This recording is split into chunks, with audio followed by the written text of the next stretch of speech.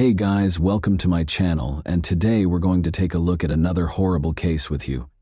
Two roommates, Lori Lister, age 21, and Melinda Aguilar, age 18, were the victims of a horrific attack in their Houston, Texas apartment on Sunday, May 23, 1982.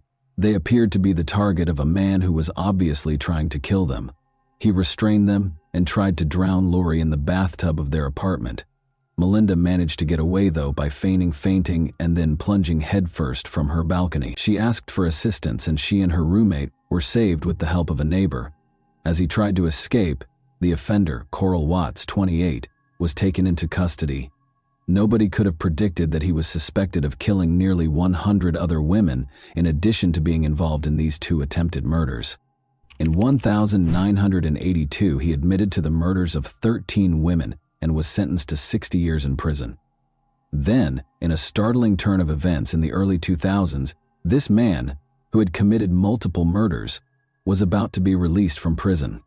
He was reclassified as a nonviolent felon as a result of a contentious court decision. Remarkably, well-behaved nonviolent felons could have 3 days taken off their sentence for every day they served under Texas law. Model inmate Watts had accrued enough time deductions to be eligible for release on May 9, 2006. The public, police, and relatives of the victims were all in complete shock and terror. Everyone was plagued by the unanswered question, why? How could a murderer like him be freed against all logic? What possible reason could there be for releasing a serial killer who has killed numerous people? Richard Eugene Watts and Dorothy Mae Young were the parents of Carl Eugene Watts, also known as Coral, who was born in Killeen, Texas, on November 7, 1953. His mother was a kindergarten art teacher, and his father was a private first class in the Army. Watts was raised by his mother after his parents divorced before he turned 2. After they moved to Inkster, Michigan, Dorothy Mae married Norman Caesar, a mechanic, in 1962. The two of them had 2 daughters. Watts and his sister fought meningitis when Watts was 8 years old. He was held back in school for an additional year and missed the 3rd grade because of the illness, which almost took his life.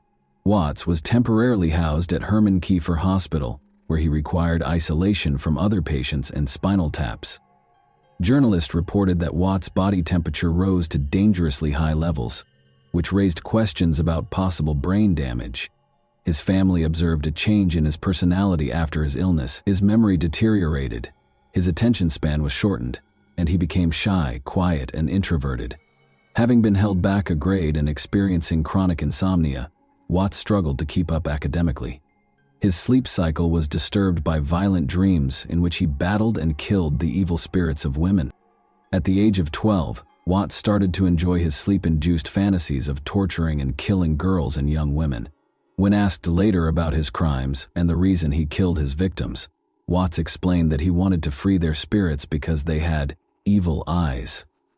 Watts began stalking girls at this time, still a teenager, and it's believed he may have killed his first victim before turning 15. Police identified Watts as the attacker in the July 29, 1969 attack on 26-year-old Joan Gave when she was 15 years old.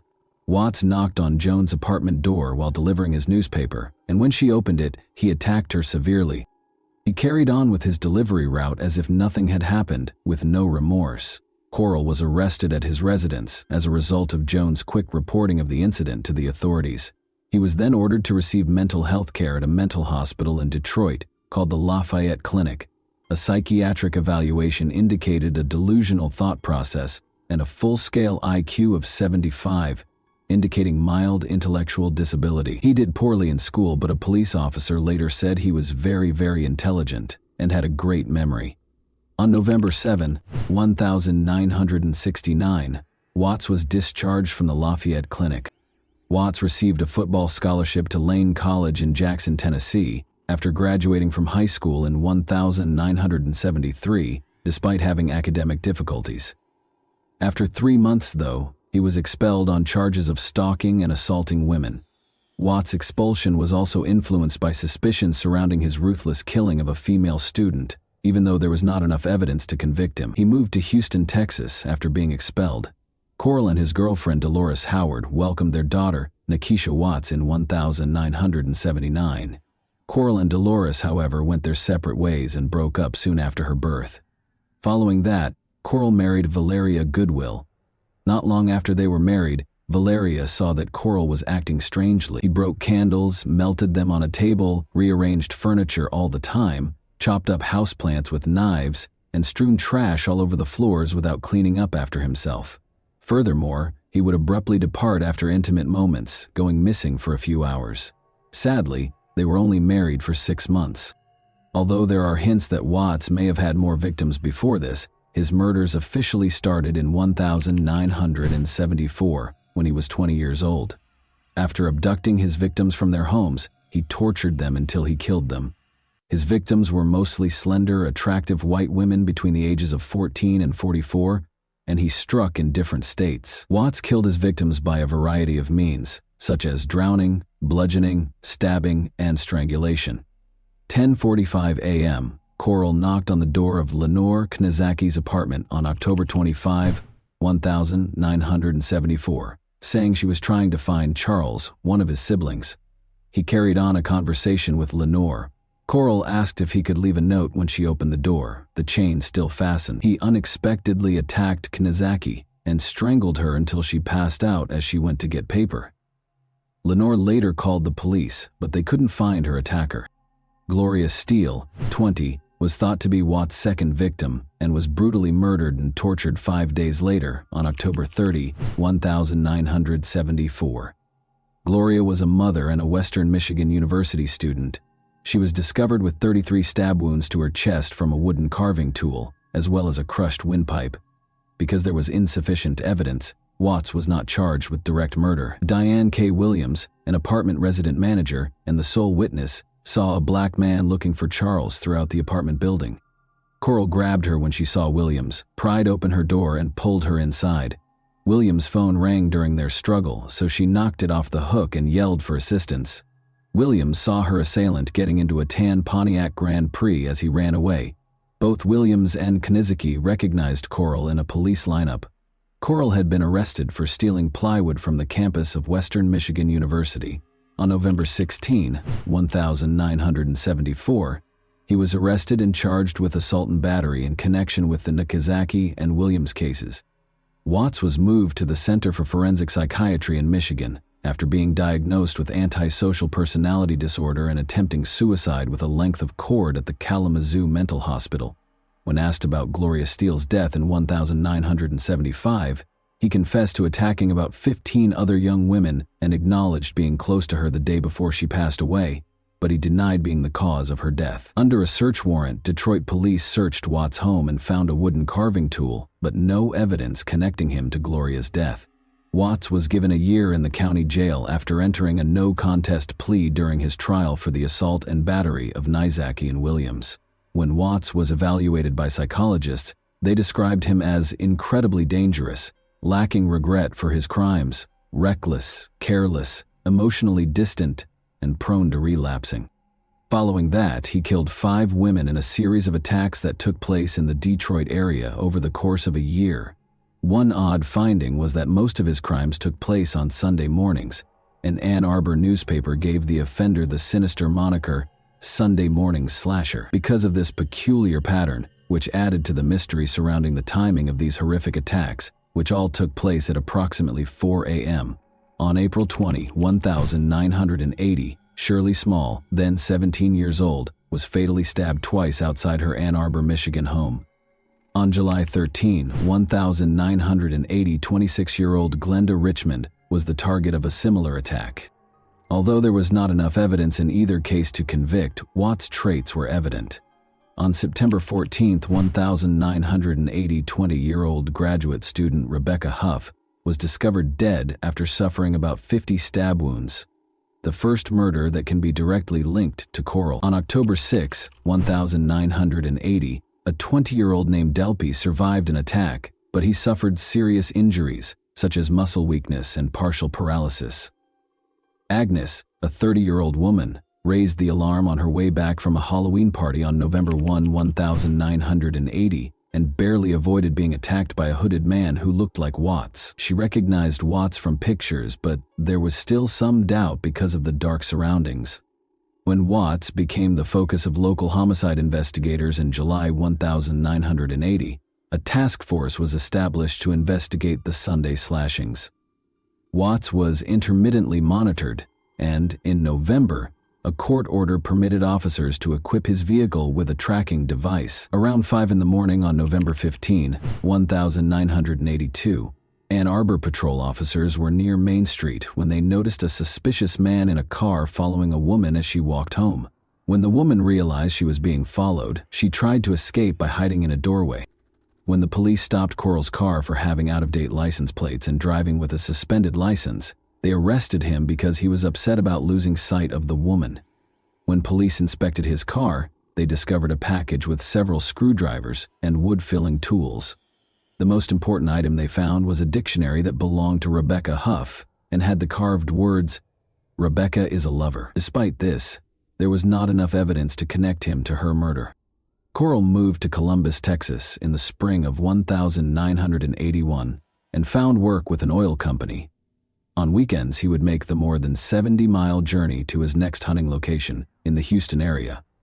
Watts murdered scores of women, including dozens, between 1974 and 1982. Watts avoided being identified as a serial killer for almost 8 years in spite of the long list of victims. This elusiveness was caused by multiple factors. The fact that Watts operated in multiple jurisdictions and even states made it more difficult to link the crimes. His method of operation also deviated from the norm because, in contrast to many other serial killers who prey on women and girls, he never had physical contact with his victims. As a result, connecting the crimes was difficult, even after DNA testing was developed. Law enforcement did not recognize Watts as a possible criminal until his arrest in 1982, and those who knew him did not view him as a suspect. Watts broke into the Houston apartment of Melinda Aguilar, then 18, and Lori Lister, then 21, on May 23, 1982. Watts strangled Lori down the steps outside the apartment after she returned from work.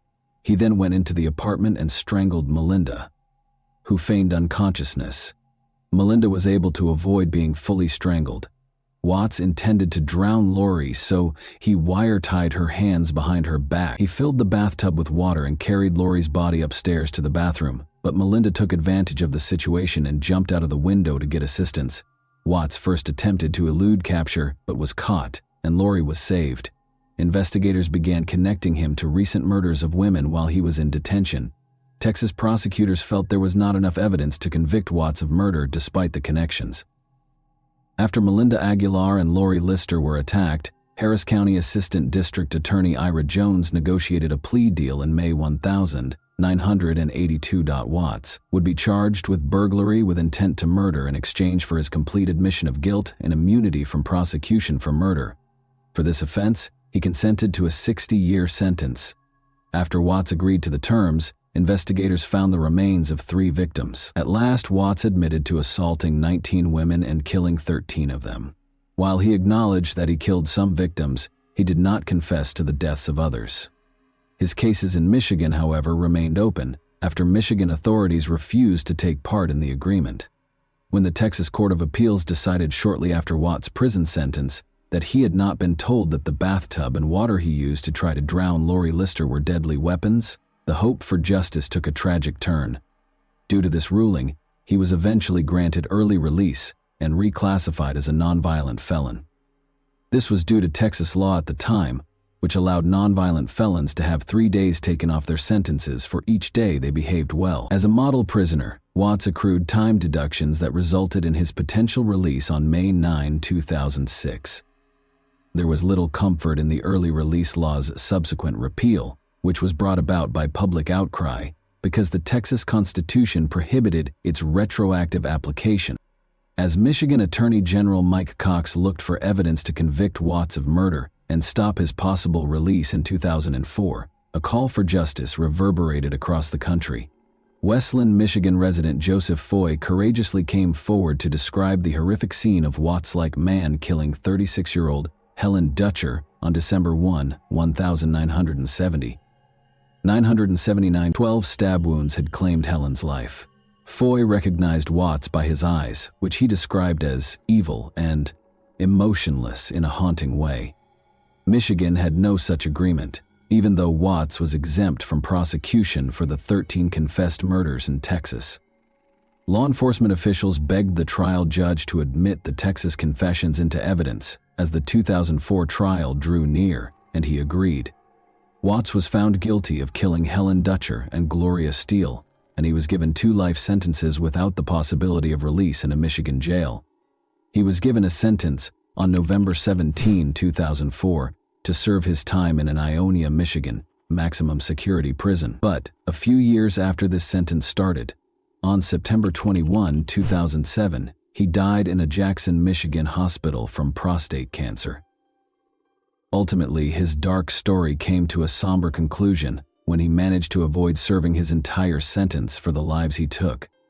A vicious serial killer named Coral Eugene Watts terrorized the nation with his numerous murders. Despite his confessions, he was nearly released due to legal loopholes that allowed for a reduced sentence. The extent of his darkness was revealed by his subsequent conviction for Helen Dutcher's murder in 1979.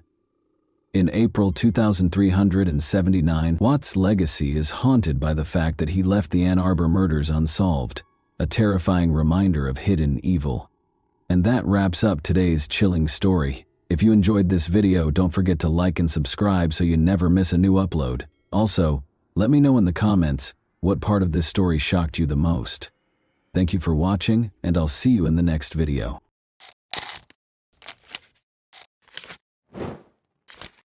Hey guys, welcome to my channel, and today we're going to take a look at another horrible case with you. Carol Ann Barrett's murder was a terrifying mystery for 44 years. The 18-year-old high school student went missing on March 23, 1980, while she was spending spring break with her friends in her hotel room in Daytona Beach, Florida. Later, her body was discovered left on a highway. Carol's family and friends were left without answers when the case went cold, despite the fact that a sketch of the suspect was made based on witness descriptions. However, in a startling turn of events, a serial killer who had been convicted came forward and confessed. What made this predator come clean after all these years? And who was he? Could Carol's loved ones finally find closure as a result of this confession? When 18-year-old Carol Ann Barrett jumped in to save her 3-year-old niece Claire Gilligan from drowning during a family pool party in Zanesville, Ohio, in March 1980, she demonstrated courage and quick thinking.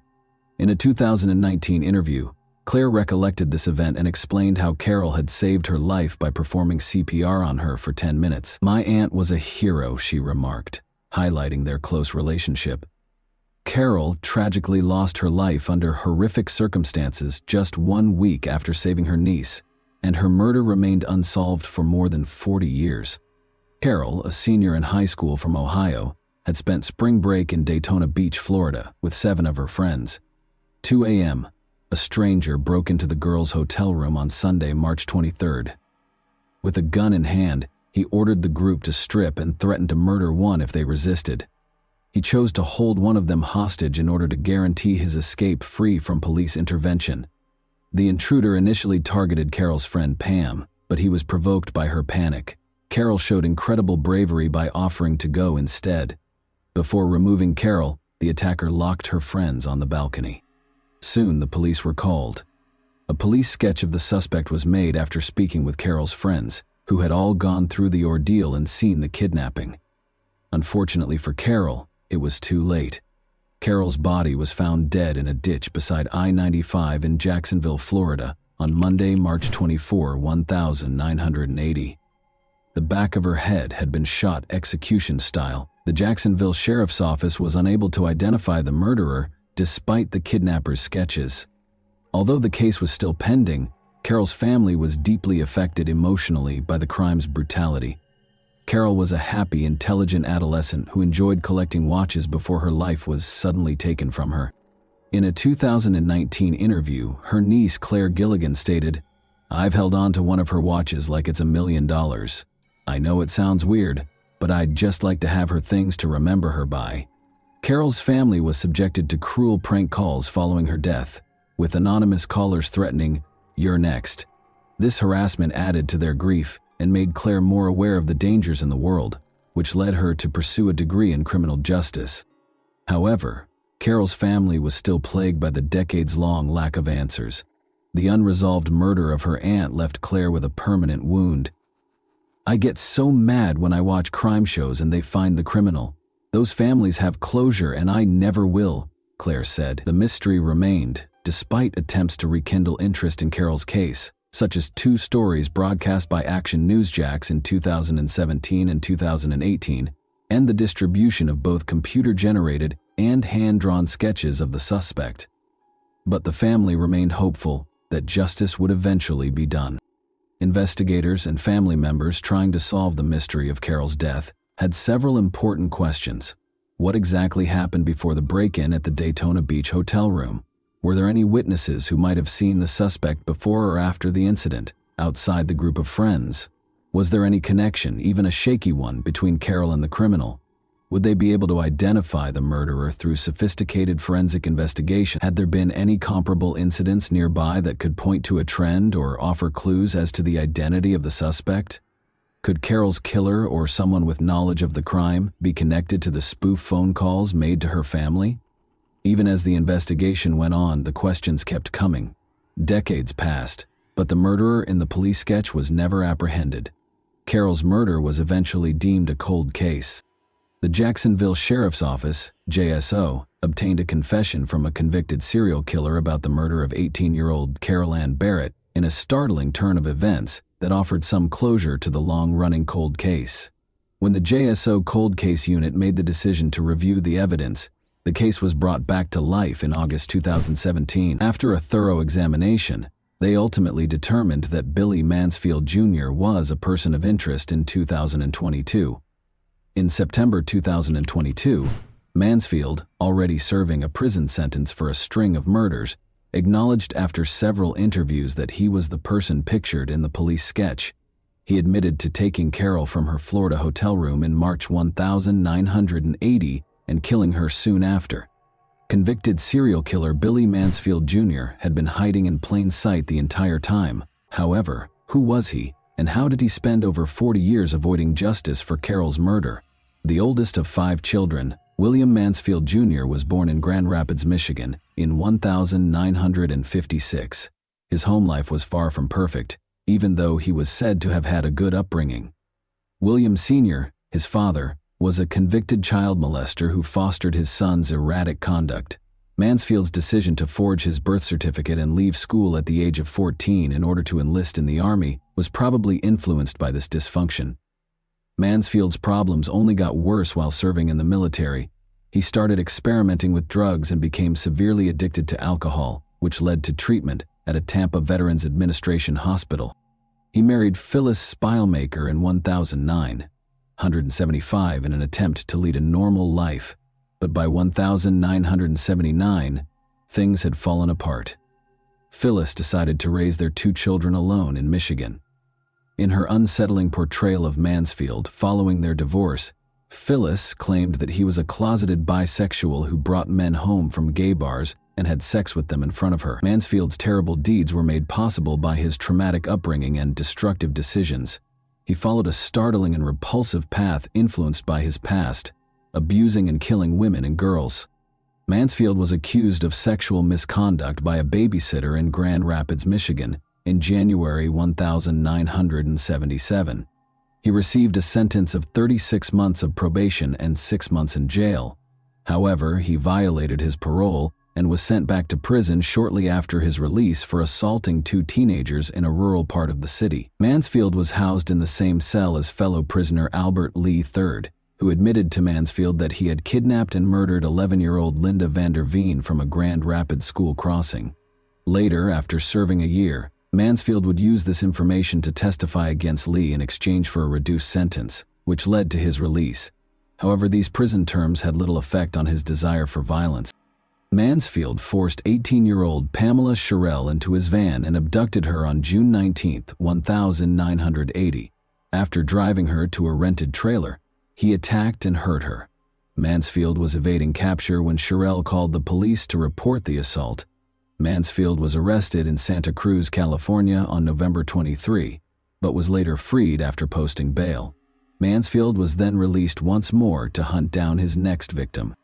The body of 29-year-old Renee Saling was found dead in a drainage ditch beside Buena Vista Road in Watsonville, California, on December 7, 980. The previous day was the last time her husband had seen Renee, a mother of 3. Her clothing was ripped when she was discovered, and there were obvious signs of assault. Her blouse and pants had been pulled down to her ankles. She had been strangled, according to the coroner's report. Police created descriptions of 2 suspects based on witness statements, young men in their 20s who were probably related to one another. 4 days later, a rookie police officer in Winnemucca, Nevada, brought Mansfield and his brother Gary, age 23, in for interrogation. Despite lying about their identities and ages, they fit the suspect profiles in terms of their physical characteristics. The brothers were arrested at California's Humboldt County Jail. The Mansfield brothers were charged with murder in connection with the death of Renee Saling and were arraigned in a Watsonville court on December 16. They were known as the Bag Brothers by the media because they covered their heads with paper bags to shield possible witnesses' statements. On February 4, 1981, Justice John Marlowe ordered the Mansfields to stand trial for Renee's murder, despite their not guilty plea. The Hernando County Sheriff's Department in Florida secured a search warrant in mid-March 1981 in order to excavate the Mansfield family's Spring Hill, Florida property. After an informant claimed that a body had been buried on the property, this action was taken. After a protracted search and excavation, authorities finally discovered a real house of horrors. The first set of skeletal remains, which included a skull, was discovered in a shallow grave that was blanketed. These remains were sent for analysis right away. Dr. William Whitman, a pathologist, identified the bones as those of a female under 20 who had passed away approximately 5 years prior. Persuaded that the site contained more remains, metal detection specialists and other officers from nearby counties were called in to assist. Continued excavations over the next few weeks produced more upsetting findings. On March 24th, investigators found a small sack of human bones beneath the fireplace, after initially finding the bones of cows and chickens. Inspired by this discovery, researchers dug deeper and discovered more skeletons, all of them young women. 4 victims' remains were discovered interred on the Mansfield property in Florida. Elaine Louise Ziegler, a 15-year-old adolescent girl who vanished on New Year's Eve of 1975, was identified as the first body discovered at the property based on the skull, skeletal features, and a missing tooth. Elaine was on vacation with her mother and stepfather when she vanished from a KOA campground near Brooksville, Florida. Elaine is originally from Parkman. Elaine's parents filed a missing persons report after she was last seen leaving for the camp showers and did not return the following day. Initially thinking Elaine was a fugitive, the local police department and volunteers set up search parties to comb the area. Some said they saw a girl who fit her description riding a motorcycle, and when questioned, she said she was going back to Others claimed to have witnessed a girl who fit her description talking to a man in his 20s close to the shower area before he got into his car, which was a light blue Ford with Florida license plates. Among the remains was a young girl's skull, which Dr. Michael Charney, a now retired professor of anthropology, sent to Colorado State University for reconstruction. Jane Doe, the victim's tentative name, was believed to be under 13 years old. Sadly, no conclusive matches were ever found, and her identity is still a mystery. It wasn't until July 2022 that the third body, a white woman between the ages of 22 and 30, was identified, thanks to a breakthrough in genetic genealogy. On May 16, 1980, Teresa Finningham, then 16 years old, was reported missing after she did not appear for a scheduled job interview in Tampa, Florida. Teresa, a Hillsborough Community College employee and native of Tampa, was last seen on April 27, 1980, in the Pam's Liquor Lounge parking lot with a man who was described as a biker. She had left her glasses and car keys at the bar. Forensic dentistry was later used to identify her decomposing body. The Mansfield family home in Spring Hill was searched again almost 40 years after the original excavation. In October 2020, Mansfield's brother Gary was arrested on drug charges, which led to the second search. More human remains were found to have been traced, presenting a somber image of a serial killer whose crimes had been ignored for years. The families of the victims have found some closure as a result of the excavation and identification efforts, but there are still many unanswered questions regarding the full scope of the Mansfield brothers' crimes. In order to avoid local publicity bias, Mansfield's trial for the murder of Renee Saling in California was rescheduled to the city of San Rafael after the skeletons were discovered in 1981. His prior criminal activity and serial killing spree garnered media attention during the trial. A mistrial resulted from the jury's inability to reach a unanimous verdict in spite of the evidence presented. Chip Harp, the assistant state attorney, asked for and received a 6-month delay. On February 8, 1982, the new trial was scheduled to begin. Mansfield was charged with the murder of the young women discovered buried on his family's property at this time by a Florida Hernando County court. At the time of this indictment, Mansfield was being detained at the Santa Cruz County Jail in California. Mansfield's brother Gary and a woman named Cindy consented to testify against him at the retrial. He was sentenced to 25 years to life in prison. Initially claiming innocence, Mansfield entered a guilty plea to all 4 murders as part of a plea deal at the Hernando County trial for the Florida killings, earning him 4 life sentences. He acknowledged, "I am pleading guilty because I am guilty of the charges and have no other reason," in a prepared statement. Despite early setbacks, Mansfield was ultimately found guilty and given several life sentences, which guaranteed his incarceration and prevented additional harm. His brothers and other witnesses' participation was essential in obtaining these convictions, underscoring the significance of thorough legal and investigative procedures when handling repeat offenders. The horrific findings on Mansfield's property, in particular, served as a sobering reminder of the extent of his violent tendencies and the difficulties law enforcement had in apprehending him. New developments in forensic investigation have led to the recent discovery of yet another of Mansfield's victims after decades of incarceration. Following several interviews, Billy Mansfield Jr. admitted in September 2022 to kidnapping 18-year-old Carol Ann Barrett from her hotel room in Daytona Beach and killing her soon after. Her body was discovered in a ditch 44 years prior to this admission. How many more unidentified victims could Mansfield be connected to? It is hoped that by cooperating, police will be able to solve other unsolved cases. Mansfield, now 68, is already serving 4 concurrent life sentences in Florida for different murder cases, in addition to a life sentence for murder in California. The state attorney's office in the 4th Judicial Circuit chose not to press further charges against him because he was already in jail when he confessed to killing Carol Ann Barrett.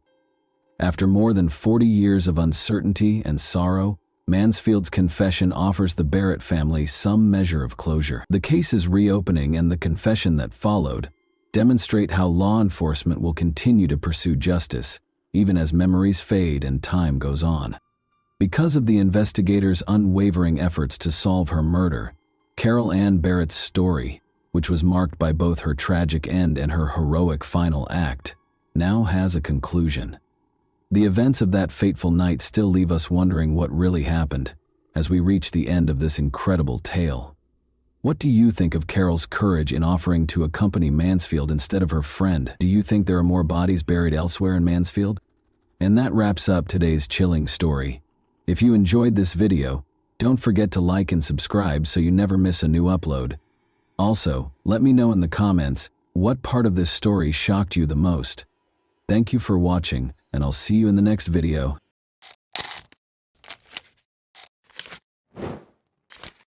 Hey guys, welcome to my channel, and today we're going to take a look at another horrible case with you. You just heard a 16-year-old boy make a last-ditch plea for his family's survival. Subsequent attempts to contact him were unsuccessful shortly after the call ended. The Kitsap rescue team later discovered a terrifying and unsettling scene. 3 burned bodies, 2 boys and a woman, were discovered inside the burning house. The father, John Derek Carriga, was absent from the scene though. It was highly suspicious because the father was not present, suggesting that he may have been involved in planning this gory scene. The quiet surroundings of Kitsap County were the scene of this terrifying incident, which left the community in shock and in search of answers. John Derek Carriaga, 43, Christale Lynn Carriaga, 37, and their two teenagers, Hunter Evan Shape, 16, and Jonathan Felipe Higgins, 16, made up the Carriaga family. They shared a home in Washington's Kitsap County, with the two teenagers from prior relationships. John and Christale married in 2009, combining their families. But their joy was short-lived, and as their 8 years as a family were coming to an end, an unexpected guest turned everything upside down. Kitsap County, Washington, saw another ordinary Friday on January 27, 2017.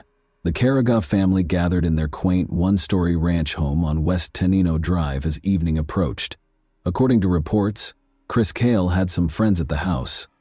While at the house, Johnny got a call and left to meet someone, informing the family that he would be back soon.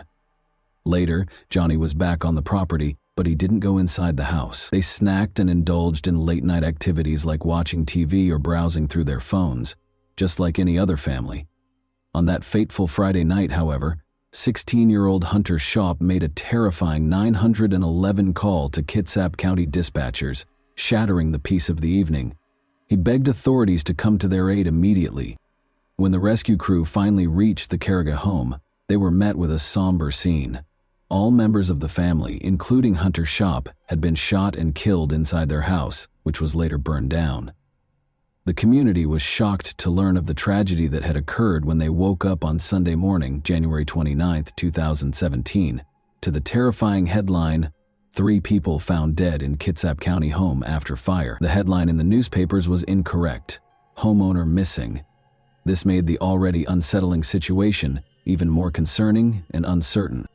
Initial reports stated that the victims, a woman and 2 teenagers, had been found inside a burning house. The community was left reeling from the shock of such a violent and senseless crime after authorities confirmed that the deaths were classified as homicides. John Carriaga, the homeowner, was nowhere to be found, and it was confirmed that the crime had occurred the Friday before. Authorities asked people to be on the lookout for Carriaga and his truck, a brown 2005 Ford F-150, and to report any sightings. Although John was listed as missing, rumors started to circulate that he might have been complicit in the horrible crime. Public opinion was greatly influenced by the press, with headlines stoking conjecture and doubt.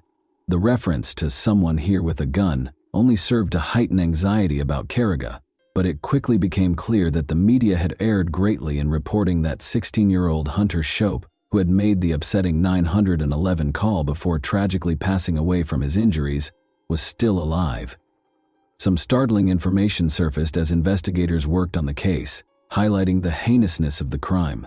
More than $50,000 in cash was found concealed in a strong box in the main bedroom, along with an additional $7,000 in a money bag, and shell casings, mostly 9mm, were found on the back deck. In a desperate attempt to find clues, law enforcement used every resource at their disposal to find Johnny Carriaga and his truck over the course of the following few days. The ongoing investigation was eventually shaken by a significant development: the finding of John Carriaga's truck. On a secluded road in North Mason County, the burned wreckage with Johnny's lifeless body inside was discovered. Authorities acted quickly after a bystander walking through the area made the discovery. The local community was asked for help by the Kitsap County Sheriff's Office, which encouraged anyone with information to come forward. The area was thoroughly examined by crime scene investigators in an effort to find any hints that could provide insight into John's death.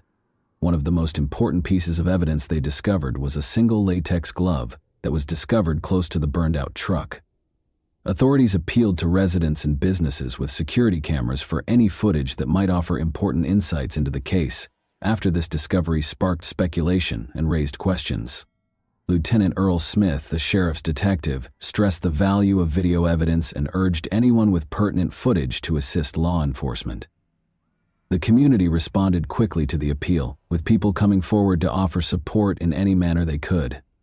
Although there was a collaborative spirit throughout the investigation, the specifics of John's death circumstances were still unknown. Detectives reported that there were indications of forced entry and visible damage to the gate on the road leading to the tree farm. There was a clear sign of some struggle amid the confusion and uncertainty, as if Johnny's truck had crashed through the gate. Many people were troubled by the memory of Hunter Shaw. In her somber announcement, North Kitsap High School principal Megan Swayze honored Hunter's memory and urged everyone who knew him to treasure their time together. When Detective Elizabeth Lisa Gundrum was assigned to the case, a glimmer of hope appeared as the community grieved the loss of the Carrigaw family. Due to a severe lack of eyewitnesses and conclusive evidence, investigators began looking into the victims' personal lives. They discovered a number of perplexing but plausible motivations in the process. In essence, these were conjectures regarding the family's financial transactions and business endeavors, which fueled theories of potential illegal activity and criminal ties. The unsettling 911 call made by one of the victims was the first thing that caught investigators' attention. What prevented Hunter from bringing up the fire, or was he perplexed? This complicated an already perplexing investigation by raising questions about the timing and motivations behind the arson. Authorities had a lot of questions and uncertainties as the investigation went on.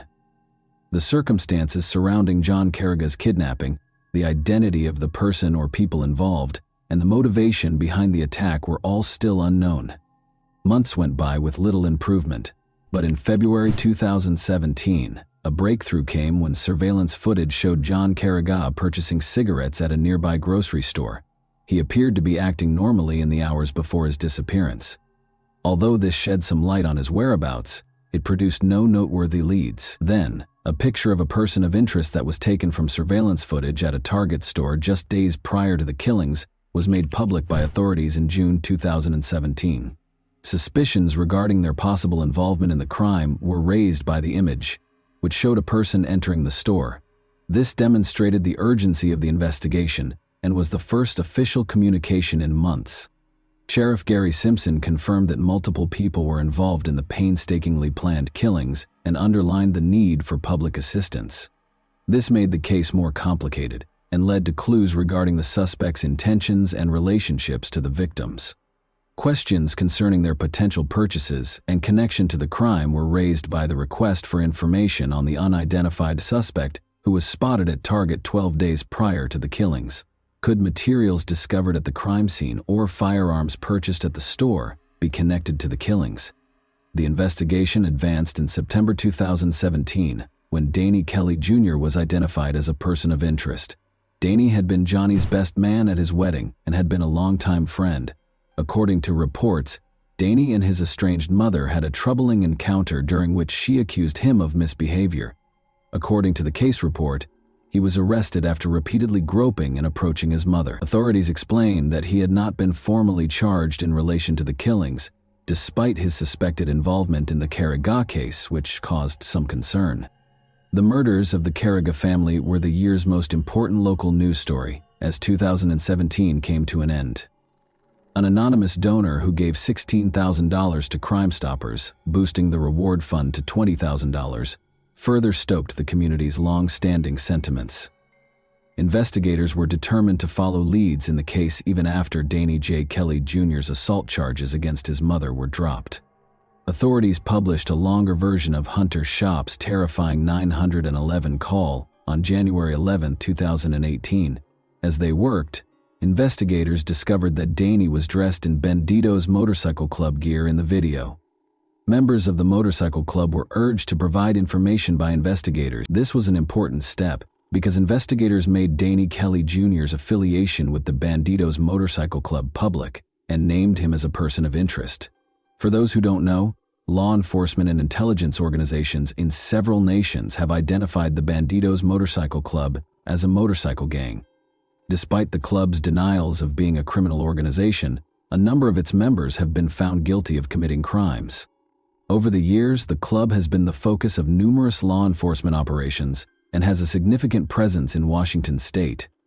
The Department of Justice claims that Bandito's members have been actively involved in violent crimes and methamphetamine trafficking in Washington. Surveillance footage that showed Johnny Carrigaw meeting someone at a nearby grocery store just before the killings drew more attention. Authorities reiterated their conviction that Bandito's Motorcycle Club members were directly responsible for the Carrigaw family killings in January 2020.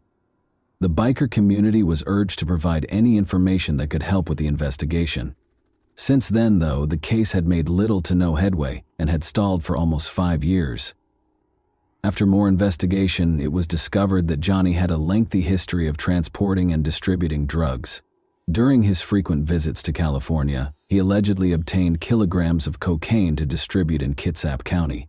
One of Johnny's close friends, Danny, started selling drugs directly to Robert James Watson, the head of the local Bandidos chapter, as a result of his involvement with the Bandidos Motorcycle Club. Indeed, despite their close relationship, the first suspects, Danny J. Kelly Jr., had a falling out with Johnny prior to the murders, allegedly over money that Danny had stolen.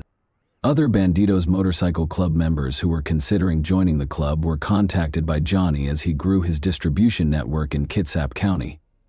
The locations of Carriga and the suspects prior to, during, and following the murders were displayed by detectives using cell phone tracking. In the 10 days preceding the murders, Danny Kelly Jr. made extensive use of a prepaid mobile burner phone that he had purchased at the Silverdale Target to communicate with John Carriga. Despite the fact that the phone didn't expire until April 2017, communication ceased thereafter. When members of the Bandidos were suspected of being involved in the killings, detectives in January 2020 obtained a search warrant for Robert Watson's cell phone. One of the recovered texts between Duneen and Robert Watson, dated January 23, 2020, included a comment from Duneen about the weather. "A little humid today." The Carriga family had guests over the night of the killings, but Johnny left right away after getting a call. He briefly parked next to another car in a nearby grocery store parking lot before leaving, according to surveillance footage. The friends left the Carriga residence in the meantime. 3 men showed up and started shooting before Johnny could get back. According to reports, Johnny's wife Christielle was shot in the driveway first, then her son Jonathan Higgins, and finally Johnny's son Hunter Shape. Jonathan Higgins was shot after he came out of his room to see how the disturbance was going, and Christelle was shot in the head. At least one shooter ambushed Hunter Shape as he was bringing a pizza inside the house. The evidence suggested that he caught the murderer off guard. He was hit by 2 more shots after the first one missed. Sheep was still alive when he called 911, but he was presumed dead. The call ended abruptly, indicating that the shooter may have damaged or tampered with the phone before shooting Hunter to death. The attackers then used accelerants and fire starter logs to start fires at various points throughout the house, and they threw rocks through the windows to feed the flames. The suspects later displayed questionable conduct, and this evidence connected them to the crime.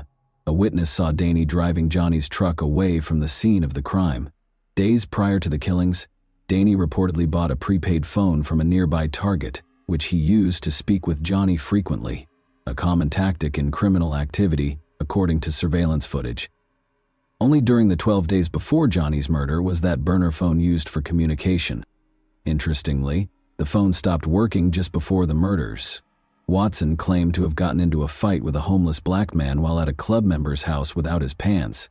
Later that night, Watson called 911 to report that a loaded Glock handgun and another loaded magazine had been stolen from his truck, which had been broken into a few days prior.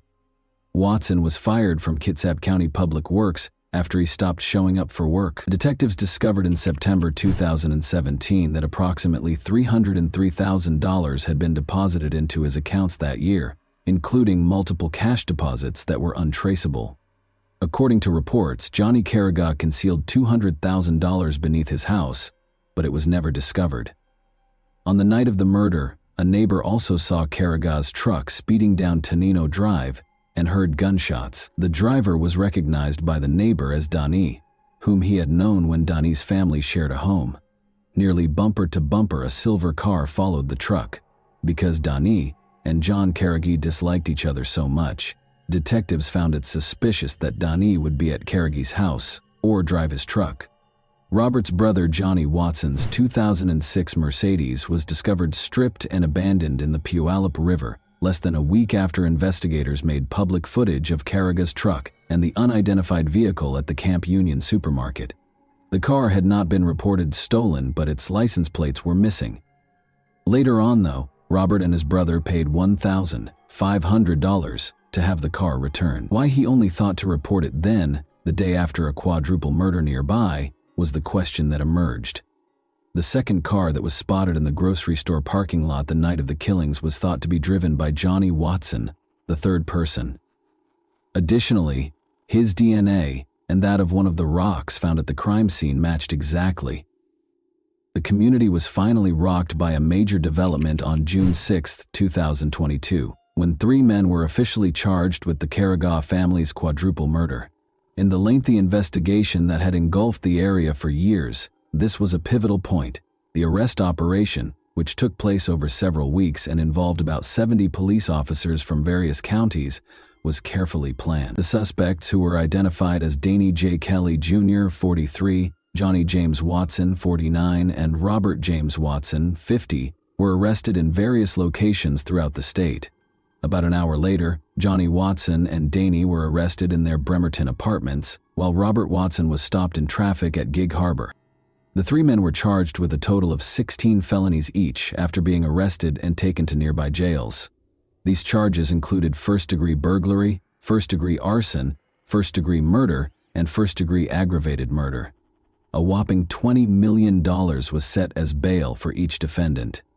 Each of the suspects entered a not guilty plea to the alleged felony charges. When they appeared in court the next morning, the judge placed severe restrictions on their possession of firearms, alcohol, and drugs unless prescribed, and ordered that they be detained without the possibility of release on bond.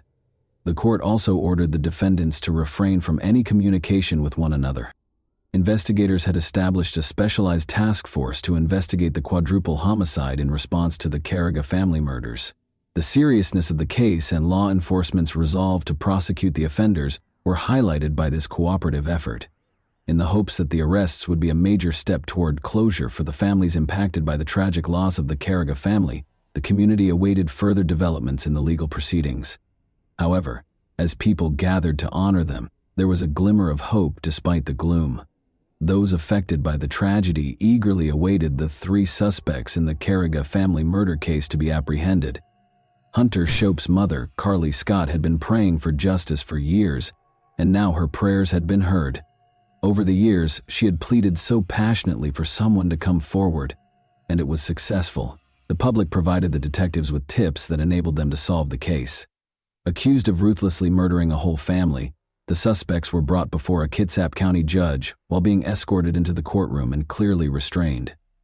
The community was deeply scarred by their alleged crimes, which were motivated by disrespect and greed. Emotions were running high during the trial as relatives confronted the defendant and voiced their desire for justice. Given the seriousness of their acts, the suspects gave off an eerie aura.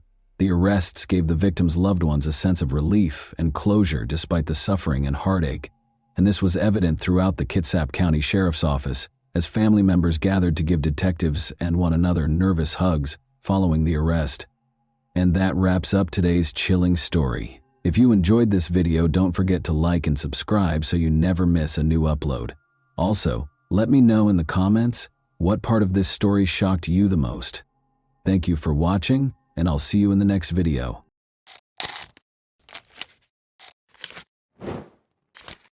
Hey guys, welcome to my channel, and today we're going to take a look at another horrible case with you. Bryce Rhodes, 25, is the man you just saw on the screen. He acts in a reprehensible manner and shows no remorse or guilt for his actions. He is charged with the murders of 2 brothers, 14-year-old Larry Ordway and 16-year-old Maurice Gordon, whose bodies were found after the authorities were alerted by a disturbing 911 call. Elizabeth Wren, their mother, was devastated by the news, and her entire world fell apart. However, the horrific manner in which her sons were murdered only served to exacerbate the suffering. Before their bodies were burned, they were repeatedly stabbed in the chest. The police had to stop Elizabeth from seeing her sons for the final time because it was so graphic. However, why would anyone commit such a heinous act? Bryce claims that the boys were aware of a secret of his that could endanger his life. What might that secret be? And why would it cause 2 young lives to end so horribly? And why did Bryce act so reprehensibly in front of the police? On the 4000 block of River Park Drive in the Shawnee neighborhood of West Louisville, on May 21, 2016, a 22-year-old girl was riding her bike past an old abandoned building. However, that day was different because she noticed something odd. The structure, which had appeared fine the day before, was now completely destroyed by fire. Curious about what had actually transpired there, she made the decision to look into it more. She noticed an odd shape that didn't seem to belong in the ruins of the burned-out building. Her heart raced with terror as she approached and realized it was a dead body. The surprises didn't stop there, though. She discovered another body nearby, both of them severely burned. She immediately called the police for assistance because she was so terrified. Police officers were soon swarming the scene, attempting to determine what enigmatic events had transpired there the previous evening. The police described the crime scene as the most horrific they had ever seen because it was so graphic. Even one of the officers felt so moved and compelled to shake his head in shock as he covered the two dead bodies with a white cloth because it was so unsettling. Pathologists hurried the bodies to the hospital for an autopsy. The remaining officers, meanwhile, remained at the scene and cautiously looked for any additional hints that might aid in their investigation. Following the autopsies, it was discovered that something even more heinous was the cause of death rather than the fire. A document made public by the coroner's office stated that both boys had been stabbed in the chest and had suffered severe blunt force trauma to their heads. The fact that they had already passed away hours before their bodies were burned and abandoned at the scene makes it even more horrifying. The police now had to identify the boys and determine why someone would hurt them in such a horrible way before they could start their murder investigation and collect evidence. The police were fortunate to be able to draw sketches of the boys despite the fact that the bodies were severely burned. The public was given access to these sketches along with an appeal for anyone who might be able to identify them to come forward. However, they went beyond simple sketches. Unfortunately, they were unable to locate any missing persons reports that had been filed a few days prior and that fit the victims' descriptions after searching through their records. Despite Monday coming and going, no one came forward to identify the boys, and days went by. Elizabeth Wren, a worried woman, hurried to the police station the next day, May 23, 2016, when she informed the officers that the sketches they had made public featured her sons, 14-year-old Larry Ordway and 16-year-old Maurice Gordon. She was clearly nervous. When the officers broke the devastating news that her sons' bodies had been discovered fully burned, Elizabeth was taken aback. She was informed by the police that they suspected foul play and thought the murder was a well-planned one rather than a simple accident. The officers had to politely turn down Elizabeth's fervent wish to see her sons one last time. It would not have been suitable for a mother to see the bodies in such a terrible condition.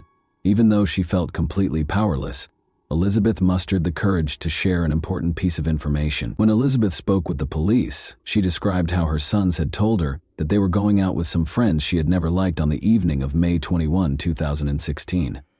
In the past, she'd tried to stop her sons from spending time with these friends, but they continued to do so. They went to a party that evening with 3 people, 25-year-old Bryce Rhodes, 15-year-old Anjuan Carter, and 17-year-old Ja'Cory Taylor. Elizabeth voiced her worries about Bryce, who had a concerning criminal record that included a number of serious crimes, including physical assault, domestic abuse, kidnapping, and even abuse. Elizabeth didn't worry too much because the boys assured her they would return soon, despite the fact that days had gone by with no sign of them. They would frequently go out to parties and not return home for days at a time. Therefore, she assumed it was just another instance of that kind. She had no idea, though, that this time would bring heartbreaking news that would permanently alter her life. The entire group was quickly located by the police. Anjuan Carter was promptly located and taken in for interrogation. They kept looking for Bryce in the meantime, and by Tuesday, May 24, 2016, they had also found him.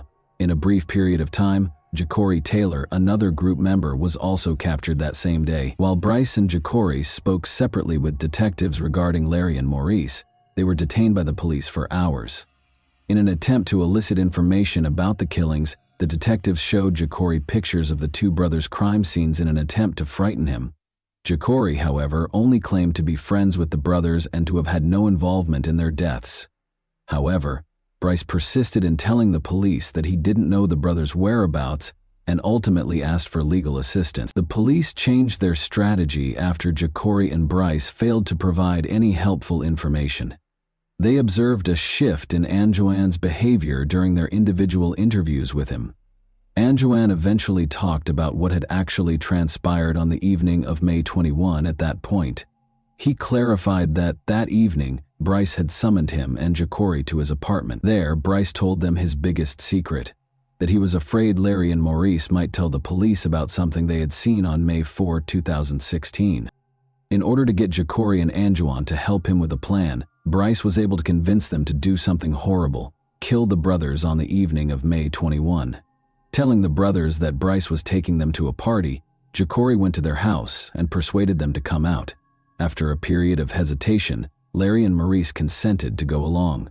They promised their mother, Elizabeth, that they would return later that evening as they left the house. Since his mother was out of town that weekend, the group had driven to Bryce's house, which he shared with her. Like any other party, the boys settled in and started hanging out and having a good time, but Larry and Maurice were unaware that something sinister was simmering in the background. Unexpectedly, a dispute erupted among the group, ruining the enjoyable party atmosphere. Ja'Cory accused the brothers of stealing money from Bryce, according to Anjuan, who told the police. Maurice became enraged when Ja'Cory confronted him about the theft. The whole situation escalated when Maurice felt threatened and sensed danger, reaching for a knife to protect himself and his brother. Ja'Cory lunged in and took the knife away from Maurice when he saw him carrying it, according to Anjuan. After that, they both succeeded in subduing the brothers and belting them. To prevent either brother from defending themselves, they separated Larry and Maurice, leaving Larry in the bathroom while Bryce brought Maurice to his knees in the living room. Bryce insisted that Maurice ask for forgiveness, even though he pleaded for their lives. As Ja'Cory and Anjuan watched Maurice tearfully plead for forgiveness in an attempt to protect himself and his brother from whatever was going to happen next, it was a tense moment. Bryce was unrestrained in his cruelty. He placed a blanket on the floor beneath Maurice, pulled stockings over his head, and stuffed a rag in his mouth. Then, in a startling display of violence, Bryce repeatedly stabbed Maurice in the chest and started beating him viciously. The graphic and horrifying scene in front of them frightened and unsettled the other teenagers who were watching. With his intimidating manner, Bryce intimidated the boys who were watching the horror and coerced Anjuan into giving Maurice a single stab wound to the chest. Anjuan reluctantly followed Bryce's orders and stabbed Maurice out of fear for his wrath. Anjuan went on to tell his terrifying story, revealing that after Maurice died, Bryce dragged Larry from the bathroom into the living room, where his brother's blood was all over the floor.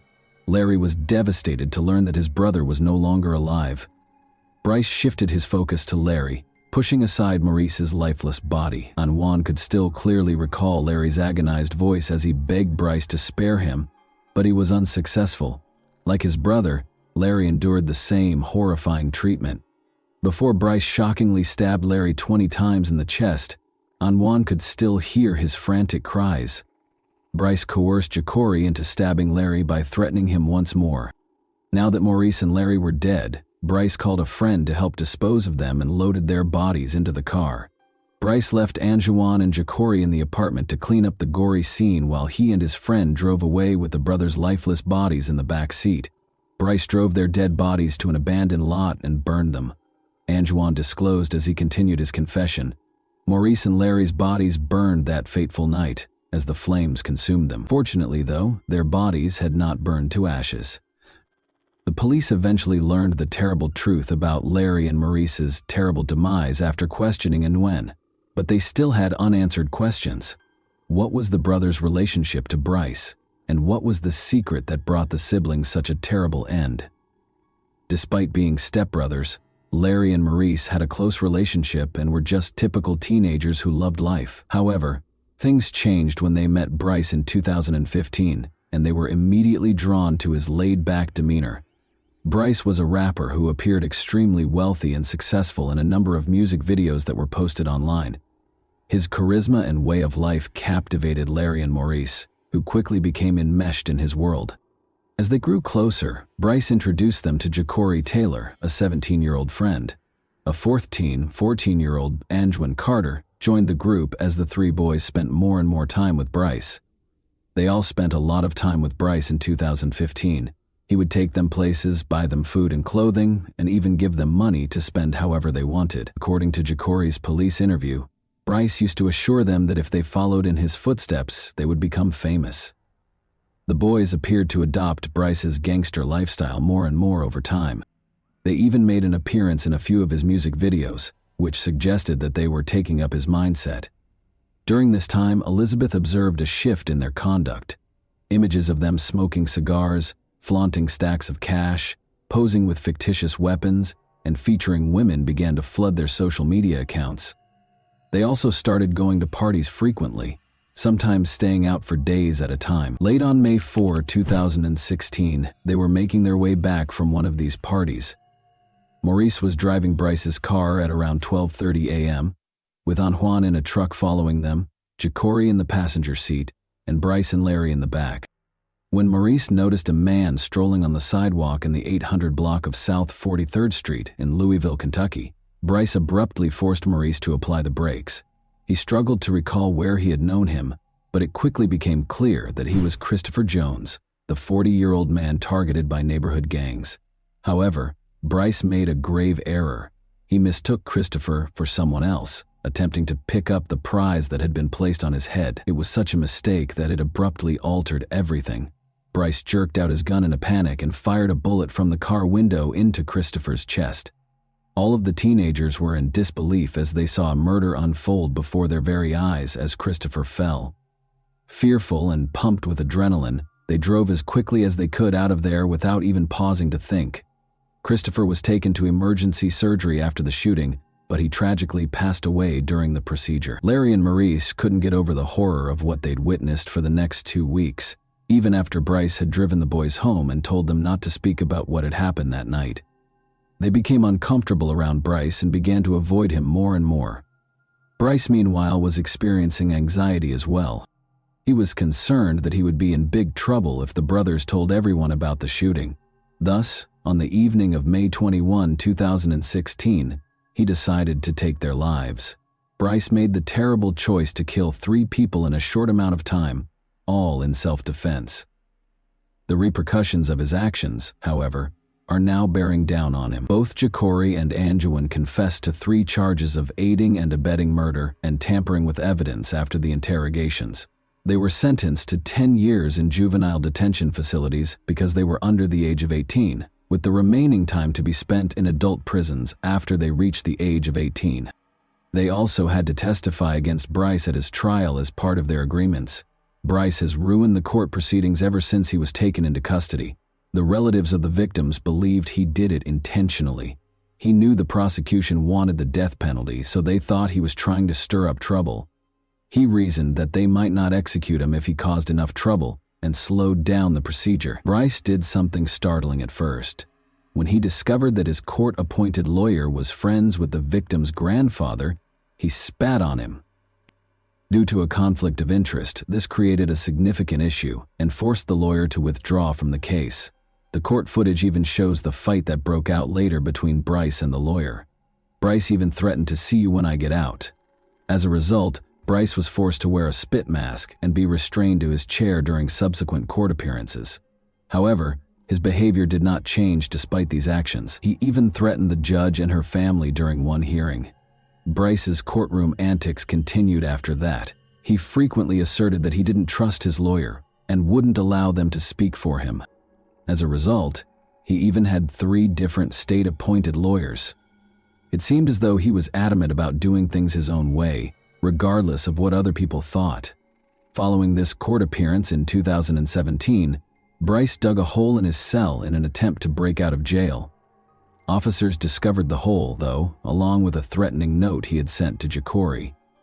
"Rats get exposed," the note said. "This demonstrated Bryce's will to control even while incarcerated. Prove to me that you're not a rat." Another shocking incident that was caught on court video showed Bryce acting shamelessly as he was seen blowing kisses at the victim's mother. It was an unsettling demonstration of his lack of regret or shame for what he had done. The trial was repeatedly delayed, and Elizabeth was growing more and more irritated with Bryce's demeanor in the courtroom, as well as the delays. She had to leave the courtroom during one hearing because her emotions got the better of her. She later told reporters that she was still grieving over the loss of her 2 boys to this monster, even though she was attempting to find forgiveness through her faith. Her description of Bryce as ill and a demon made clear how deeply she felt pained and angry with him. Justice was finally done. In 2022, after Bryce's absurd actions and dramatic courtroom proceedings lasted for 6 long years, Bryce Rhodes was found guilty of killing 2 teenage brothers. Maurice Gordon, 16, and Larry Ordway, 14, by stabbing them and setting their bodies on fire. They allegedly saw him shoot and kill 40-year-old Christopher Jones in 2016, which prompted this horrific act. The jury also found Bryce guilty of 2 counts of abuse of a corpse and tampering with physical evidence, in addition to the 3 murder charges. The jury suggested a life sentence without the possibility of parole for the killings. They also proposed a 5-year sentence for evidence tampering and a 1-year sentence for each count of corpse abuse. Although Bryce was not eligible for the death penalty, his sentences will be served concurrently, meaning that unless his defense prevails in an appeal, he will be imprisoned for the remainder of his life. Deborah Wren, the grandmother of the teenage brothers, spoke tearfully about her memories following the verdict. The jury had to consider Bryce Rhodes' mental state during the trial in order to determine the appropriate punishment for him. According to psychologists consulted by the defense, Rhodes had an intellectual disability. They added that he had bipolar disorder and ADHD, but they felt he hadn't gotten the help or instruction he required to cope with these issues. The jury chose to side with the prosecution and the victims in spite of these arguments. How do you feel about the case? How did the teenage boys in the case become more vulnerable as a result of the absence of positive adult role models? What steps can be taken to stop future instances of violence and manipulation among young people who are already at risk? And that wraps up today's chilling story. If you enjoyed this video, don't forget to like and subscribe so you never miss a new upload. Also, let me know in the comments, what part of this story shocked you the most? Thank you for watching, and I'll see you in the next video.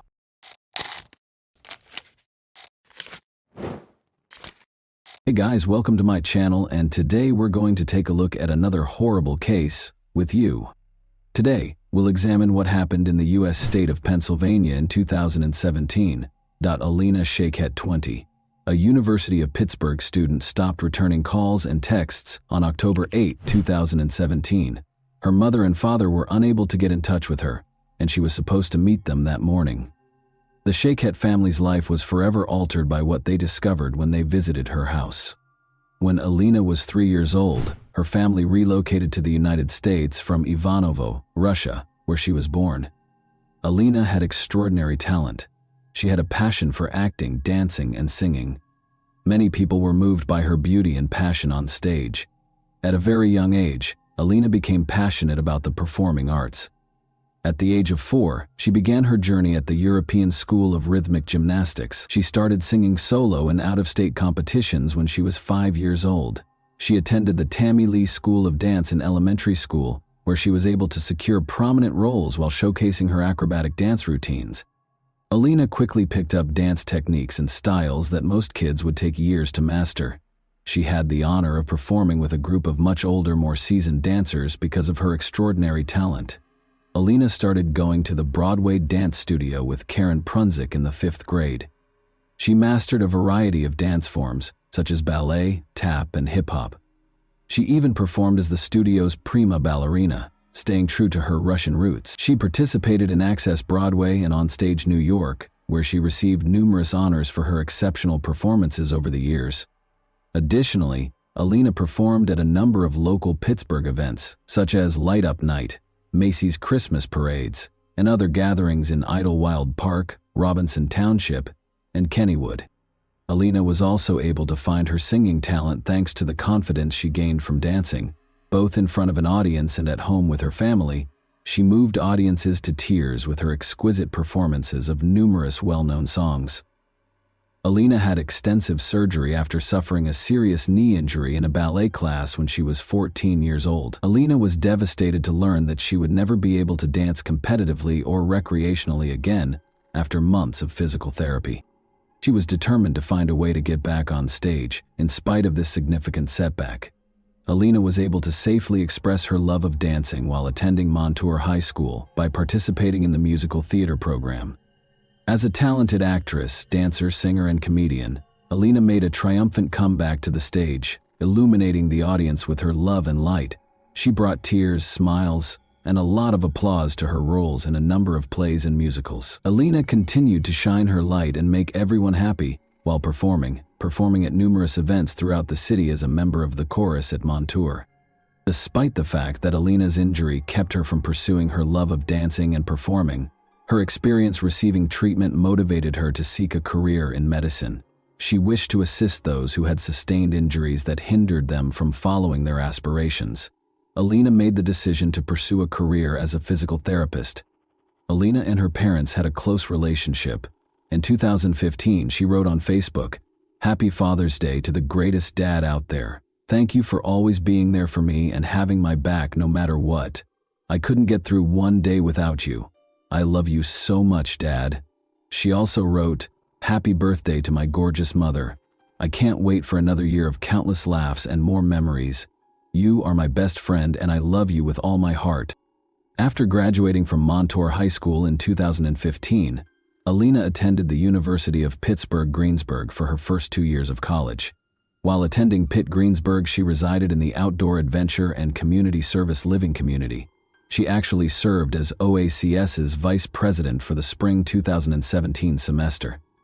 She enjoyed being a part of an organization that helped kids and animals. Once more, Alina shone her light, bringing her love and care to the lives of both humans and animals. After that, Alina moved to the Oakland campus of the University of Pittsburgh. She was ready to commit herself to becoming a doctor of physical therapy and shared an apartment with her friends. But on October 8, 2017, Alina, who was only 20 years old, was tragically and senselessly killed. Alina shared a home with other University of Pittsburgh students. Zach Brandner, her roommate, could never forget the night he last saw Alina alive. Zach and Alina took a Snapchat together at around midnight after returning home from a late shift at work to make fun of other students who were sharing night out selfies on Saturday night. A couple of minutes later, Alina texted me the picture we had just taken. That was the last I heard from her. The next morning she was gone, Zach said in an interview with reporters. "We all said goodnight and said I love you, like we did every night. And she went up to bed." A little more than 8 hours later, Alina's father, Jan, and mother Ellie arrived to collect their daughter. They were scheduled to take a charity walk in the park to raise money for breast cancer. Zach described the specific events of that morning in the interview. He stated, "Her mom came to pick us up at 8:45 a.m. Her mom rings the doorbell and says, 'Is Alina not awake? She isn't answering my calls. Let's go wake her up.' I thought she slept through her alarm. Her dad was still in the car with their dog at this point. We went up and her mom started knocking on the door with no answer. This went on for 5 minutes and it started getting really loud. She started shaking the door. You could tell she was starting to get a bit scared, like this wasn't normal. The dog was barking uncontrollably. That's when Ellie called for her husband Jan, who came inside and broke down the door, and then they saw what was inside. At this point, I was halfway up the stairs and all I heard was screaming. Her parents were screaming at the top of their lungs, saying, 'Alina is dead. Alina is dead.' It got hard to understand. They started speaking in Russian. It was horrible. They said it looked like her face had been cut off. Running up, Zach peered inside. Looking for more than a few seconds was too much for him. I went into the room and it was horrifying. There are no words to describe what I saw. She was just lying there with her arms spread out. The whole side of her face was unrecognizable. You could barely recognize it was a face, it was so bashed in. She was lying in a pool of her own blood. As though to remind us that someone's life was at stake somewhere nearby, a siren broke the stillness of the morning. The doctors hurried inside the house as soon as the ambulance arrived. At the door, Alina's terrified mother greeted them with shaking hands and tears in her eyes.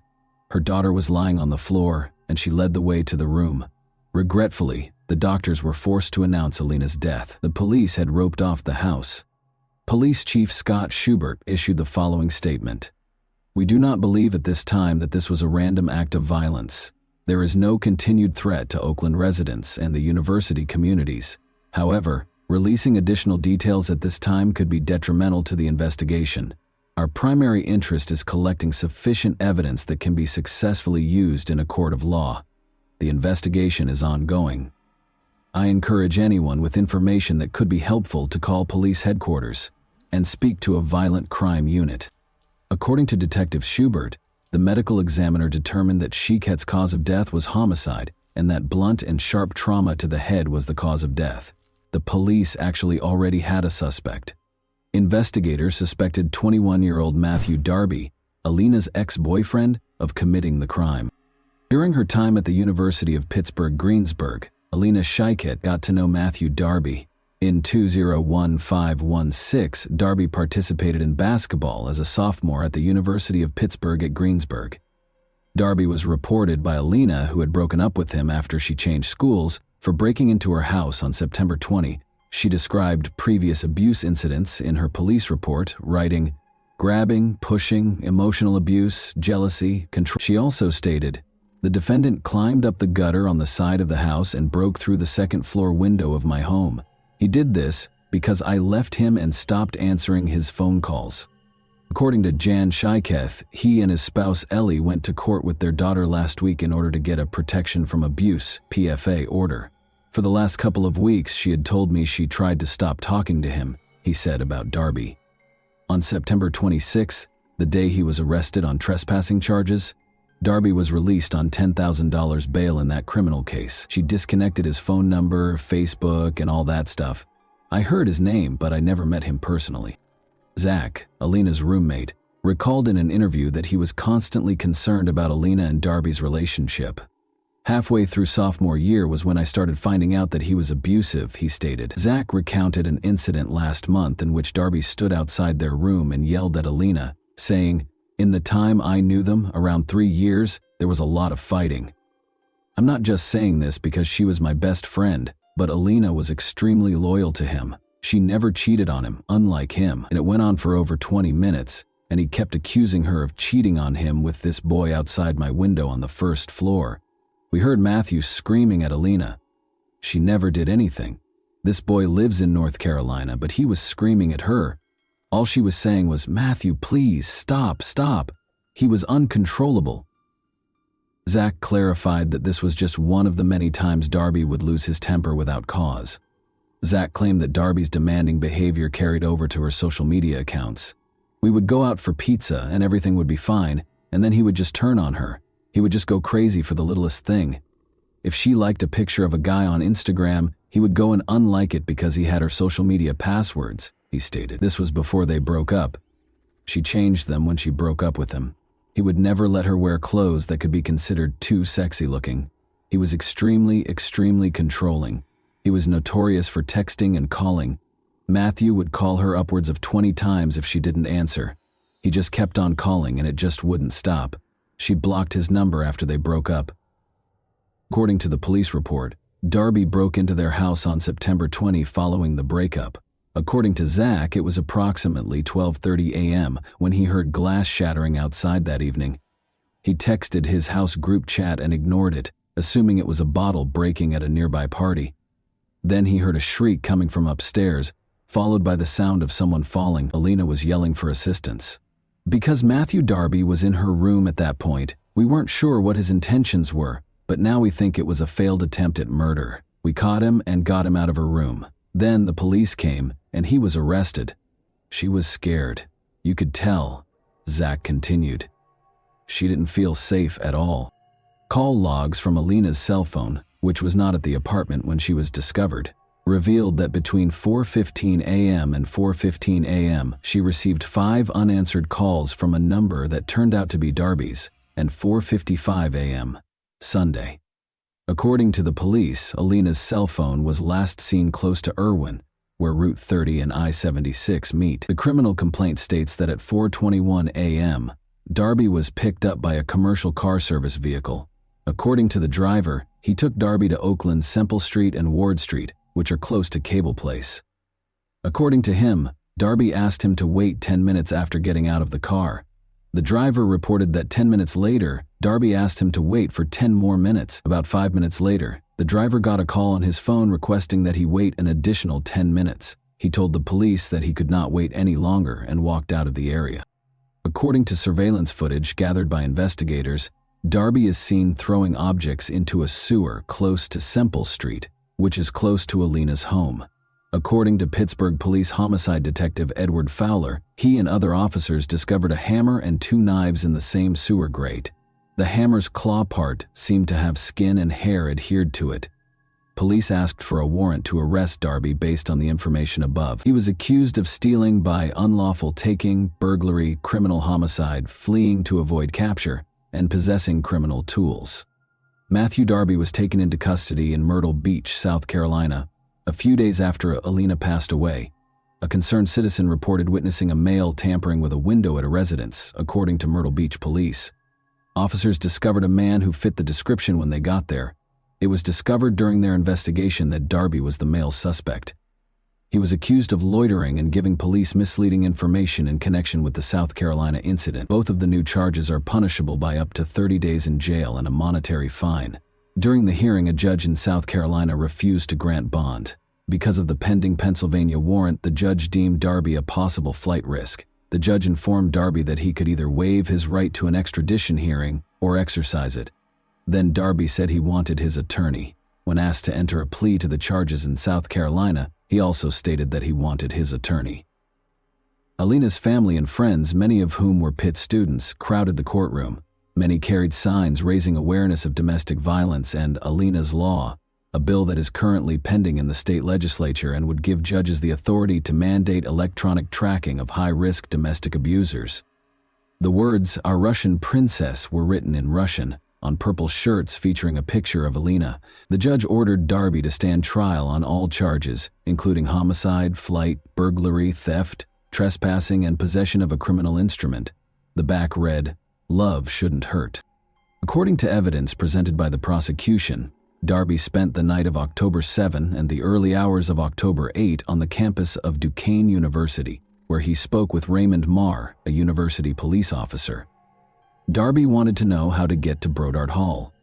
According to Marr, security cameras caught Darby at several locations on campus, including the student union, which Darby was permitted to enter so he could charge his phone. He claimed that Darby appeared apprehensive and had a faint alcohol odor. Prosecutors have presented a picture of a man they claim is Darby standing in a campus elevator that evening while sporting a striped shirt with the Miller Beer logo embroidered on it. When Darby was arrested, he had that shirt among his belongings. Days later, authorities said that on Friday, January 19, 2018, prosecutors presented evidence that showed Matthew Darby on an elevator at Duquesne University, just hours before he is accused of killing his ex-girlfriend Alina Sheket in her Oakland home. David Schrager, Darby's lawyer, contests that the video depicts Darby hours later. Darby ordered an Uber just after 4 a.m., and it drove him from Brodart Hall to a street next to Alina's house. The driver gave a statement. According to Schrager, the passenger could have been anyone using Darby's Uber account. 3 days after Alina's death, Darby was arrested by police in Myrtle Beach, South Carolina, after he had left the Pittsburgh area.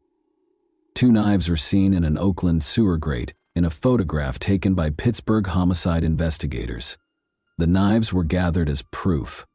After allegedly stabbing and beating his ex-girlfriend to death, Matthew Darby is accused of throwing the knives as he left her house. David Schrager, Darby's lawyer, stated that he was not shocked by the result because preliminary hearings had a low standard for evidence. "We have a lot of discovery. We have to do a lot of evidence gathering," he stated. He insisted that Darby was innocent, saying, "We're going to get to tell our side of the story at a later time. There is no forensic evidence. There's no testimonial evidence," he stated. "All we have is a lot of circumstantial evidence, and that provides a maybe." Using 4 required aggravating factors: that he was the target of a PFA brought by the victim, that she was a prosecution witness against him, and that he had a history of felony convictions involving violence or the threat of violence, prosecutors declared they would pursue the death penalty against Darby. In order to avoid the death penalty, Darby consented to enter a guilty plea to first-degree murder, which carries a mandatory life sentence. Alina Sheket was a bright, energetic college student who wanted to work with young children as a physical therapist. It was her dream, her father Sheket stated, and she worked so hard. "She was the best person in the world. I lost my beautiful princess," he said while weeping. He said, "I don't know what else to say." He said his daughter was popular, friendly, and loved to sing and dance. His words, "She made everyone happy. She had such a bright future. He has taken Alina from us in an unimaginable way," Jan Sheket remarked of Darby. "He has stolen so much from us, including a future with our daughter." Without her daughter, there wouldn't be a wedding gown, a graduation, kids, or family vacations. My daughter died. It's a very short phrase, but it's strong enough to shock and paralyze every single cell of my body when I have to pronounce that phrase. Ellie Shiket claimed that because her brain was not designed to understand those words, her mouth was not intended for them. After Darby was accused of breaking into her house, she recalled sitting with her daughter in the courthouse. She applied for and was granted a protection order against abuse. She claimed that her daughter still harbored feelings for the man she feared. According to Ellie Shiket, she wanted to help him. She didn't want that PFA to go to jail, according to her daughter. She wished to shield and assist him. She expressed to her mother her desire for him to stop bothering her. She inquired as to whether Darby found joy in destroying her daughter. He failed, she informed him. Darby, wearing a red jumpsuit from Allegheny County Jail with a white long-sleeve shirt underneath, only answered Judge Manning's questions. Darby was given the mandatory life sentence without the possibility of parole for first-degree murder, and when asked why he was entering a guilty plea, he responded, "Because I am guilty." In addition, Darby entered a guilty plea to charges of trespassing, burglary, theft, and possession of a criminal instrument in relation to the murder of Alina Shiket. Darby entered a guilty plea to trespassing in a different case where he had broken into Alina's apartment 2 weeks prior to the murder. But a year later, Darby filed a post-conviction petition claiming ineffective legal assistance with new attorney Joseph Hudak. Darby claimed in his filings that Thomas Farrell, his lawyer at the time, had not adequately explained the case or conducted a risk analysis. The Allegheny County District Attorney's Office responded that Darby's claims would not be successful, but it acknowledged that a hearing on the issue might be required. The decision is based on a precedent known as the Coordinate Jurisdiction Rule, which states that judges in the same jurisdiction should not overrule one another, rather than any potential merit for Darby's claim. Joseph Hudak, Darby's new lawyer, said, "This is the first step in taking back Darby's life sentence." He said, "I think Darby has been totally mischaracterized, and I believe Darby is guilty at the most of third-degree murder, and a jury might find him guilty of voluntary manslaughter." Hudak said Darby's lawyer should not have pushed him to enter a first-degree murder plea. Hudak stated, "I don't think the evidence ever supported a death penalty verdict," adding, "And there was so much mitigation, I don't think he would have received the death penalty anyway." Darby hasn't given up on his goal of being released from prison, but his attempts haven't been successful thus far. He is presently incarcerated for life. Alina was a remarkable young lady.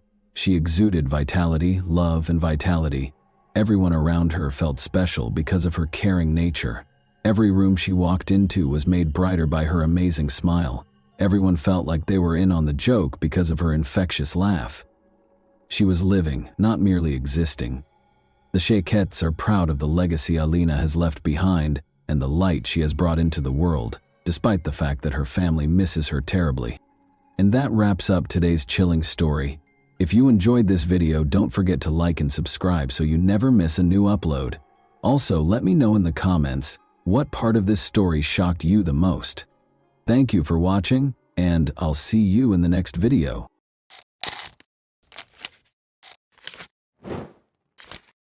Hey guys, welcome to my channel, and today we're going to take a look at another horrible case with you.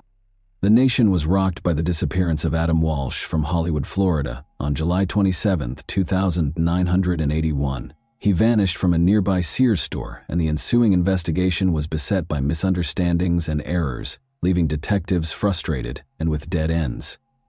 Adam's family was left in despair when police were unable to piece together a clear timeline or motive despite a plethora of leads. What serious errors occurred during this investigation, and how did the pursuit of justice come to a standstill? Let's examine the specifics. Reeve and John Walsh welcomed Adam Walsh into the world in Hollywood, Florida. He was a normal child who made his parents happy, loved baseball, and was quiet. But after going missing on July 27, 1981, when he was 6 years old, he became well known. Adam and his mother, Reeve, went shopping at the Hollywood Mall that summer afternoon. They went directly to the Sears store after entering the mall via the north entrance. Reeve was there with a specific goal in mind: to ask questions regarding a lamp that was for sale. She left Adam at a kiosk with Atari 2600 video games, where a number of other boys were gathered and playing the games, to keep him occupied while she took care of her business. Around 12:15 p.m., Rev finished her questions in the lamp department and went back to the kiosk where she had left Adam. Adam and the other boys were gone, and she was shocked to find this out. Rev was overcome with fear, as any parent would be when they lose sight of their child. She was told by a store manager that the boys had gotten into a fight over who would get to play the video games first. A security guard responded to the commotion by telling the boys to leave the store. The older boys responded that their parents were not present in the store when the guard asked them if they were. This implied that Adam, who was quieter and younger, probably lacked an adult companion to provide him with support at that time. Adam was a shy kid, and Rev later surmised that he might have been too scared to speak up when the security guard was questioning him. She thought the guard likely didn't realize Adam was alone, because he thought he was one of the boys. The security officer forced Adam to leave through the same door that the other boys had used to enter the store, the Sears West entrance. Adam's parents were increasingly worried about his safety after he went outside because they thought he had lost contact with the group and was now alone in a strange place. As the minutes went by, Rev frantically looked around the toy section for Adam, but was unable to locate him. Her panic increased in intensity with every second that went by. She asked the store staff to shout his name over the loudspeakers in a last-ditch effort to find him, hoping that if Adam heard it, he would come back to her. She kept searching the store, calling out his name and searching every hallway in the hopes of finding him while she awaited a response. She happened to run into Jean, her mother-in-law, who volunteered to assist in finding Adam right away. They searched the store together, asking staff and other customers if they had seen him. But after searching for more than 90 minutes and calling on Adam several times without finding him, Rev realized that time was of the essence. She had a growing fear in her heart that something horrible had occurred. She made the difficult choice to call the Hollywood police at 1:55 p.m. with a heavy heart and a sense of urgency. She had no idea that her worst nightmare was going to come true. A massive search for her son was launched in response to this call, with ground crews searching the area for any hints and helicopters hovering overhead. A horrifying find was made in a drainage canal next to the Florida Turnpike, close to Vero Beach, on August 10. On closer examination, two fishermen saw what appeared to be the head of a baby doll floating in the water, but it turned out to be a child's detached head. They called the police right away, horrified. The Indian River County Sheriff's Office sent Detective Ralphie Latimer Jr. and a deputy to the scene to conduct an investigation. Regretfully, no additional remains were discovered during the canal search conducted by divers from Indian River County and St. Lucie County. Adam's parents, meanwhile, continued to hope that their son was still alive. They were left to look for him by themselves, heartbroken and feeling totally powerless. The FBI's National Crime Database at the time allowed reports of stolen vehicles including horses, but there was no mechanism in place for missing children. Because of this, law enforcement was unable to communicate important details about missing children, giving the impression that Adam might be anywhere. Adam's parents made a public plea for their son's safe return on the Good Morning America television show on the morning of August 11th. In the hopes that their message would strike a chord with viewers and inspire anyone with information to come forward, they shared their anguish and desperation. Additionally, they promised a $100,000 reward for any leads that could lead to Adam's location. This outreach emphasized the gravity and urgency of the situation and was a component of their attempt to engage the community in the search. The medical examination was essential in identifying the recovered remains as the investigation progressed. Adam's dental chart and the severed head discovered in the canal were thoroughly examined by the coroner's office. One notable similarity that emerged from this comparison was a filling on the cheek side of a lower left molar. This distinctive dental feature verified that the remains were, in fact, those of Adam Walsh. The coroner then conducted an autopsy to ascertain the cause of death. Adam had died from asphyxiation, according to the examination, which indicated a lack of oxygen because of an obstruction of the airway. This suggested that the act was violent and planned. In addition, the condition of his remains indicated that Adam had most likely passed away a few days prior to his head being found. Adam's death was officially declared a homicide by the coroner, which horribly confirmed the worst suspicions. Despite thorough searches of the canal and the surrounding areas, the remainder of Adam's body was never found, which presented a major challenge to the investigation. The nation was shocked when Adam's head was found 130 miles from his Hollywood home. People were saddened and deeply disturbed by the heinous crime. The way the Hollywood Police Department conducted the investigation into their son's disappearance infuriated John and Reeve Walsh. They believed the case was not handled with the necessary urgency from the beginning, which resulted in a disjointed response that made them feel powerless. John took action to bring attention to Adam in those early days. He held press conferences, distributed flyers featuring Adam's photo, and contacted the local media to request information. In addition to finding Adam, they wanted to force a more exhaustive police investigation. They argued for a thorough investigation of every lead during their meetings with law enforcement.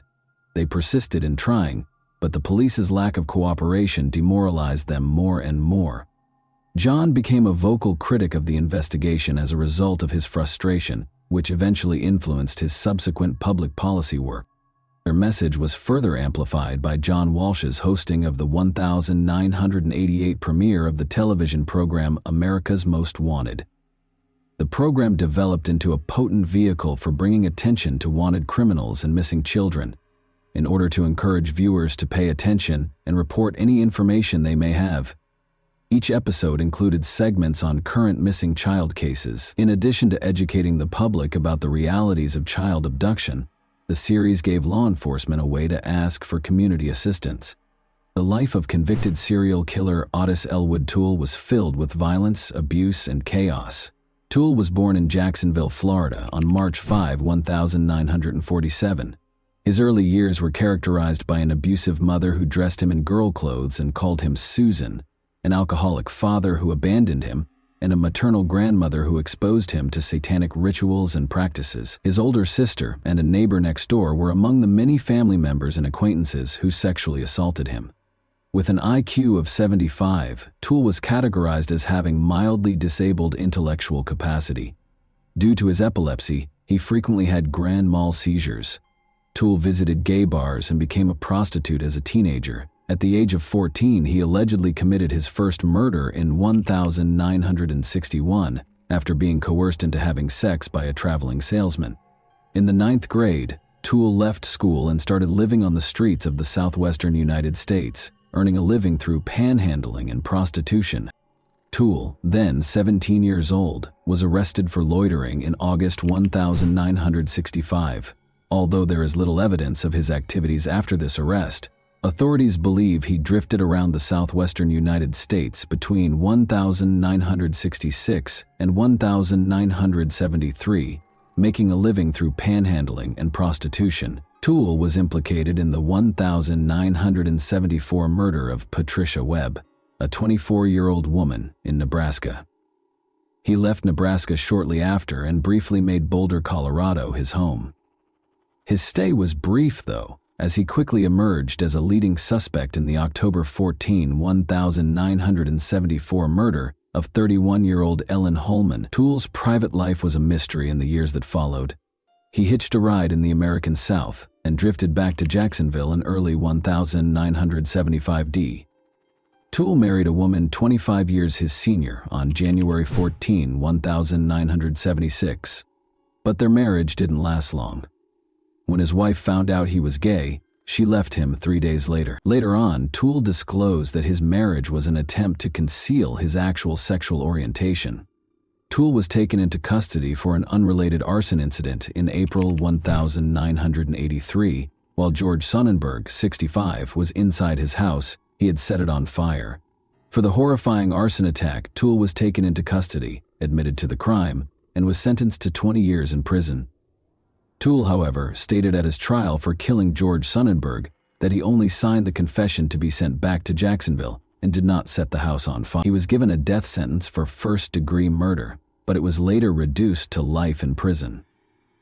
Toole, who was already serving a prison sentence for 2 unconnected killings, shockingly admitted to killing Adam Walsh on October 21, 1983. John Walsh, Adam's father, was convinced that Toole had committed the crime despite the lack of hard proof.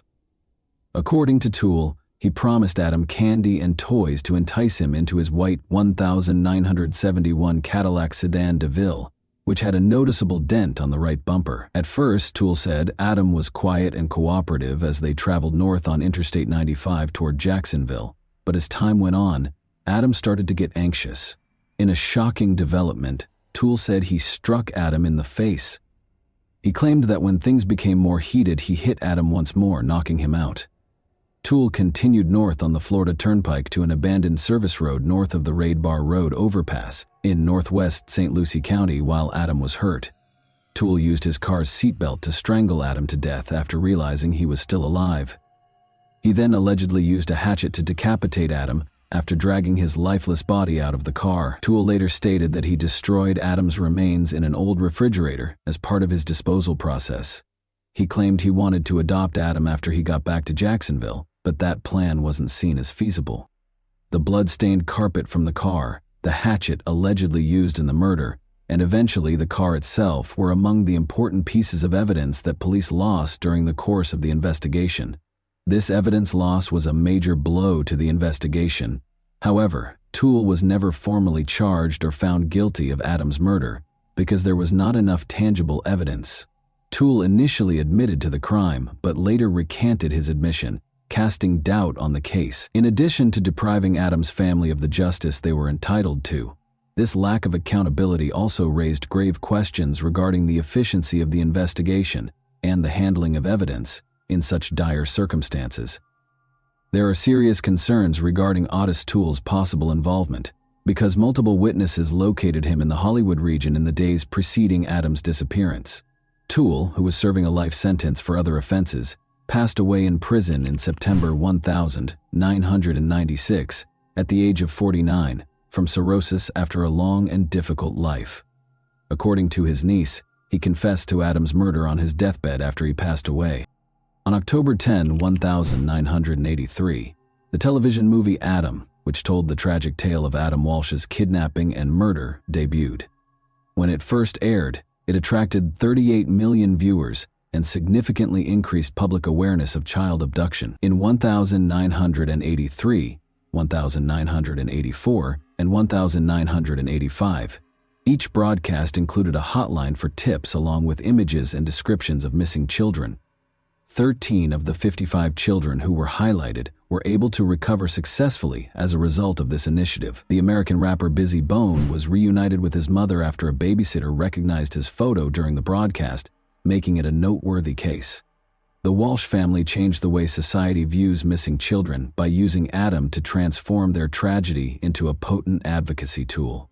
Additionally, in 1984, the U.S. John and Reeve Walsh, along with other parents of missing children, tirelessly lobbied Congress to pass the Missing Children's Assistance Act. The National Center for Missing and Exploited Children, NCEMEC, an organization devoted to offering resources, support, and advocacy for missing children and their families, was made possible by this important legislation. The act sought to strengthen the response to kidnappings of children and guarantee that law enforcement had the resources and direction required to successfully handle these tragic situations. After John Walsh's book was published, Hollywood Police Chief Rick Stone conducted a thorough review in 1997, which sparked a renewed effort to look into Adam's case. Prior to being named Hollywood's chief of police the year before, Stone had 22 years of law enforcement experience, having worked for the Dallas, Texas, and Wichita, Kansas departments. Stone carefully examined the evidence, even going back to Toole's recorded interrogations by Hollywood detective Mark Smith, even though the crime had taken place 16 years prior. After reviewing, Stone came to the conclusion that Toole had killed Adam with proof beyond a reasonable doubt. Toole and Henry Lee Lucas, his partner, had admitted to or linked themselves to over 200 murders, many of which turned out to be untrue. The majority of Lucas's confessions were actually discovered to have been forced by the police, which further calls into question the veracity of Toole's statements. After Adam Walsh's father called the America's Most Wanted hotline to voice concerns about his son's pedophilia, Jeffrey Dahmer was named as a suspect in the case in 2007. At the time of Adam's kidnapping, Dahmer had resided in Miami Beach, which is close to Hollywood. Both recognized Dahmer from pictures following his arrest, and witnesses claim to have seen a suspicious young blonde man at the Hollywood Mall on the day Adam vanished. Furthermore, just before Adam's severed head was found, a truck driver claimed to have seen a man driving a blue van close to a canal. However, police rejected his account. John Walsh voiced doubts about any link between Dahmer and the murder of his son, pointing to a dearth of evidence, even though Dahmer denied any involvement in Adam's case. Due to his 2-week absence from home in 1981 and the installation of a new seat cover in his vehicle soon after Adam's disappearance, Edward James, another suspect, sparked suspicions. Investigators cleared him after a voice stress analysis revealed no deceit. Only incomplete dental records were used to identify the child, and there was no autopsy report. Even though the Walsh family acknowledged Otis Toole's guilt, these unanswered questions cast doubt on the case's legacy. With John Walsh at his side, Hollywood Police Chief Chad Wagner declared the case closed on December 16, 2008. The police came to the conclusion that Otis Toole was the murderer following an outside review. Following Adam's tragic story, legislative efforts kept changing. On July 25, 2006, the Adam Walsh Child Protection and Safety Act was passed by President George W. Bush, who signed it into law a few days later. This historic act strengthened punishments for violent crimes against children, put policies in place to prevent human trafficking, and created a national database for convicted juvenile offenders. The Adam Walsh Reauthorization Act, which was introduced in 2016, made sure that programs established under the 2006 Act had the money they needed to continue their essential work. This law, which was a part of the Survivors' Bill of Rights, demonstrated a strong dedication to protecting children. Even though Adam Walsh's passing is a tragic chapter in American history, his narrative has sparked important change. And that wraps up today's chilling story. If you enjoyed this video, don't forget to like and subscribe so you never miss a new upload. Also, let me know in the comments, what part of this story shocked you the most? Thank you for watching, and I'll see you in the next video.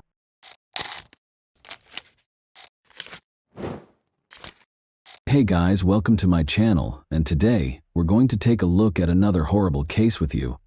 After opening in 1954, the Fontainebleau Hotel quickly gained popularity among Miami's elite. Benjamin Novak founded it and oversaw the property until 1977.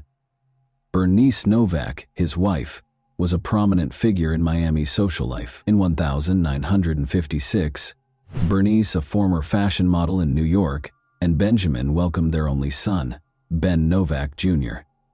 Ben carried on his famous family's legacy while growing up in the glitz and glamour of this iconic American hotel, making use of his connections and power. Ben's life wasn't without its difficulties, even though his parents were famous and socialized with celebrities. He missed out on deep friendships with peers and frequently felt alone as a child because he was surrounded by adults. Many of his early experiences seemed to him to have been staged and fabricated by the adults in his life.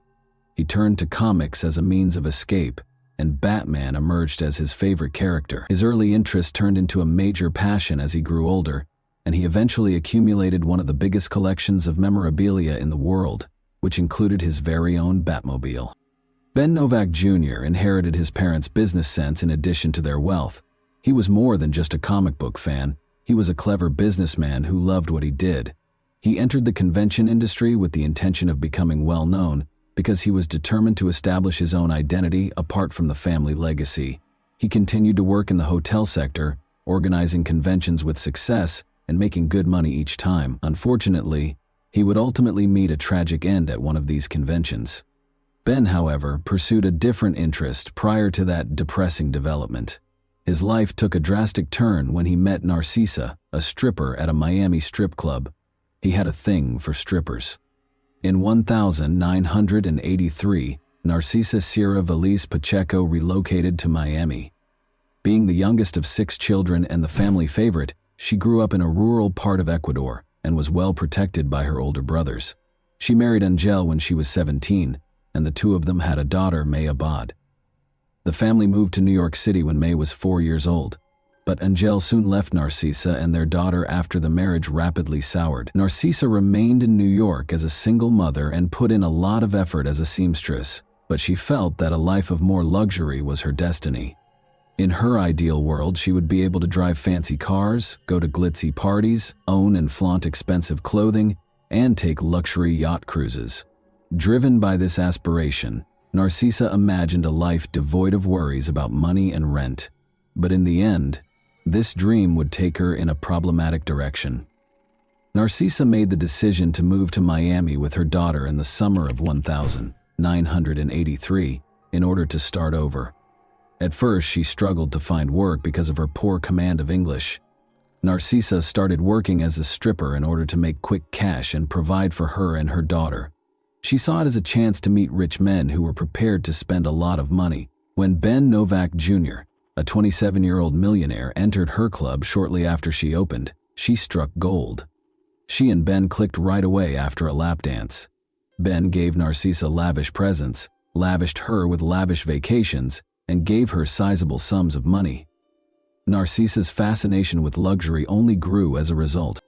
But this new relationship didn't exactly sit well with Ben's family. His mother, Bernice, who was very close to him, was unimpressed, and his father had died. Ben's mother's disapproval of Narcissa did not stop him, even though they spoke every day and she had a big influence on him.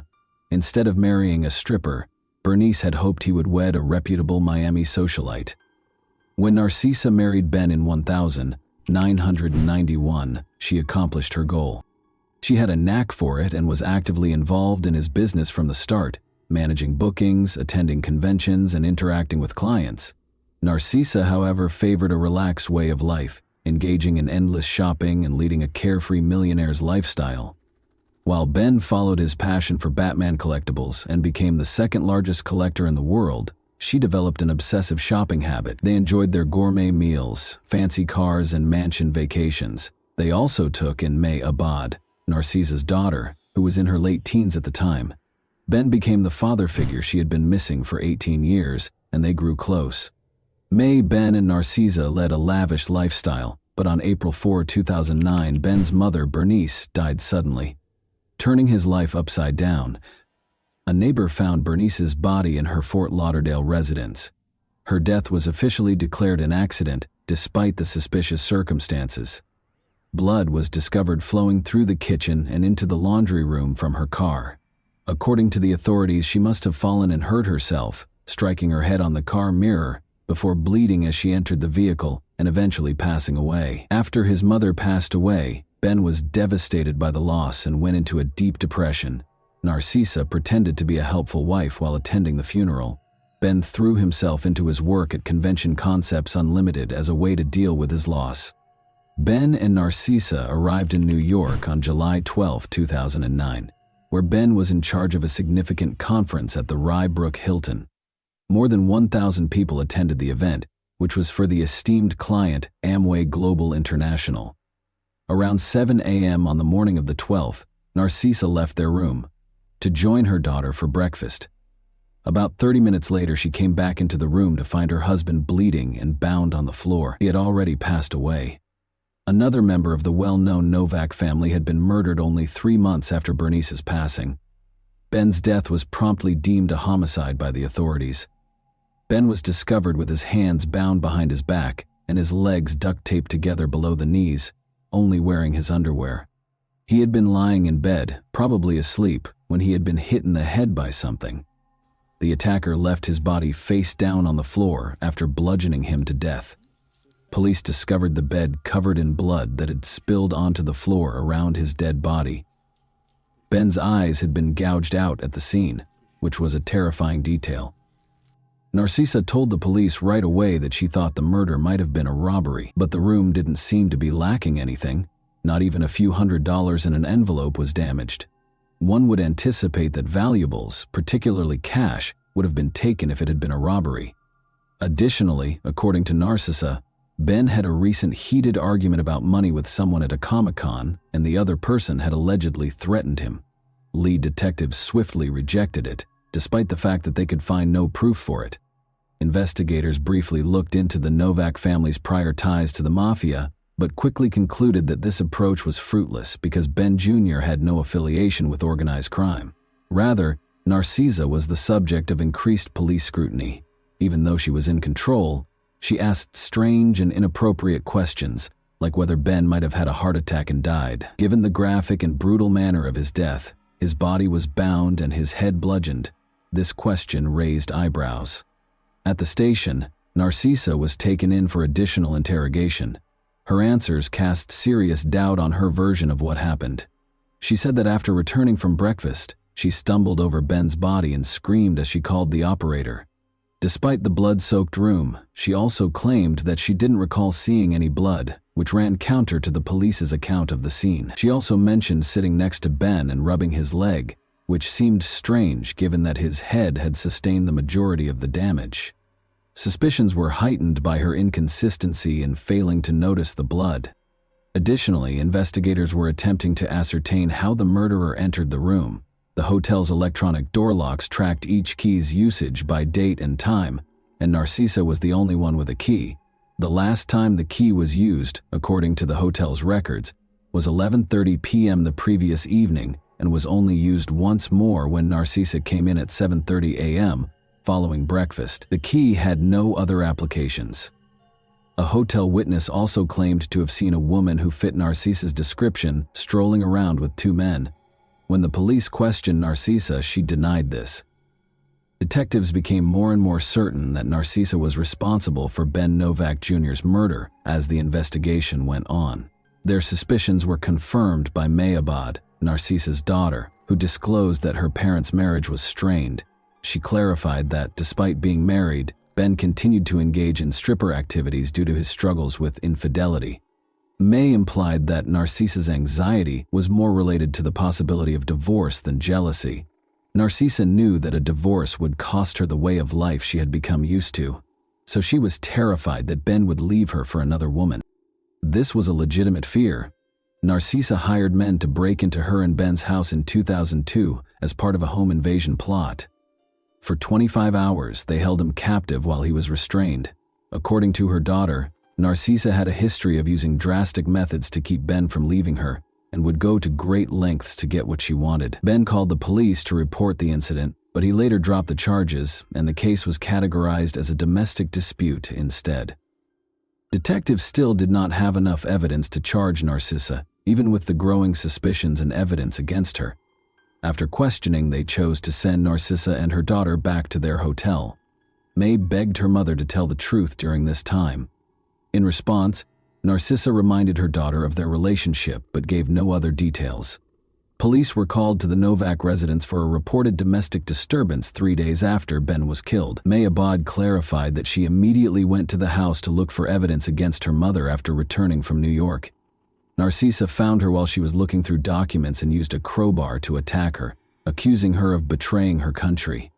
According to Narcisa, she grabbed the crowbar in self-defense after May started the fight and attempted to start a fire. The Fort Lauderdale home of Novak was searched by police. They confiscated 5 rolls of duct tape, documents, computers, bills, and security tapes.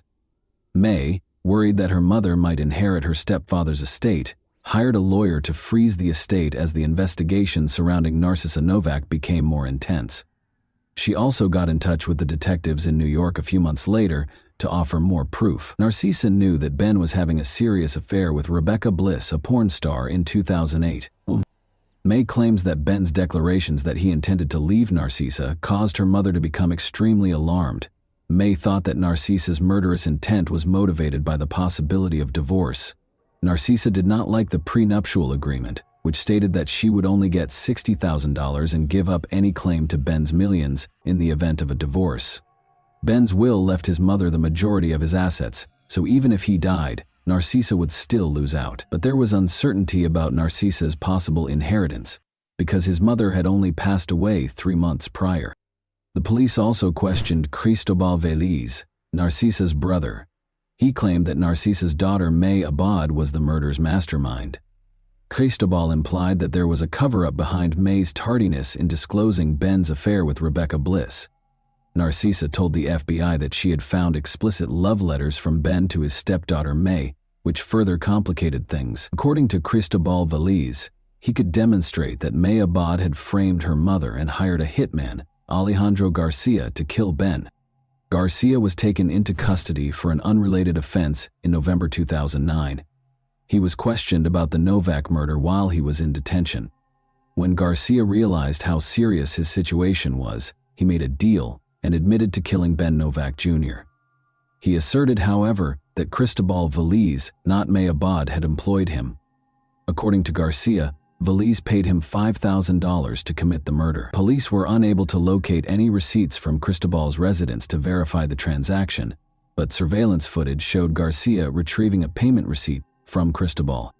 Garcia decided to cooperate further because he was already facing prison time, and he disclosed a shocking fact. This was not the first murder he had committed under Cristobal Veliz's supervision. Alejandro Garcia was hired in April 2009 to murder Bernice Novak as she went into her garage. Garcia viciously struck her face after attacking her with a monkey wrench. It was discovered that in order to inherit Ben Novak's wealth, Narcisa Novak had planned the murders of Bernice and Ben with the assistance of her brother, Cristobal Veliz. To take over the estate, Narcisa had to get rid of Bernice. Alejandro Garcia testified during the trial that Bernice was supposed to be beaten severely and struck in the teeth. While Ben was asleep on the morning of July 12, 2009, Narcisa opened her husband's hotel room to Garcia and Joel Gonzalez. They started attacking Ben after she led them to his bedside. Narcisa told one of the men to gouge out Ben's eyes and gave Garcia a pillow to muffle Ben's screams. Garcia's testimony aligned with the police-discovered evidence. A rumpled photo of Narcisa's daughter May Abad was discovered in Garcia's pocket upon his arrest, indicating that she was also a target. Cristobal and Narcisa had also plotted May's murder. Police questioned why Ben's burial was delayed after his body was kept at the Westchester County morgue for 2 months. The investigation found that Narcisa was preoccupied with rifling through Ben's Batman collection, embezzling funds from his business accounts, and swaying bank tellers to gain access to his safe deposit box instead of attending his funeral. Narcisa and Cristobal were taken into custody for the killings on July 8, 2010. They were officially charged with the murder of Bernice Novak. Their trial started on April 23, 2012, a year later. Despite his decision to testify in his own defense, Cristobal gave a terrible performance. During cross-examination, he contradicted himself several times. Both Narcisa and Cristobal maintained their denials of involvement, even after video footage showed Garcia and Gonzalez monitoring the hotel, and phone records showed a 2-year correspondence between the two that implied premeditation. Ben had been preparing to leave Narcisa, according to Rebecca Bliss, his mistress, who testified. Rebecca disclosed that Ben was willing to improve their relationship after expressing discontent with his marriage. Every day he assured her of his commitment to her and declared his love for her. Rebecca had previously been confronted by Narcisa regarding the affair, and she had turned down her offer of money to leave Ben. At one point, Narcisa even pretended to be Rebecca, which led to Rebecca's apartment losing power. Furthermore, Rebecca said that 6 months prior to Ben's actual passing, Narcisa had lied to her condo management by claiming that he was dead and therefore unable to pay rent.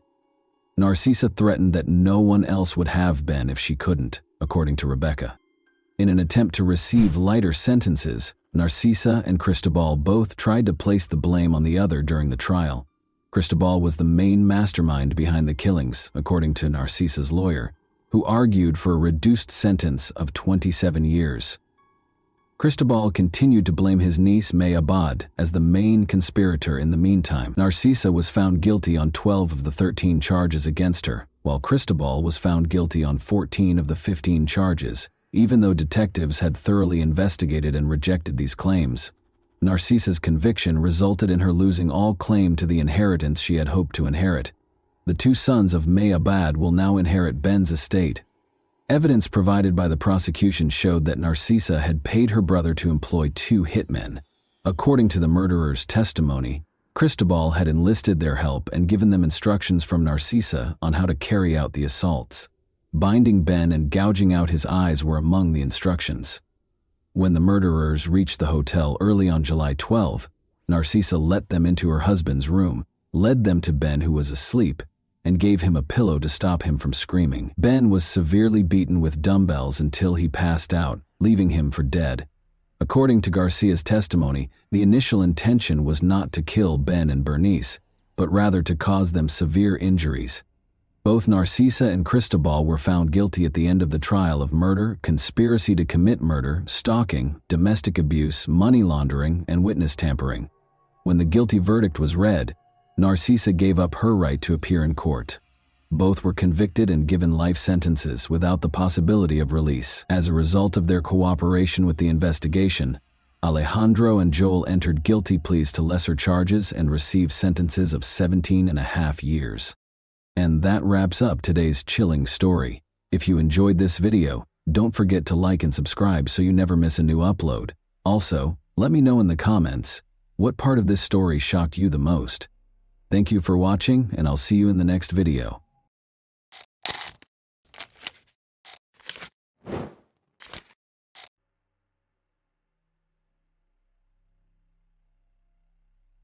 A 19-year-old woman was discovered dead in her own apartment. Investigators quickly discovered several disturbing facts, but they were unable to solve the case for several years before revealing the truth. Everyone was shocked and outraged by the unexpected outcome. Nona Dismayed was born December 26, 1985, in Russellville, Arkansas. She grew up in a large family with 4 brothers and 1 sister. When Nona was 10 years old, her father died. This event was a tragedy for the entire family, but they were about to receive an even more devastating shock. Later, the young woman told her mother that her father had repeatedly subjected her to violence. She was afraid to speak up while he was still alive, and her confession shocked her mother. Even after such a tragic experience, the woman had no idea what her husband was capable of. Nona found the strength to move on and eventually decided to assist other young women who had been victims of similar crimes. She joined a volunteer organization to help children in need during her school years. Nona started dating a guy named Kevin Jones. The young woman also competed in beauty contests and achieved significant success. Nona won several local contests, qualifying her to compete for the title of Miss Arkansas. In addition, the young woman was an active member of the local church and sang in the choir. When Nona was 19, she and her boyfriend enrolled in Arkansas, which launched an attack on a university in their hometown. The young woman decided to rent her own apartment because she wanted to start her own life. After her first year, her boyfriend changed his major and transferred to another university, which was an hour and a half away from their home.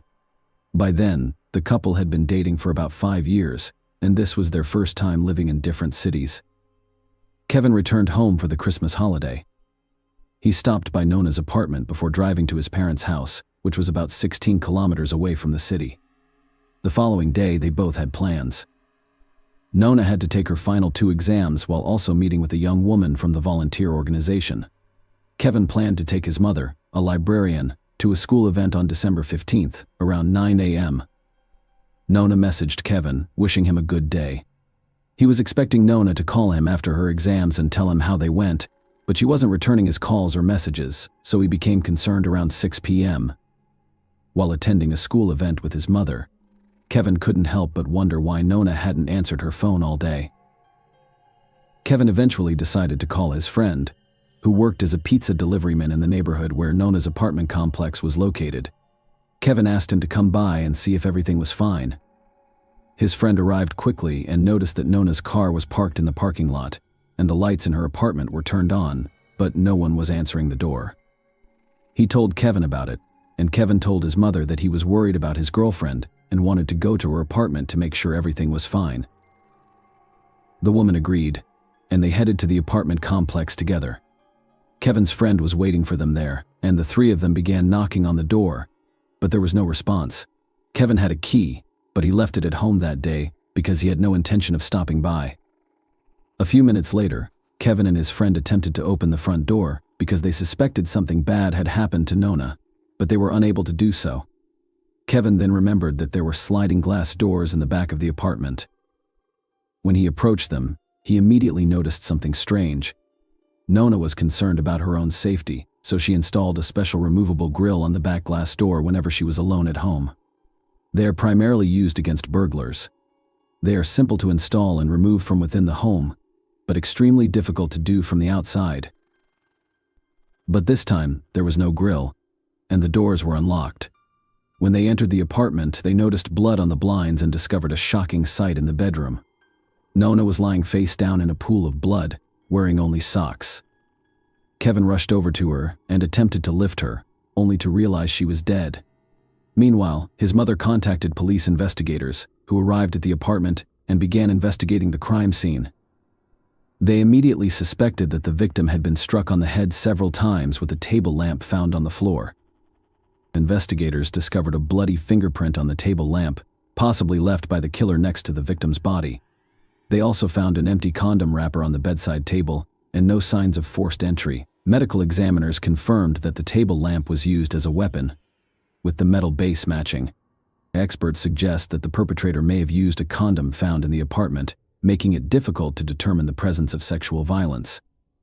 However, the crime scene was not thoroughly examined, with investigators failing to collect blood samples from the blinds on the back door or search for shoe prints in the apartment, which could have been used. When he entered the apartment and ran to her, he tried to lift her up, and upon realizing that she was dead, he hugged and held her. The police found this behavior strange and suspected that Kevin had done it deliberately by hugging the victim and getting covered in her blood he may have destroyed. Potential evidence and compromised the crime scene. Why it would be difficult for investigators to prove his guilt. For example, if Kevin's clothes or nails were found with the victim's blood, it could easily be explained that he hugged the victim after discovering her body. Another suspicious moment was that Kevin went to check on his girlfriend not alone but with his mother, and he also invited his friend to the apartment. Investigators believed that this way he secured 2 witnesses who found the body with him and saw him covered in blood. The police talked to Kevin for a long time right outside Nona's apartment, and from their questions the young man realized that they considered him a suspect. Then he said something that strengthened the investigators' conviction that he was the murderer, recognizing that he was suspected. Kevin began arguing with the investigators, stating that he constantly watches Law and Order and is aware that they are attempting to convict him. These words also appear strange to the police. In addition, they discovered that the key to Nona's apartment was only with 3 people: the girlfriend, her mother, and Kevin. Given the lack of evidence of a break-in, they assumed the man used his copy of the key to enter the apartment. Kevin was interrogated at the police station for several hours. During the interrogation, he told investigators his version of events and insisted he had nothing to do with the murder. However, investigators directly accused him of the murder and urged him to confess. Around 4 p.m., after numerous attempts to call his girlfriend, Kevin sent a message asking if she was still alive, despite the fact that Nona had already died.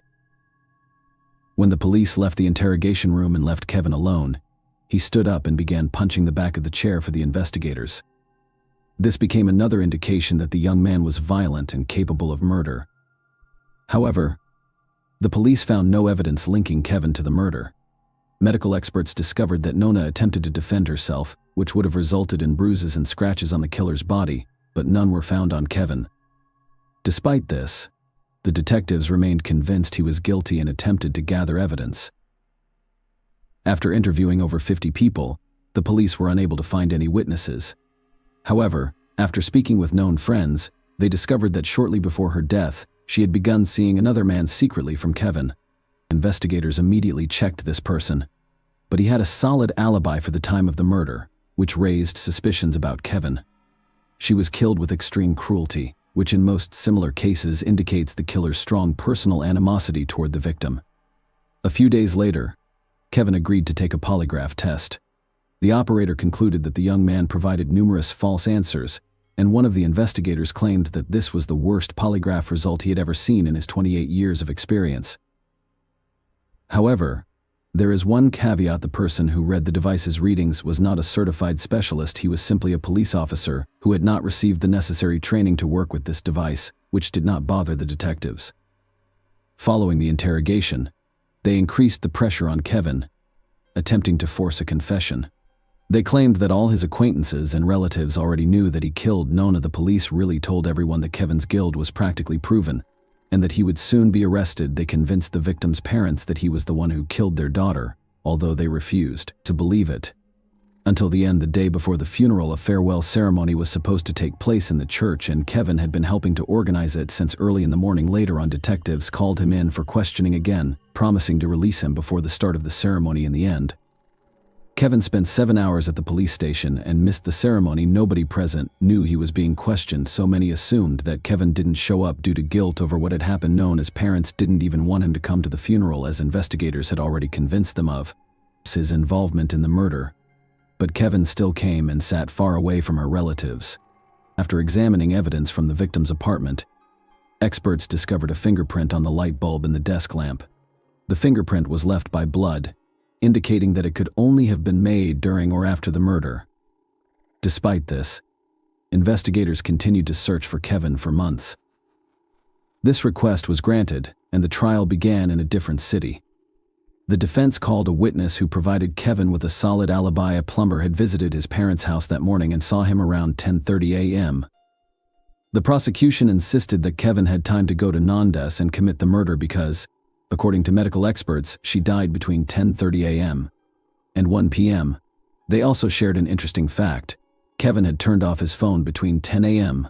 and 12 p.m., which coincided with the victim's murder. Furthermore, data from Kevin's phone revealed that he only began calling his girlfriend at 4 p.m., despite claims during questioning that he had been trying to reach her all day. However, at the time, the young man may have meant both calls and messages. Lawyers presented 2 additional witnesses, both of whom testified that Kevin did not commit the murder. One of them was Kevin's grandmother, who stated that on that particular day, she saw her grandson near the gas station and gave him money to go have a snack at a cafe. Another witness saw the man between 12:30 and 1 p.m. at the restaurant, and the establishment's cameras captured him eating lunch. As a result, the young man could not have committed the murder while simultaneously returning in time. Lawyers also questioned the possibility that Kevin left a bloody fingerprint on the lamp during the murder in that case. When the body was discovered, the blood should have dried up. Experts who came to the apartment that evening wrote in the report that the bloody fingerprint was slightly damp, confirming that Kevin could have left it accidentally when he found Nona's body with his mother and friend. However, fingerprints were also found on the table lamp that was used to hit the victim, but they did not belong to Kevin. He determined that after death, the victim's body lay on her back for some time before being turned face down. This could imply that the young woman is still subjected to violence. The expert confirmed that he found no direct evidence of this, but added that he could not rule out such a possibility. The prosecution claimed that no fingerprints or DNA were found on the empty contraceptive package found next to the victim's body. However, a retest revealed male DNA, which did not belong to Kevin and did not match any databases. The trial lasted over a year and was concluded by the jury in July 2007. And now that he had avoided punishment despite their client's acquittal, the legal team promised to keep working on the case and find the true killer.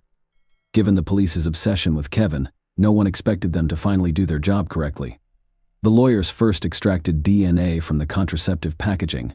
Compared to all the men who knew Nona, all of these people volunteered to provide samples, and none of them matched. This went on for 2 months until an unexpected event occurred in September 2007. When the police arrested Gary Dunn for robbery, things became more interesting. First, this man had previously been convicted of assaulting another woman. Second, he lived in the same housing complex as Nona. In the early stages of the investigation, the police considered Gary as a suspect but quickly switched their focus to Kevin as the killer. The boy's lawyers requested a DNA test, which revealed that a sample from the contraceptive packaging matched Gary's DNA. After the young woman's murder, investigators even questioned Gary using a polygraph. Gary did go shopping with his mother, just not at the time of the murder, but 2 days before, as evidenced by receipts with purchase dates, which Gary even showed to the police, but they simply ignored such important information.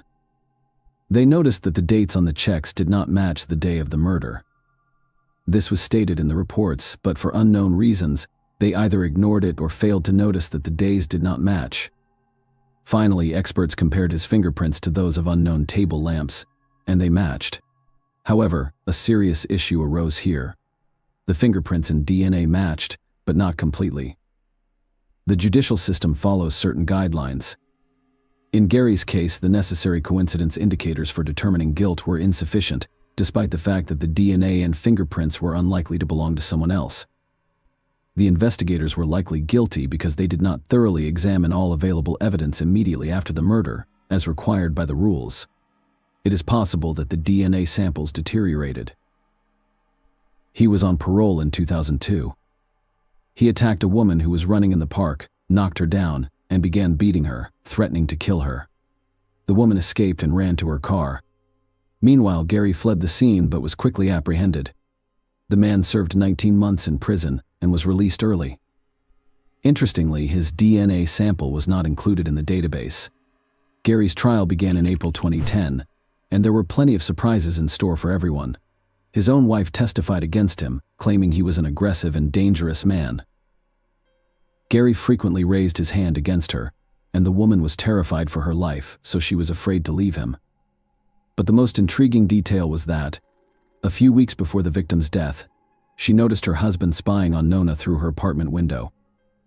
Based on this, the prosecution assumed that the man planned the attack because of his criminal history.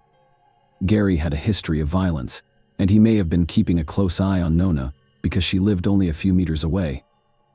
On December 15th, he decided to act. He allegedly knocked on her apartment door and entered under false pretenses, grabbing the table lamp and striking her several times before assaulting and killing her. Because Gary used contraception, medical experts were unable to definitively state whether the victim had been sexually assaulted, but all evidence pointed to it. Gary's lawyers denied his involvement, but he had no real alibi, so they concentrated on blaming Kevin, according to the lawyers. Kevin discovered that the young woman was cheating on him and killed her. Kevin had to testify in court and listen as they attempted to portray him as the true criminal. The prosecution was unable to use Gary's fingerprints or DNA as evidence, resulting in a mistrial. A new trial was soon held, with a key difference being testimony from a woman who Gary nearly killed in 2002. The woman described how the man attacked her and how she barely escaped. Despite this, the second trial was declared a mistrial. First, he tried to kidnap a woman from a church parking lot, but she fought him back. A few hours later, Gary stripped in front of another woman in a mall parking lot and was quickly arrested. Given his criminal record, and the fact that he is practically known as killer, the court decided to sentence him to the maximum term. Gary was sentenced to 15 years in prison for 2 incidents and is still serving his sentence. Despite his right to petition for early release, authorities are unlikely to grant him such an opportunity. They also have the right to charge him with murder for the 3rd time, but they are not rushing to do so. The likelihood of the new trial ending in the same way as the previous 2 is high, so investigators are gathering more information. During the trial preparation, Kevin discovered that Gary's polygraph test results revealed lies, but investigators did not consider him a suspect. Unfortunately, his lawsuit was dismissed due to the statute of limitations. As a result, negligent police officers did not face any consequences for allowing the real killer to roam free for years and may not be punished in the future. Please leave your thoughts on this story in the comments, and thank you for watching.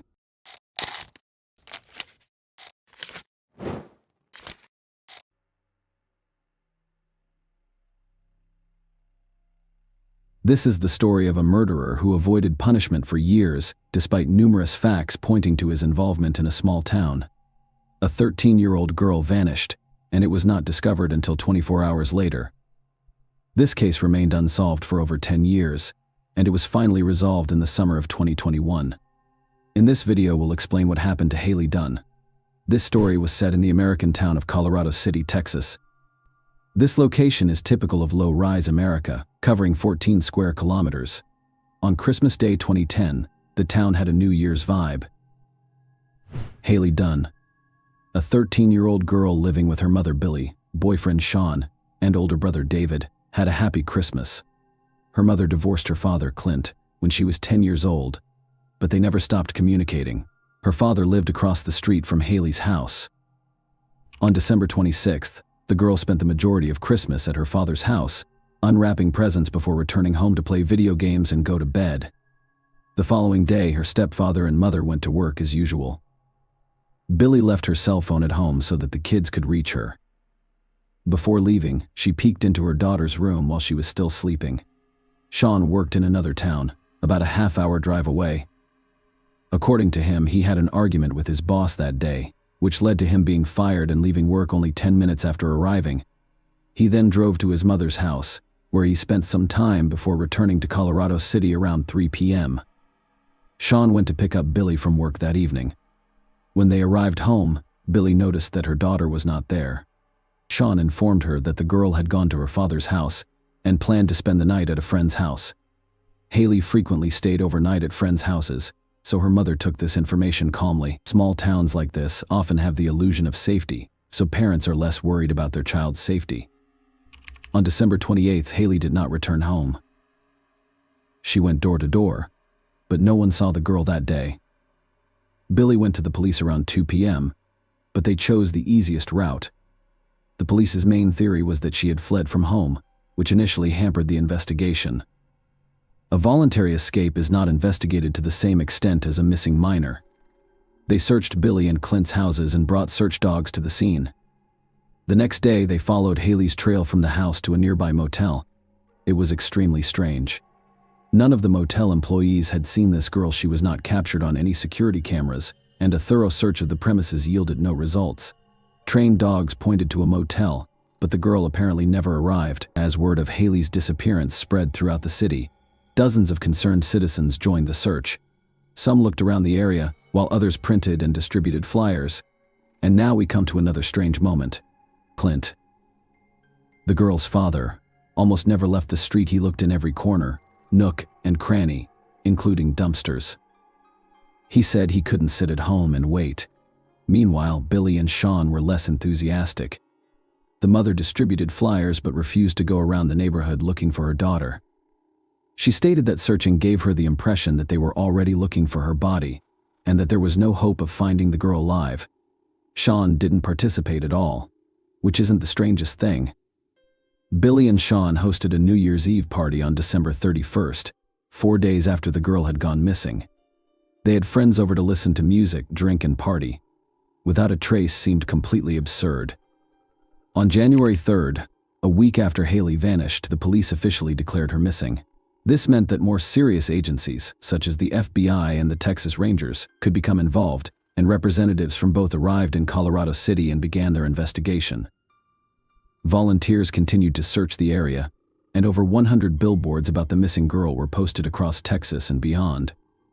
Detectives completely ruled out the possibility of an escape. For one reason, they couldn't figure out why Haley would choose to take such a step the day before her disappearance. She had been in a good mood, and for the rest of the time, the girl showed no signs of a desire to flee. Second, all of her belongings were left in the room. If the girl had decided to flee, she would have taken something with her. The detectives quickly realized they needed to look closer at Billy and Sean. Their passive response to the girl's search and the New Year's Eve party made one wonder if they cared about Haley. The detectives discovered that on December 27th, the same day Haley allegedly spent the night at a friend's house, Sean and Billy drew $140 from their bank cards. They admitted that the money was used to buy illegal substances, which the couple consumed that evening while their children were away. Billy failed on 2 attempts. During the first interrogation, she was under the influence of drugs, and the second result revealed she was lying. Sean failed 2 interrogations and walked away before answering the third. Billy suspected Sean was involved in her daughter's disappearance and demanded that he leave her home. On January 12th, police officially announced that Sean was being treated as a suspect. Several factors contributed to this conclusion, including the couple's strained relationship. The police examined Sean's phone's geolocation data and discovered that his account of the day Haley disappeared did not match reality. He did arrive at work and stayed for 10 minutes before returning to Colorado City to Billy's house. It wasn't until later that he drove to his mother's house. It's worth noting that the police tracked the phone's location. The girl repeatedly mentioned being afraid of Sean.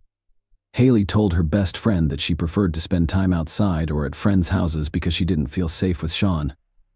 She once told her grandmother that she often saw Sean standing in front of her bedroom door in the middle of the night, and she was afraid he would come in. The police soon became aware of a conversation with Haley's uncle about the girl's disappearance. Her uncle said roughly the following: "I can't believe anyone would harm a child." Sean's response was extremely unusual. He compared it to killing a deer with all of this information in hand. The detectives concluded that Haley did not come from a wealthy family. Her mother and stepfather frequently drank and used illegal drugs, and Sean's behavior at parties appeared suspicious. but there was no direct evidence against him. Finally, the police contacted Child Welfare, who decided to remove Haley's older brother. On February 24th, police searched Sean and Billy's home, as well as his mother's. A massive discovery awaited them. They discovered over 100,000 obscene images of minors on a removable drive and a hard drive. The police also seized his laptop, but did not appear to have time to examine its contents. Sean's father arrived at the station and demanded his son's equipment back. It's unclear why the police did, but that's not the most interesting part. Sean received no punishment for having so much illegal content on his computer. On March 17th, police officers visited Billy's house to question Sean. A woman opened the door and said he wasn't home, but the officer showed her a pre-arranged warrant and entered the house, discovering Sean hiding there for concealing a suspect. Billy received 90 days in jail and a year in corrections. She was transferred to a Travis County correctional facility. Following her release, she remained in the area with Sean in 2012, however. The couple eventually split. Billy suspected Sean was involved in her daughter's disappearance, but the case had stalled due to a lack of new evidence and volunteers' inability to identify the girl. On March 16, 2013, a hiker discovered human remains near Lake J.B. Thomas in Scary County. Experts conducted tests and determined that the remains belonged to Haley Dunn, whose body was approximately 20 miles away from her home. However, they had circumstantial evidence that the girl's body had been discovered only a few miles from Sean's mother's house, which matched the geolocation data on his phone as determined by the towers. Given the short distance, Sean could have easily left the body in that location without anyone knowing. Furthermore, he grew up in the area and was well versed in where to hide the body, but investigators were unable to uncover any additional clues, and the case was refrozen for several years. Despite this, the girl's family had to wait 4 years to bury her body. A memorial service was held in January 2017.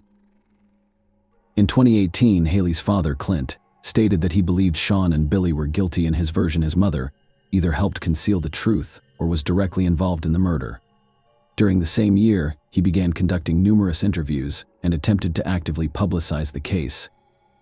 The man stated that in the early years of the investigation, he tried not to bother the police with constant questions, but his patience had run out, the detectives did little to investigate, and his last hope was to spread the word widely in an attempt to bring the perpetrators to justice, which paid off.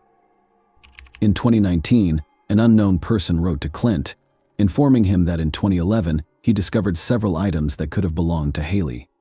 This person was in high school at the time and had not heard about the missing girl, so he did not consider reporting his find to the police. True information about the items has yet to be revealed, and the police have not stated what they are. Clint only mentioned that they were discovered in an area that had been thoroughly searched by volunteers and police. Later, new information emerged. Private investigator Erica Moore, who was handling the Haley case and kept in touch with Clint, revealed some disturbing information about Sean. In October 2019, she began receiving messages from various women in Texas, all of whom claimed they were being aggressively harassed online by a man named Casey. Not only was he harassing them with lewd messages, but he was also sending them explicit photos and videos of himself, as Sean shared a middle name. Erica asked the women to send her photos and videos of the man sending the girls, and her theory was confirmed to be correct. She persuaded one woman to go to the police station and report Sean, but they refused to press charges and even accused her of falsifying the facts. Erica believed Sean was responsible for Haley's death and planned to arrest him for stalking women on the internet. However, the case remained quiet until May 2021 when Erica and Clint were summoned to the district attorney's office for an urgent meeting. Police arrested Sean and charged him with Haley's murder. He is currently in Vail, awaiting trial on $20 million bail, but police have yet to reveal what new evidence led them to make this arrest. Apparently, this information will be kept secret until the trial. All we know now is that the police were granted permission to collect Sean's DNA sample shortly before his arrest. There may be a connection here to Haley's belongings, which were discovered in 2011. When Billy learned of her ex-boyfriend's arrest, she made a strange statement. She said she wasn't surprised Sean was involved in the murder, and she wanted to believe in his innocence until the very end. She also thanked God that the man would now be punished for his actions, which Billy had actively obstructed during the initial investigation while defending Sean. A date for the trial will be announced soon. At this point, it is difficult to predict whether a conviction will be obtained. It will be determined solely by the significance of the evidence, which police are now withholding in any case. Sean remained at large for over 10 years, despite the fact that all evidence pointed to his involvement in the murder. Haley's complaints to friends and relatives, the use of forbidden materials with children, and the man's constant lies during interrogations raised suspicions on all sides, as did Billy. She initially expressed no desire for justice for her daughter, Clint, but, unlike her, he worked hard and got his way. In one interview, Erica Moore hinted that the case would not have been solved without his participation. She did not provide any details, but we can recall the story of Haley's found objects. The person who discovered them only learned about the entire story through Clint's social media posts. More information about this case, including a court decision, will undoubtedly be released in the near future. Right now, all indications are that Sean will be convicted, and in Texas, that means only one thing: he will face the death penalty for his actions against the child. Unfortunately, there is no way this will help Haley Dunn live a long and happy life anymore.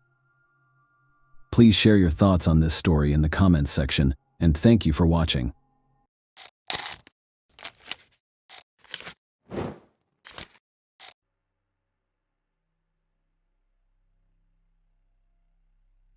A girl went missing after spending the night at her friend's house. In the morning, the bedroom window was wide open, and all of her belongings remained in the room. Police began looking for her, but no one anticipated the dark secrets they would soon discover in the small town. Amanda Lenke was born on June 7, 1991 in Tennessee. She grew up in a large, friendly family with many brothers and sisters. Later, they relocated with their parents to Spring Hill, Florida, where Amanda attended the local middle school. She enjoyed dancing, writing poetry, and playing multiple musical instruments, and she was a very happy child during school breaks. Amanda would always visit her grandparents in the small town of White Cloud. She enjoys spending time there because she has many friends in the town. White Cloud was a quiet and peaceful community of only 1,400 people. The majority of its residents knew each other. Amanda finished 7th grade of middle school in 2004 at the age of 13 and went to White Cloud for the entire summer without supervision or concern for their safety. Amanda spent time with her friends, went for walks, and enjoyed her vacation. On June 20th, she stayed overnight at her best friend's house. They talked, had fun, and went to bed late at night. In the morning, her friend woke up and found Amanda was not in the room. The bedroom windows were wide open. She went to the kitchen and walked around the house, but Amanda was nowhere to be found. Investigators spoke with Amanda's friend, who stated that she did not hear anything that night and that Amanda never told her she was planning to leave. The friend's parents, brother and sister, were present at the time of the disappearance and did not witness anything. Police attempted to locate witnesses who lived near the house but were unsuccessful. No residents noticed anything unusual on the first day of the investigation. Amanda's relatives were outraged by the police's version, claiming she had no problems at home and was happy to spend the summer in White Cloud. They also pointed out that Amanda had left all her belongings, including clothes, in her friend's room. The investigators decided to check the girl's computer for information that could aid in the search. They discovered correspondence with a specific young man, and based on this, the police assumed Amanda fled to meet him, but there were inconsistencies. There was no mention of a possible meeting among these correspondents, and the conversation was about ordinary and everyday issues. Nonetheless, the investigators considered this sufficient to reassure themselves of their correctness. At the time, they did not reveal all of the investigation's details, but information about correspondence with a specific guy spread throughout the city, leading many locals to believe that the girl simply ran away from home. Despite Amanda's relatives' efforts, the police did not fully utilize their resources to locate her. If the case had been classified as a kidnapping, the FBI and other agencies could have been involved in the investigation. On July 5th, mushroom pickers discovered a human body in a forest near White Cloud and reported it to police. Investigators identified the body as Amanda Lenke, who was wearing the same pajamas she had worn at her friend's house. Medical experts confirmed her identity and determined she had received multiple blows from a heave. They also decided to look into the young man with whom Amanda had communicated online. The problem was that his nickname included the word killer. Police considered the possibility that the victim went to meet him and he murdered her, but this version contained numerous inconsistencies. There was no reason to believe the girl would have gone to meet someone in her pajamas in the middle of the night, and their correspondence contained no hints of a personal meeting. The investigator was unable to identify this individual, and the version of his involvement was quickly abandoned in order to generate new leads. Detectives decided to investigate all of Amanda's belongings, which resulted in a breakthrough. They discovered her personal diary, which contained extremely disturbing information. Amanda wrote shortly before her death that a certain man was harassing her, and the following pages were torn out. Investigators suspected his name had been written on them. This diary quickly became the focal point of police investigations into the man's identity. They spoke with all of Amanda's friends and inquired whether the girl had mentioned anything about this. Several of her friends admitted that she had indeed told them about it, and even named the man Cecil Wallace, who was the stepfather of Amanda's friend, and she had stayed the night for detectives, so this was a huge surprise. They had been looking for the killer all over town and beyond, and in the end, the possible suspect was in the same house as the victim. But the friend's testimony was insufficient to arrest him. Investigators had no substantial evidence against the man. No DNA samples were found on the victim's body, and court documents did not state whether she had been abused. Detectives questioned Wallace, who denied any involvement in the crimes. The police were perplexed as to how the man could have done all of this without being noticed in a small house where his wife and 3 children were sleeping. The detectives were unable to detain Wallace due to a lack of evidence or confession. However, they discovered that Wallace's sister, Candace, worked in the police department handling Amanda's case. She actively assisted her brother and his family during interrogations, literally telling him what to say and how to behave. Other detectives were already handling Amanda's case and questioned the objectivity of the investigation by the local police. However, they could not confirm that anyone other than Candace could be helping Wallace. Investigators questioned the man and his family several times but did not yield any results. They continued to look for leads, but the case stretched on for several years. 4 years after the murder in 2008, detectives turned to the National Center for Missing and Exploited Children for medical help. They dispatched their investigators to White Cloud, where they reviewed all of the case materials, conducted new interrogations, and looked for new leads. Ultimately, they reached the same conclusion as the local detectives: there was insufficient evidence to make an arrest. 3 more years passed, and in 2011, the police received a new lead that changed everything. A 27-year-old Texas girl who grew up in White Cloud visited a news website from her hometown. There, she discovered information about Amanda's murder and began investigating it. After learning that the victim had spent the night at the Wallace house, the woman decided to contact the police and report something disturbing. In 1998, when she was 13 years old, she stayed overnight at Wallace's house because she was friends with his second foster daughter. In the middle of the night, a man entered their room and assaulted both of them, threatening them to keep quiet. The victims were too scared to report the incident, so they never told anyone. However, when the adult victim learned about Amanda's case, she decided to contact the police. The victims were then aged between 13 and 16 years old. In October 2011, police arrested Wallace, 43. After compiling all of the evidence, he was charged with molesting both of these victims and the man who was named as a suspect in Amanda's case for the first time. Detectives had no doubts about his involvement in the murder after hearing everything the other women had to say. At the preliminary hearing, he was granted bail of $150,000, which he was able to pay. Apparently, his sister and other relatives assisted him in gathering the funds. The trial was scheduled to begin in a month. While waiting for Wallace to return to work, the locals were upset that he had been released on bail. They repeatedly protested outside the company's office, demanding that the man be fired. On November 10th, the day of the first court hearing, an unexpected development occurred. Wallace did not appear at the scheduled time, and the police immediately declared him wanted. A few hours later, they discovered his car in the woods near the city. The man was also there. All he had done was commit suicide. Detectives who had not expected such a turn of events were forced to continue their investigation. After the suspect died, they could only rely on strong evidence linking him to Amanda's death. They obtained a search warrant for his home, hoping to find any evidence of her murder. The police searched every corner, tore down some walls and removed floorboards, but could not find any significant evidence. They turned their attention to the suspect's sister, Candace. Detectives were convinced she was covering up for her brother and wanted to know if she knew he had killed Amanda. Candace was arrested in August 2012, following the collection of necessary evidence. She was charged with intentionally misleading the investigation, but this was just the beginning. During the investigation, detectives discovered that Candace had been covering up for her brother when he was dealing illegal substances. She also taught him how to not leave any evidence at crime scenes. And she demonstrated how to properly wipe his fingerprints off surfaces so that experts could not lift them. Candace also advised him to always carry a cigarette containing someone else's DNA in case he needed to plant it at the crime scene. Detectives also concluded that at least 9 people were aware of Wallace's crimes but chose to remain silent. All were family members. The police were unable to establish guilt. Candace's involvement was investigated for 2 years before she agreed to a deal with the police in 2014. She admitted to lying to the investigators, and in exchange, 2 other charges were dropped. Wallace's sister was unable to provide consulting services on a case in which she was working as a police officer.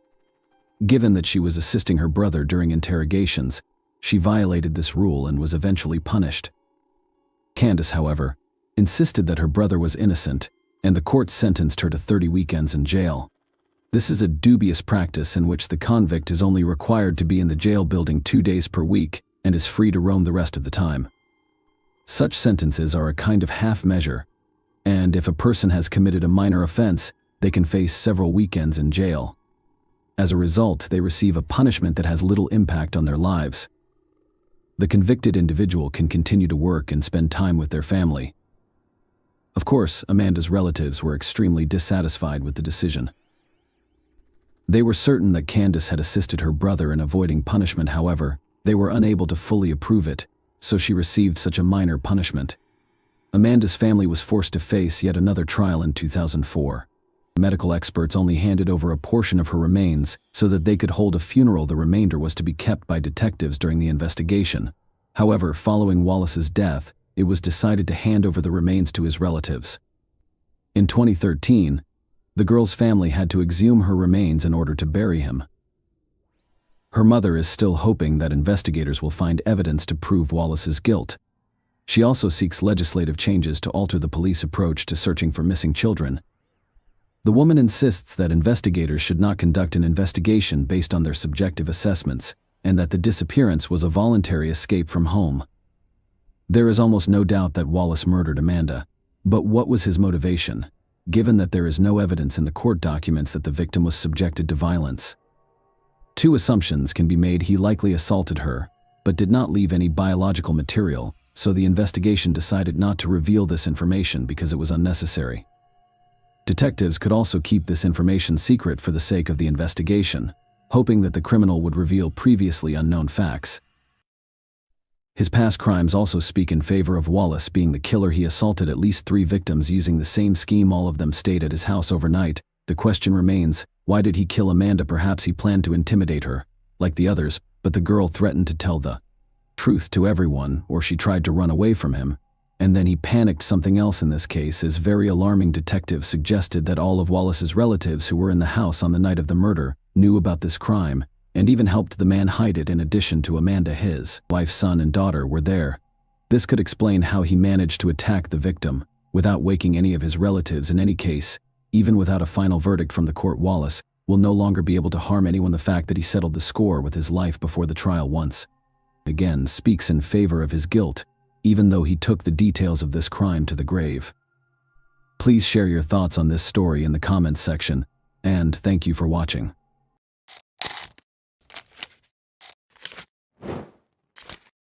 Hey guys, welcome to my channel, and today we're going to take a look at another horrible case with you. Sometime between 7 and 7:30 p.m. on the evening of May 30, 2012, 19-year-old Brittany Wood got ready and left her mother's home in Mobile, Alabama. Everyone thought Brittany was going to see a friend, but that wasn't the case at all.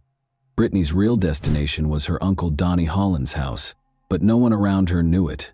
But what started out as a routine visit would turn into a terrifying experience for the family and the police. On June 1, 2012, 2 days later, the police discovered something horrifying. A terrifying crime scene was revealed when Donnie, Brittany's uncle, was discovered in his car with a gunshot wound to the back of his head.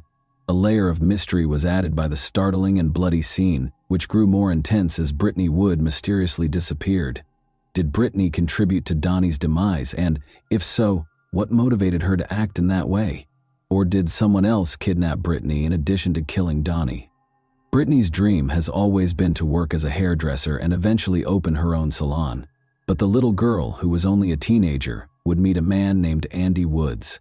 As their relationship grew, their lovely daughter Peyton was joyfully born in 2009, when Brittany was only 18. At first, Brittany relished the independence of youth, but the arrival of Peyton marked a significant shift in her life. But when Andy and Brittany split up a few months after Peyton was born, her life took an even more dramatic turn. In spite of the split, the couple decided to share custody in order to keep their relationship cordial and beneficial for their daughter's welfare. Following this, Brittany started dating and had a number of short-lived relationships. Spending time with her family, especially her brother Derek, whom she viewed as her protector, brought Brittany joy. When Brittany looks back on her past, she realizes that her turbulent experiences also stemmed from her early years. When she was a baby, her mother, Chessie Wood, and her father, Wallace Hinckley, got divorced. Brittany and her father had a good relationship in spite of the divorce. The primary issue, though, was her relationship with her uncle, Donnie Holland. Donnie was always kind to people around him and seemed like a fun-loving guy, but his story was more complicated than it seemed on the surface. In fact, Donnie was being investigated at the time of his death for his alleged involvement in a child abuse ring that involved other family members, including Brittany's household members. Is there a link between Donnie's eventual death and everything that happened in the past and Brittany's disappearance?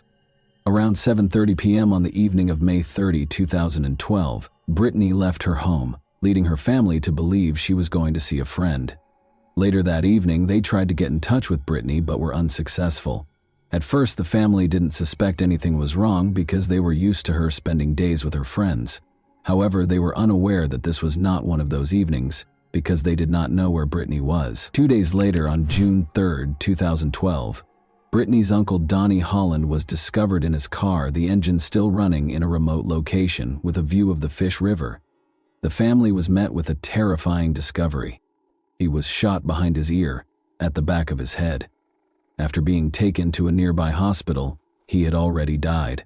After hearing this heartbreaking news, Brittany's family made another effort to get in touch with her and let her know about the tragedy. Sadly, their efforts were unsuccessful because her phone was dead and still unresponsive. The family became increasingly worried when they couldn't find Brittany at her regular hangouts. They quickly made their way to the Mobile County Police Station and reported the missing person. This sparked a number of inquiries that involved Brittany and Donnie. The police searched the crime scene thoroughly in hopes of finding any evidence that would help them solve the case quickly. After a thorough search, they found a phone battery and a small gun inside the vehicle. Chessie, Brittany's mother, said that bags had been placed on Donnie's hands while she was in the hospital, most likely to be tested for gunshot residue. Why these bags were taken out without being tested is still unknown, though. Along with the investigation, the police spoke with Wendy Holland, Donnie's wife, and Jennifer Gonzalez Moore, their friend, who found Donnie's body. When they discovered Donnie about a mile from the main road, they said he was still gushing blood. The reason for their search and the details of the interrogation, such as whether Donnie was still alive, are still unknown. There was a strong suspicion, though, that Wendy was somehow involved in this incident. Presuming the gun was the one used to shoot Donnie, the police collected it along with the phone battery, but when Brittany's best friend, Tiffany Bailey, acknowledged that the gun was Brittany's, things took an unexpected turn. Tiffany disclosed that just before she vanished, Brittany had bought the gun for protection. Suspicions were running high, and people started wondering if Brittany or Wendy and her friend were involved. But there was still another way to look at the story. Donnie was being investigated at the time of his death for allegedly being a part of a troubling child abuse ring that involved multiple members of his own family. He died from a gunshot wound while sitting in his car just half an hour before he was supposed to meet with the investigators to talk about these claims.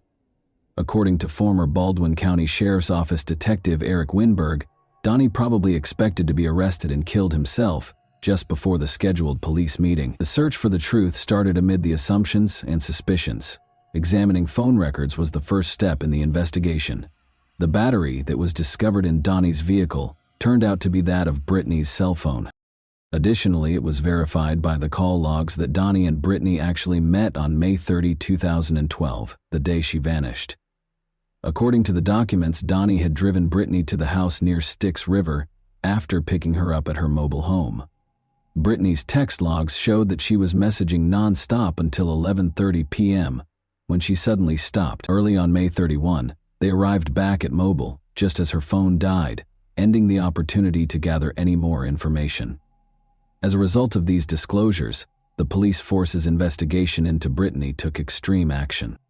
Volunteers, the search and rescue team, helicopters, dogs, and boats were all mobilized in the ensuing extensive search. The Styx River Basin, the last place Brittany's phone had pinged, was within a 5-mile radius of the operation. The intensive efforts produced no evidence of her whereabouts, even after multiple interviews with her friends and family. Brittany's daughter, meanwhile, yearned to see her mother. But after the search for Brittany was unsuccessful, attention returned to Wendy. Police reported that Wendy was seen removing items from Donnie's phone the day he was found dead, which may indicate an effort to hide something that was first disregarded. When the investigation came to a standstill and the police began to focus again on Wendy, this action took on greater significance. The case came to a standstill after the car's DNA results produced no solid proof. Eventually, there was no more evidence to connect anyone to Donnie Holland's murder. As a result, it was formally declared a suicide, and the case was closed. Many questions and controversy were raised by the decision to close the case as a suicide. Detective Eric Winberg confirmed that the gunshot residue test was not performed because it was a procedure carried out by the Alabama Department of Forensic Sciences. Becca Johnson, a private investigator who was actively involved in the search for Brittany Wood, expressed skepticism, saying, "Generally, it's 4 to 5 hours till unpreserved gunshot residue is gone, and hands in bags, it's being preserved." Cameron Busey, a firearms expert at the time, noted that if Donnie had shot himself, the bone fragments and brain matter would have probably lodged in his hands. To ascertain this aspect as well, no test was carried out. Furthermore, Busey emphasized that it would be extremely uncommon to hold the gun behind one's head.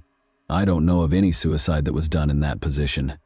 Nevertheless, in spite of numerous worries and observations, suicide was officially declared the cause of death, and no hard evidence surfaced to refute this finding.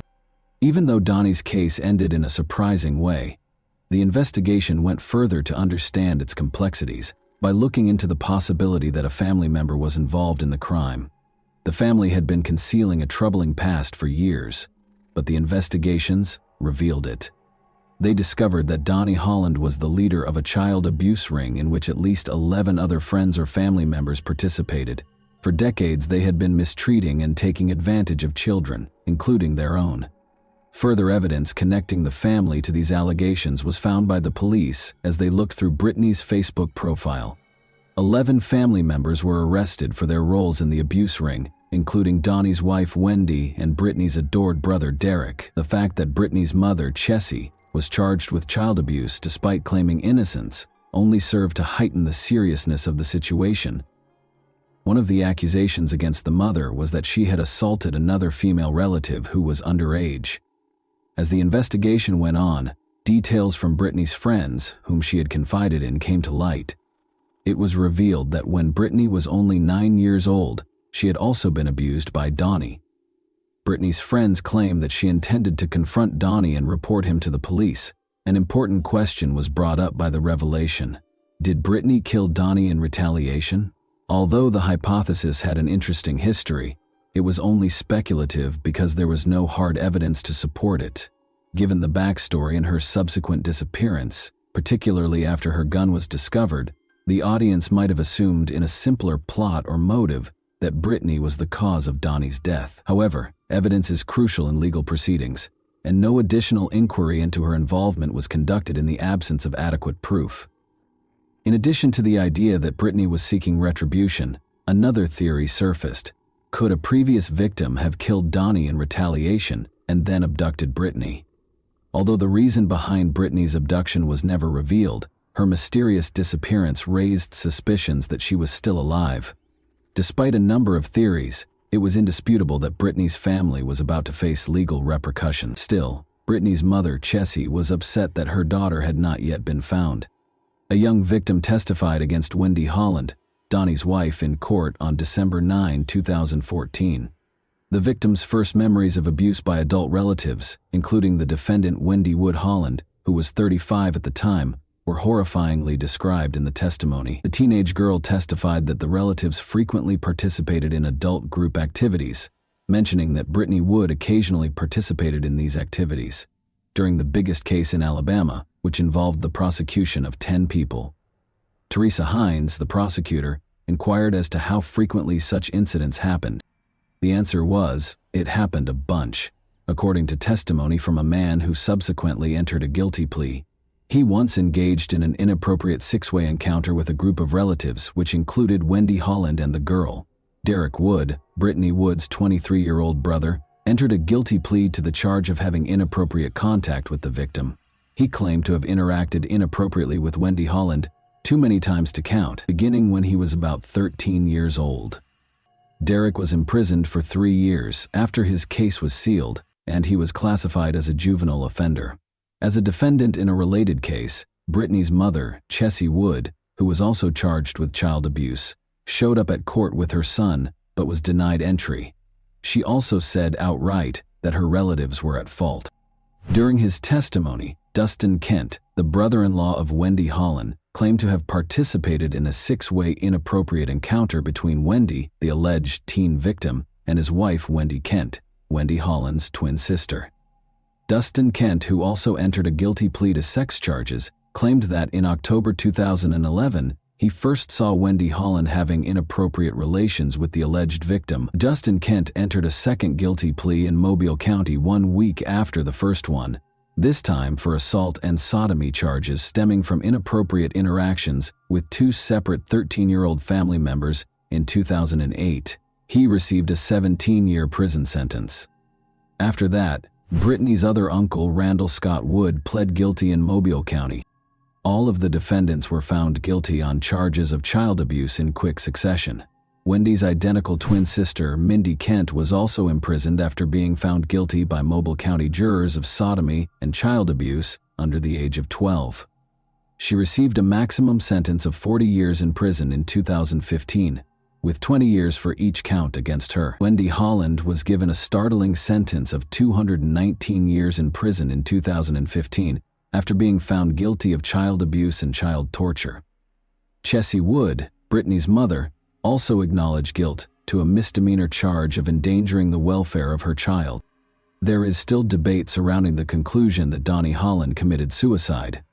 There is still no conclusive answer to the important question of whether Brittany was the criminal. But beneath this mask, one thing is certain. After years of hiding these forbidden activities, Brittany Wood's troubled family finally received the punishment they deserved. In the end, justice had won out. Only one person can now provide us with the truth about the disappearance or the murderous night. But over 10 years have gone by, and she is still elusive, and no one knows where she is. What are your thoughts on this unsettling case, then? What might have occurred the night Donnie died? Was there something more sinister going on? Or was it truly a disappearance leading to suicide? And that wraps up today's chilling story. If you enjoyed this video, don't forget to like and subscribe so you never miss a new upload. Also, let me know in the comments, what part of this story shocked you the most? Thank you for watching, and I'll see you in the next video.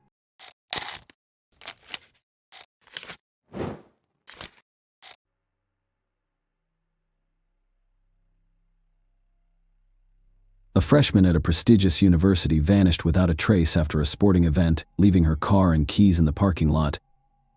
The police did not investigate the case, believing that the young woman had simply fled, but her parents and friends were aware that something terrible had occurred.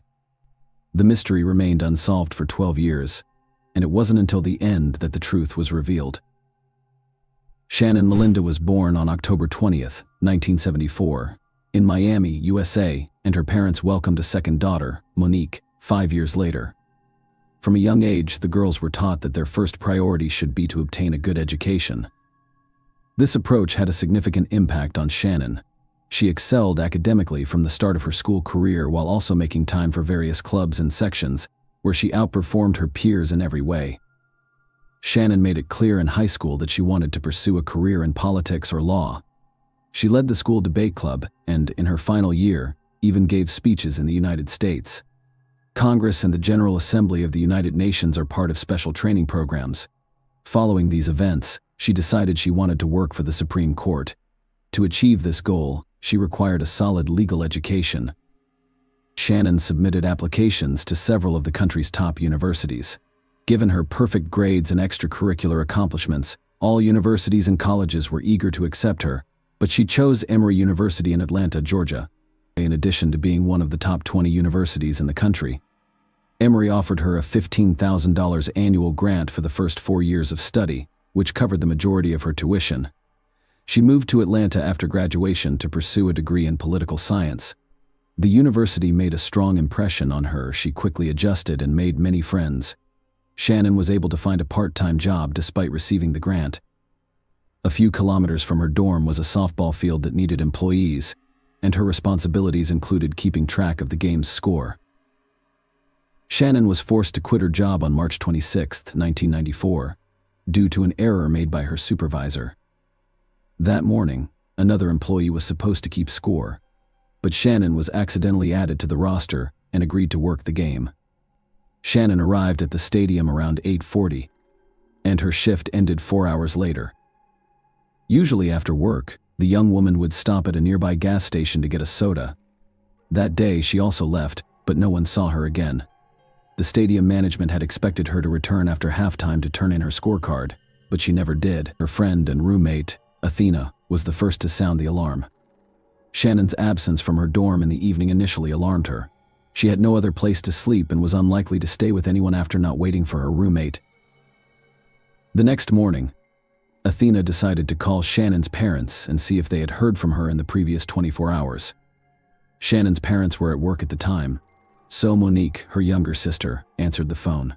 Monique informed Athena that she hadn't spoken with Shannon in a few days and promised to ask their parents when they returned home. Athena became increasingly concerned and told 2 mutual friends about Shannon's disappearance. They decided to look for her on their own. They got into their car and drove around campus. They eventually made it to Shannon's stadium, where they were met with a disturbing discovery. As they approached the stadium, they noticed a gas station nearby and were surprised to see Shannon's car. Her parents gave her a black Nissan 280SX as a gift. When they arrived at the gas station, they found the car empty, with the keys in the ignition and the doors unlocked. Shannon would never leave her car in such a state, which added to their anxiety. Her friends called the police because they suspected something terrible had happened. Unfortunately, the officers who arrived did not take the situation seriously. They took a quick look at the car and determined there was no evidence of a possible crime. Because there was no blood or signs of a struggle, the officers told the friends not to worry. They did not even collect fingerprints from the steering wheel or doors. Furthermore, they asked Athena to drive the car to the university parking lot, which she did. The officers spoke with the gas station attendants, who confirmed seeing Shannon around noon the previous day, but saw nothing suspicious. Shannon had most likely fled at the age of 19, according to the official police version. The case was not treated seriously. Shannon's parents decided to travel to Atlanta right away to join the search for their daughter. When they discovered that the police were unwilling to investigate, they did everything they could to change the situation, and their efforts were successful. Shannon was accepted into a non-profit organization by former President Jimmy Carter as a result of her connections after speaking in Congress. Shannon's parents had brought her disappearance to his attention. Carter and Senator Bob Graham secured FBI involvement in the case. Shannon's parents flew to Atlanta and started looking for their daughter. With the assistance of other students, they printed and distributed thousands of flyers about Shannon's disappearance. Later, her father rented a billboard and announced a $10,000 reward for any information leading to Shannon's location. The young female detectives identified several suspects among Shannon's acquaintances, but were quickly convinced of their innocence. 3 days after Shannon vanished, something interesting occurred. An unidentified man called the police hotline number listed on the flyers to report Shannon's appearance. He stated that the reporters made a mistake when reporting on the young woman's disappearance. Shannon was said to be wearing green shorts on the day she went missing, but they were actually blue. Furthermore, the caller stated that he had Shannon and would keep her as long as he wanted. Despite this distressing call, law enforcement continued to believe Shannon had simply fled somewhere. This assumption persisted for several days until April 6th, when an unidentified man made a second call. This time, he called the university's counseling center to inform them that Shannon was at his residence and was fine. He promised to call later and demand her return. Finally, he stated that he would leave Shannon's ring for the police near where he was calling to confirm his statements. This time, the FBI quickly traced the call and discovered that it originated from a payphone near a Burger King restaurant in suburban Atlanta. When detectives arrived at the location, they discovered the ring in a cloth baggie wrapped in duct tape. Shannon's parents confirmed that the ring belonged to her. This news brought them relief because it gave them hope of seeing their daughter alive again. Since then, they had been waiting for the perpetrator to call back and make his demands. This event prompted law enforcement to reclassify the disappearance case as a kidnapping. The police department appointed a new lead detective, who immediately pointed out his predecessor's lack of professionalism. He said that almost all of their actions were flawed. They did not take Shannon's fingerprints and instead asked a stranger to drive her car to another location. They also did little or nothing to investigate the case, believing that the young woman had simply run away and would return shortly. With this in mind, the investigators decided to rework every possible lead from scratch. The first thing they looked for was the softball field where Shannon was last seen the day she vanished. The fact that the young woman had been missing for several weeks added to the confusion. In addition, a championship game was held on the field that day, bringing the total number of visitors and participants to over 100. The detectives attempted to question as many people as possible, urging them to recall any suspicious incidents during the game. To their surprise, many people shared the same story. The only oddity in that game was the referee's behavior. According to the players and stadium staff, he was extremely dismissive of his job and was constantly distracted, even during important events. Instead of doing his job, he kept trying to talk to Shannon and ask her out. The referee's name was Calvin Hinton, but he preferred the nickname Butch. The 33-year-old man worked as a mechanic for Delta Airlines and refereed matches as a hobby. He had a wife, taught Sunday school at the church, and appeared harmless. The detectives dug deeper and discovered that Butch had left the softball field around the same time as Shannon. After speaking with his co-workers, they discovered another strange detail the day before the game. He had asked the other umpires to fill in for him because he was supposed to have a date. They were all aware that Butch was married, but he explained that his wife was out of town for a few days. When all of his co-workers said no, he called his boss and requested to leave the game early, explaining that his brother's wife was in the hospital and they had no one to leave the children with. Butch returned to the stadium 2 hours after leaving, still wearing his officiating uniform. He went into the locker room, changed, and then left. 3 hours later, he returned to the stadium and was spotted by a colleague. When asked what he was doing there, Butch explained that he had forgotten to deliver his paycheck to the accounting department, but he didn't have it with him. Furthermore, Butch asked his colleague if he had seen where his car was parked for a man who had just arrived at the stadium. That question seemed strange. Investigators questioned Butch, who denied any involvement in Shannon's disappearance. He said that after leaving the stadium, he went straight home. As proof, he showed detectives several outgoing phone calls made within 40 minutes of leaving the stadium. He agreed to a polygraph interview, but failed. Almost all of his answers were found to be false, but they were insufficient to warrant his arrest. It was, however, enough to obtain a search warrant for his home, which was conveniently located near the Burger King where the police discovered Shannon's ring. Detectives discovered 2 additional intriguing facts. His neighbors claimed he lit a fire in the early morning hours following Shannon's disappearance. Later, Butch called his father and requested a handsaw, claiming that a tree had fallen on his car. Detectives went to his house with their service dogs but found no evidence of Shannon's presence there. However, they noticed 3 areas with overgrown soil. When they dug them up, they discovered something extremely creepy. There were dozens of women's clothing and shoes beneath the ground. as well as a sleeping bag and softball field scorecards. Experts examined the excavated clothing, showed pictures to Shannon's parents, and determined that none of it belonged to the young woman. Butch admitted he had no idea where these items on his property came from. He assumed they were left by the previous owners of the house. In the end, the police were in a difficult situation. A number of facts pointed to Butch's involvement in Shannon's disappearance, but there was no direct evidence against him. They hoped that a more thorough examination of Shannon's vehicle would yield results, but they were out of luck. Because the police did not collect fingerprints or DNA samples on the first day of the investigation, the experts were unable to locate them. However, they came to an interesting conclusion: someone had thoroughly wiped down the car, erasing any potential traces. In an attempt to gather hard evidence against Butch, one of the detectives discovered an intriguing fact. He examined the bag containing Shannon's ring and discovered that such items are not made for retail sale. He contacted the manufacturer and discovered that Delta Airlines was the only buyer of such bags in Georgia. According to the company, mechanics use the bags to store small airplane parts. As we recall, Butch was a mechanic for that company. The detectives thoroughly examined everything and discovered another tiny clue. In Butch's car, they discovered a piece of the same duct tape used to wrap the pouch. On the tape itself, the experts discovered microscopic particles of the same metal. After analyzing its composition, they determined that this compound is only used in the aviation industry. Despite this, the case remained frozen for several months. The police and Shannon's parents were certain that Butch was responsible for the young woman's disappearance, but no one could prove it. All evidence was circumstantial. When the airline learned of the suspicions against him, they fired him immediately. Previously, he had managed to mockingly boast to his colleagues that he was a suspect in a kidnapping. After reviewing his background, investigators discovered Butch had a lengthy criminal history. They were unaware of this at the start of the investigation because advanced criminal databases did not exist in the 1990s. It turned out that he had committed his first crime while a minor. He worked part-time and one day went to his boss's house, where only his wife was present. Butch attempted to tie her up but failed.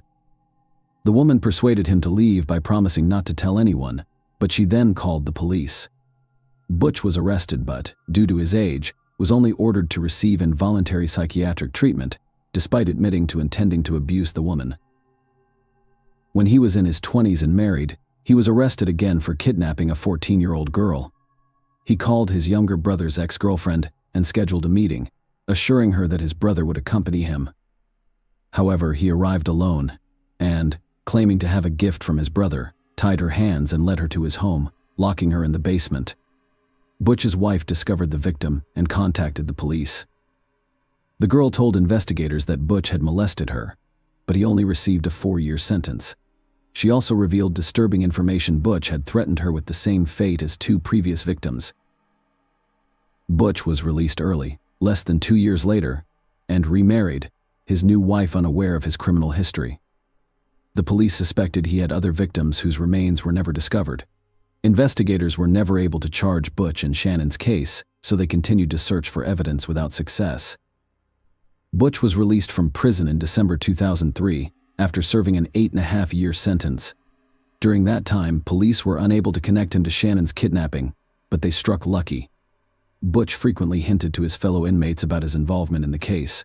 Detectives interviewed about 10 inmates, and one, Adonis Cornwell, remembered Butch's late-night confession.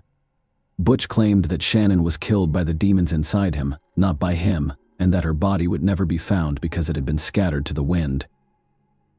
This testimony, combined with previous circumstantial evidence, enabled investigators to take the case to trial. Butch was arrested in August 2004 and charged with kidnapping and murder. According to the investigation, Butch saw Shannon at a gas station and lured her into his car using false pretenses. He threatened her and drove to his home.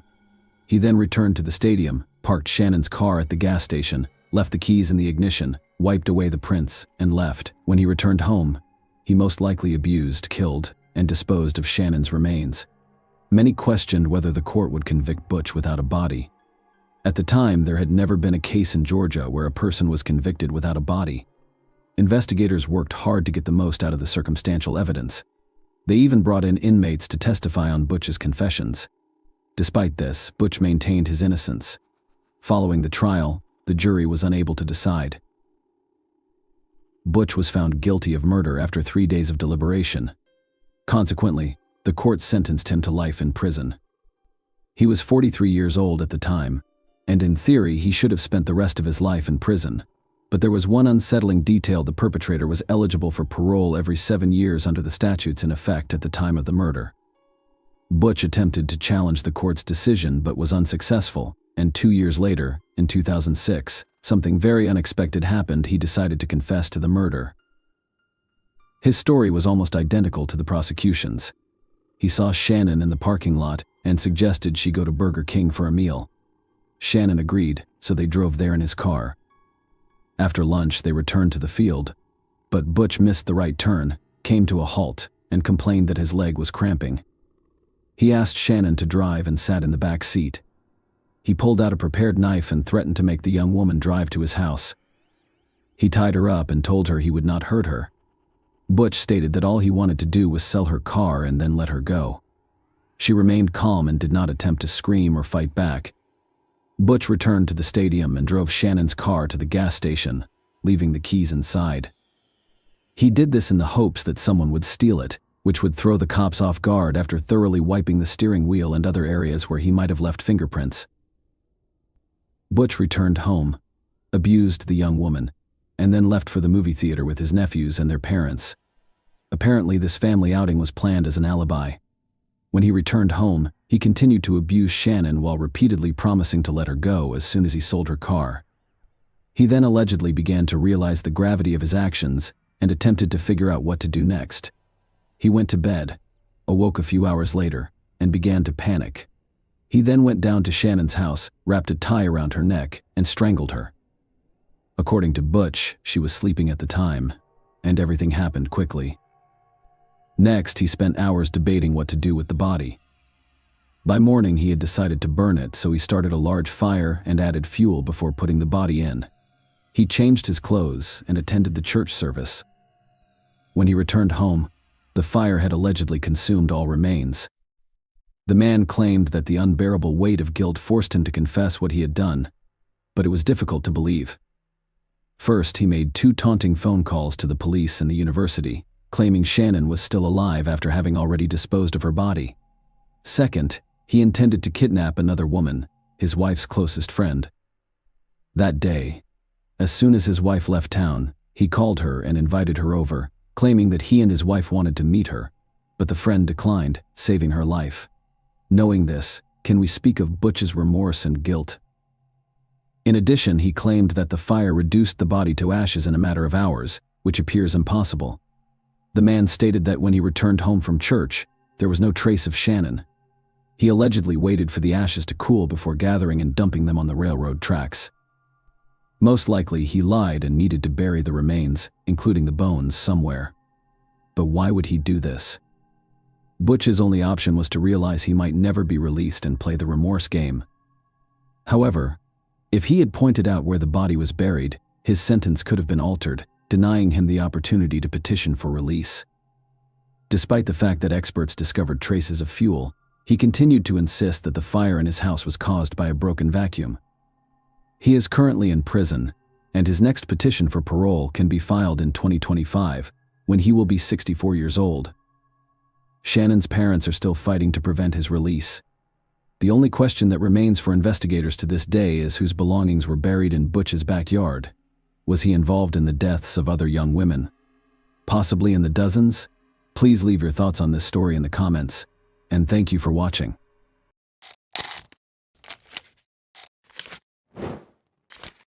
Hey guys, welcome to my channel, and today we're going to take a look at another horrible case with you. The tragic death of Barbara Faye Villarreal occurred in Garland, Texas, on November 7, 1986. A large kitchen knife was found embedded in her body after she was brutally stabbed and murdered in her own home. There were bloodstains all over the crime scene, which was horrifying and gory. Despite detectives' efforts, the case remained unsolved for almost 40 years. The killer had been hiding in plain sight, leaving a trail of unsolved questions until 2023, when advances in DNA technology revealed the truth. What sinister motives drove Barbara's horrific fate, and who was the mastermind behind it? You'll be amazed at the response. Let's examine the specifics. Garland is a city with a tale of resiliency and hope located in the center of the Dallas-Fort Worth metroplex.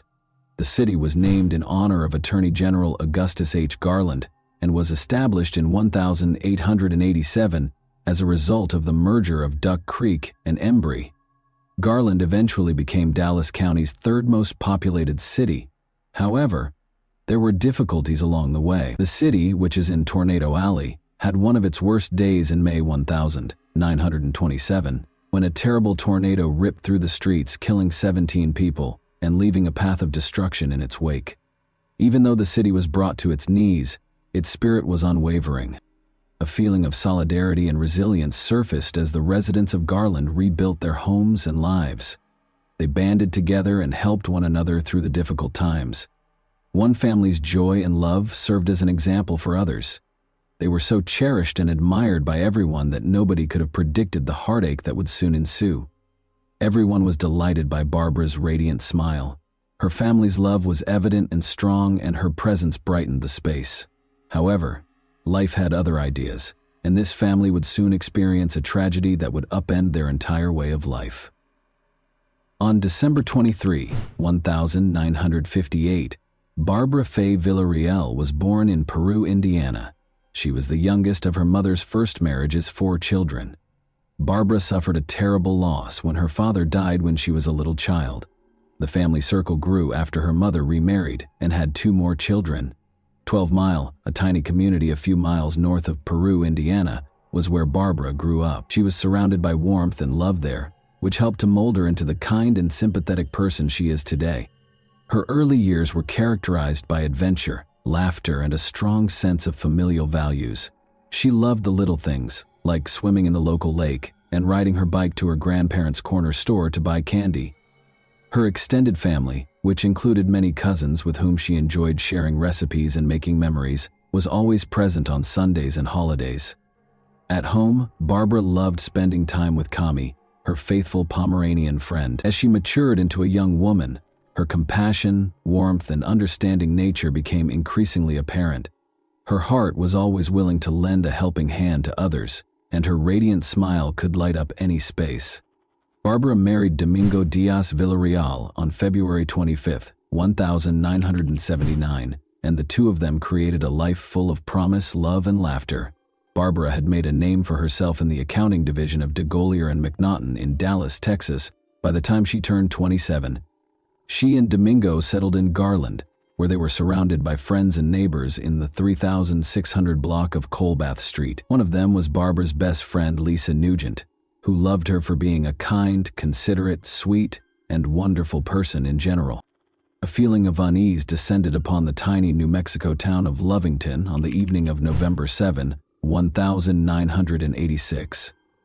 In stark contrast to the horror taking place inside the Villarreal residence, the sky was a serene shade of pink and orange. Domingo Villarreal was standing at a neighbor's door at 8:52 p.m., his hands shaking, his eyes wide, and his voice trembling. Slightly lucid from shock, he begged for assistance. "There's a problem with Barbara," he managed to say. After the neighbor promptly dialed 911, emergency personnel reached the location in a matter of minutes. The house was illuminated by the flashing lights of the police cars and ambulances that occupied the street. Officers entered and were greeted by a sight that chilled them to the bone.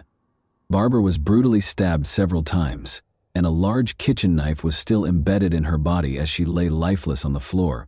As a brutal reminder of the evil that had killed her, the knife appeared to mock the scene. In his first statement, Domingo claimed that 2 men had broken into their house, bound him, and pulled Barbara into a different room. He stated that when Barbara's screams shattered the night air, he was in the backyard. She was being held captive by 2 armed men when he hurried inside. Barbara was led to a different room by 1 man, and Domingo was able to flee after the other man made him perform a sexual act at gunpoint. The police listened carefully, but every second that went by made them more skeptical. Domingo's face looked emotionless and his story sounded scripted. Fueled by doubts and questions, the investigation got underway. What actually took place that fateful evening? Did Domingo commit the crime or was he a victim? Although paramedics responded quickly, Barbara's injuries were obviously serious. Although it was later discovered that she had been dead for more than an hour prior to their arrival, she was declared dead at 9:50 p.m. The full scope of the horror was disclosed in the medical examiner's report. She had numerous stab wounds all over her body, each of which was a testament to the attacker's violence and rage. An investigation into a homicide was started. For the Garland Police Department, the initial investigation into Barbara Villarreal's murder was a difficult and complicated procedure. It was evident as soon as they got to the crime scene that this case would call for painstaking attention to detail and unwavering resolve. With furniture overturned and personal belongings strewn all over the floor, the house was in a state of chaos that suggested a violent struggle. Several areas had bloodstains, indicating Barbara had put up a valiant fight against her assailant. To record the scene, investigators collected blood samples, removed fingerprints from different surfaces, and took a ton of pictures. A big kitchen knife that was thought to have been used in the murder was sealed as evidence and sent for forensic analysis. Nevertheless, the technology available at the time made it difficult to draw firm conclusions from the evidence. It simply wasn't adding up. Something was missing. Police interviewed a large number of neighbors, friends, and family members in the days after the murder. Barbara was described by close friends and family as a loving, kind person who had no known enemies. Nonetheless, some claimed she had been involved in a few family conflicts, which made police wonder if there might have been a personal motivation for the crime. As investigators continued their investigation, they discovered startling information about the family. Although many saw Barbara and Domingo as a happy couple, others witnessed them fighting regularly and dealing with serious problems. Their relationship was viewed differently by those who knew them. At first, the police thought Domingo might be a murderer. He was exonerated following a rigorous interrogation, but the investigation came to a standstill because Domingo was no longer a suspect. They had no additional suspects, no evidence, and no fresh leads. The investigation stalled, and the police had no idea what to do next. A faint blood trail discovered outside the house was the only hint, but it didn't belong to Barbara or Domingo. Detectives were left wondering who could have committed such a horrible crime, because this enigmatic blood was the only indication that a killer was present. The loss devastated Domingo and Barbara's family. They struggled to find peace, as the graphic picture of her death tormented them. Fearing that anyone could be the victim of such a horrible crime, the community was also rocked. The suffering and uncertainty were exacerbated by the lack of answers. It took a pivotal discovery to reveal the truth about her untimely death, so the case remained a mystery. It was challenging for investigators to make meaningful progress because of the dearth of eyewitnesses and hard evidence. Blood samples provided no useful information, and fingerprints taken from the crime scene did not match anyone in databases that were currently in use. The police were left with a number of unsolved questions and dead ends. The case started to lose steam as the weeks stretched into months.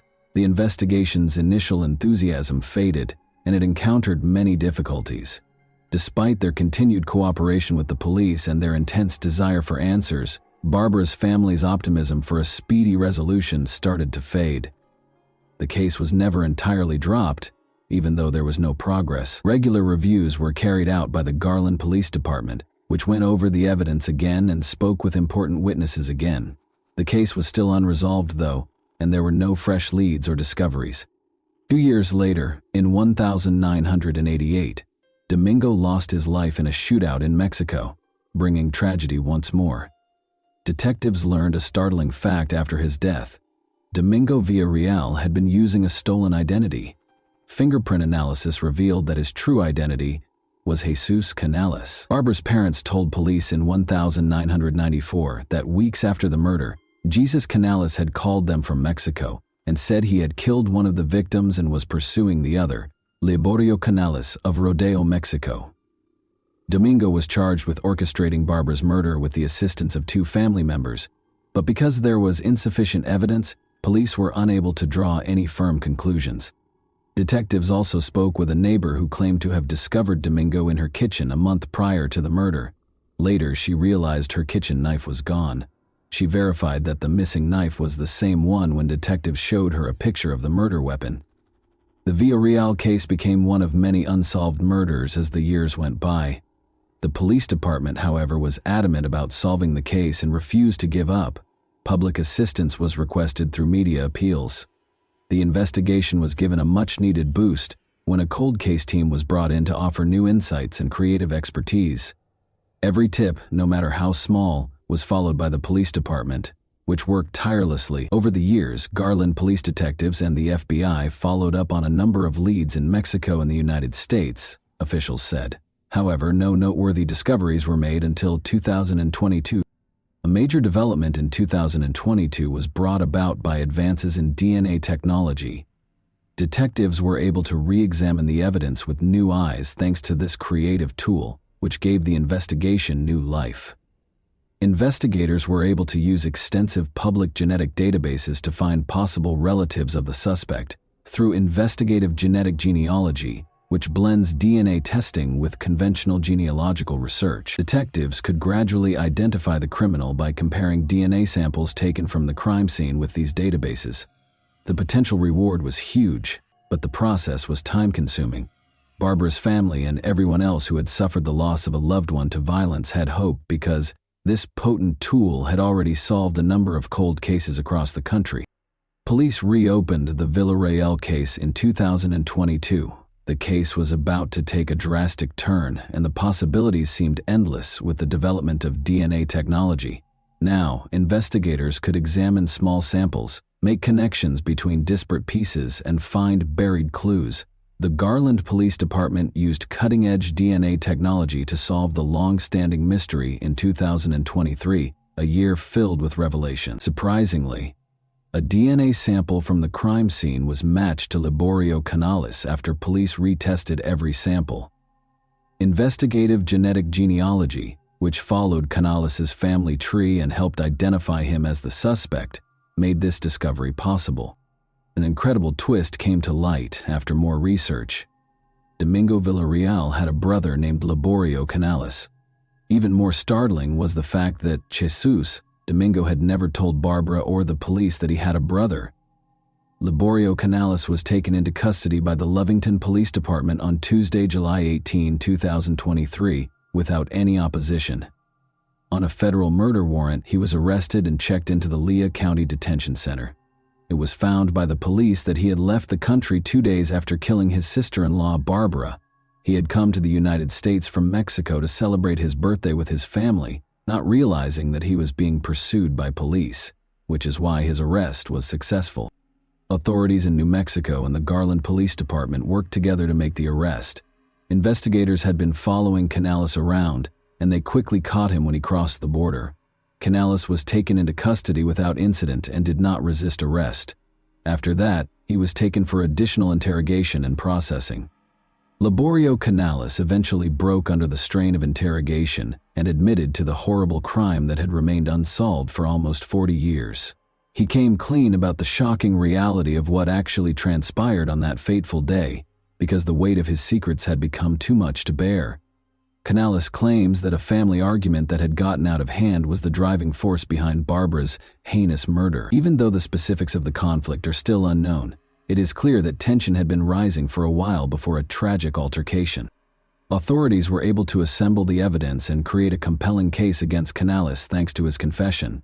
Later, he was accused of killing Barbara. The legal proceedings proceeded swiftly because of his advanced age and the overwhelming evidence against him.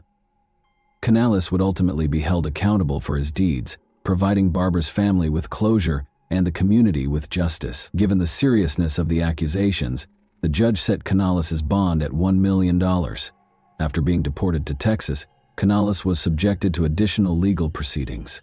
An important first step toward taking responsibility for his actions was his booking into the Dallas County Jail on August 18. Canales received a 20-year prison sentence after his extradition and booking. This sentence probably means he will be incarcerated for the rest of his life because of his advanced age. After waiting for justice for almost 40 years, Barbara's family felt a sense of closure after the sentencing. The case demonstrated how crucial cold case units are, and how DNA technology can be used to solve even the most difficult cases. It also gave families of other unsolved crimes hope. According to Barbara's mother, the way the Villarreal case was resolved had a big influence on how investigations were conducted. The Barbara Villarreal case serves as an example of the effectiveness of tenacity and creativity in criminal investigations. Through the unwavering efforts of law enforcement and the revolutionary potential of DNA technology, a cold case that appeared destined to go unsolved was turned into a tale of justice. The knowledge gained from this case will continue to direct and motivate those committed to cracking cold cases and providing closure to families as we move forward. And that wraps up today's chilling story. If you enjoyed this video, don't forget to like and subscribe so you never miss a new upload. Also, let me know in the comments, what part of this story shocked you the most? Thank you for watching, and I'll see you in the next video.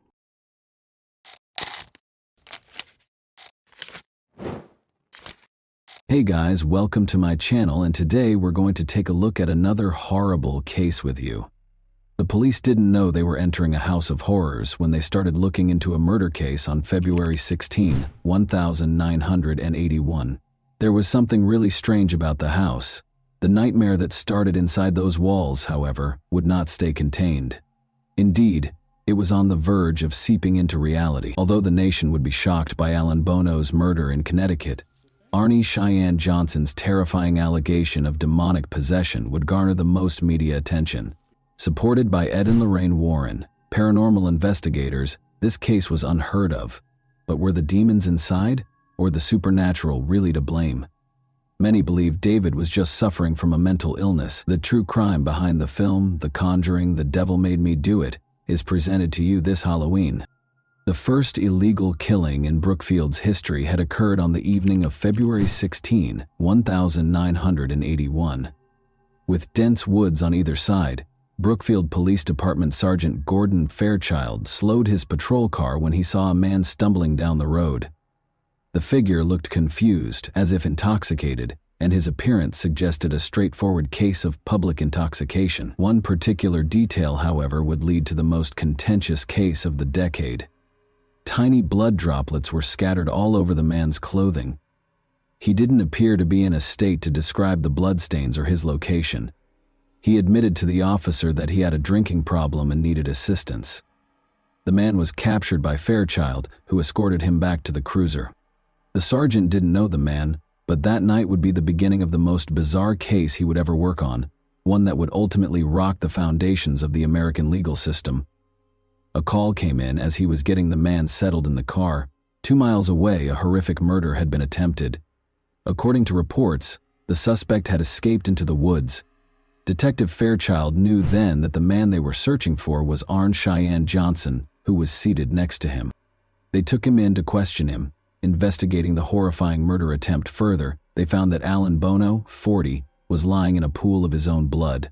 A 5-inch knife had stabbed him several times in a gory manner.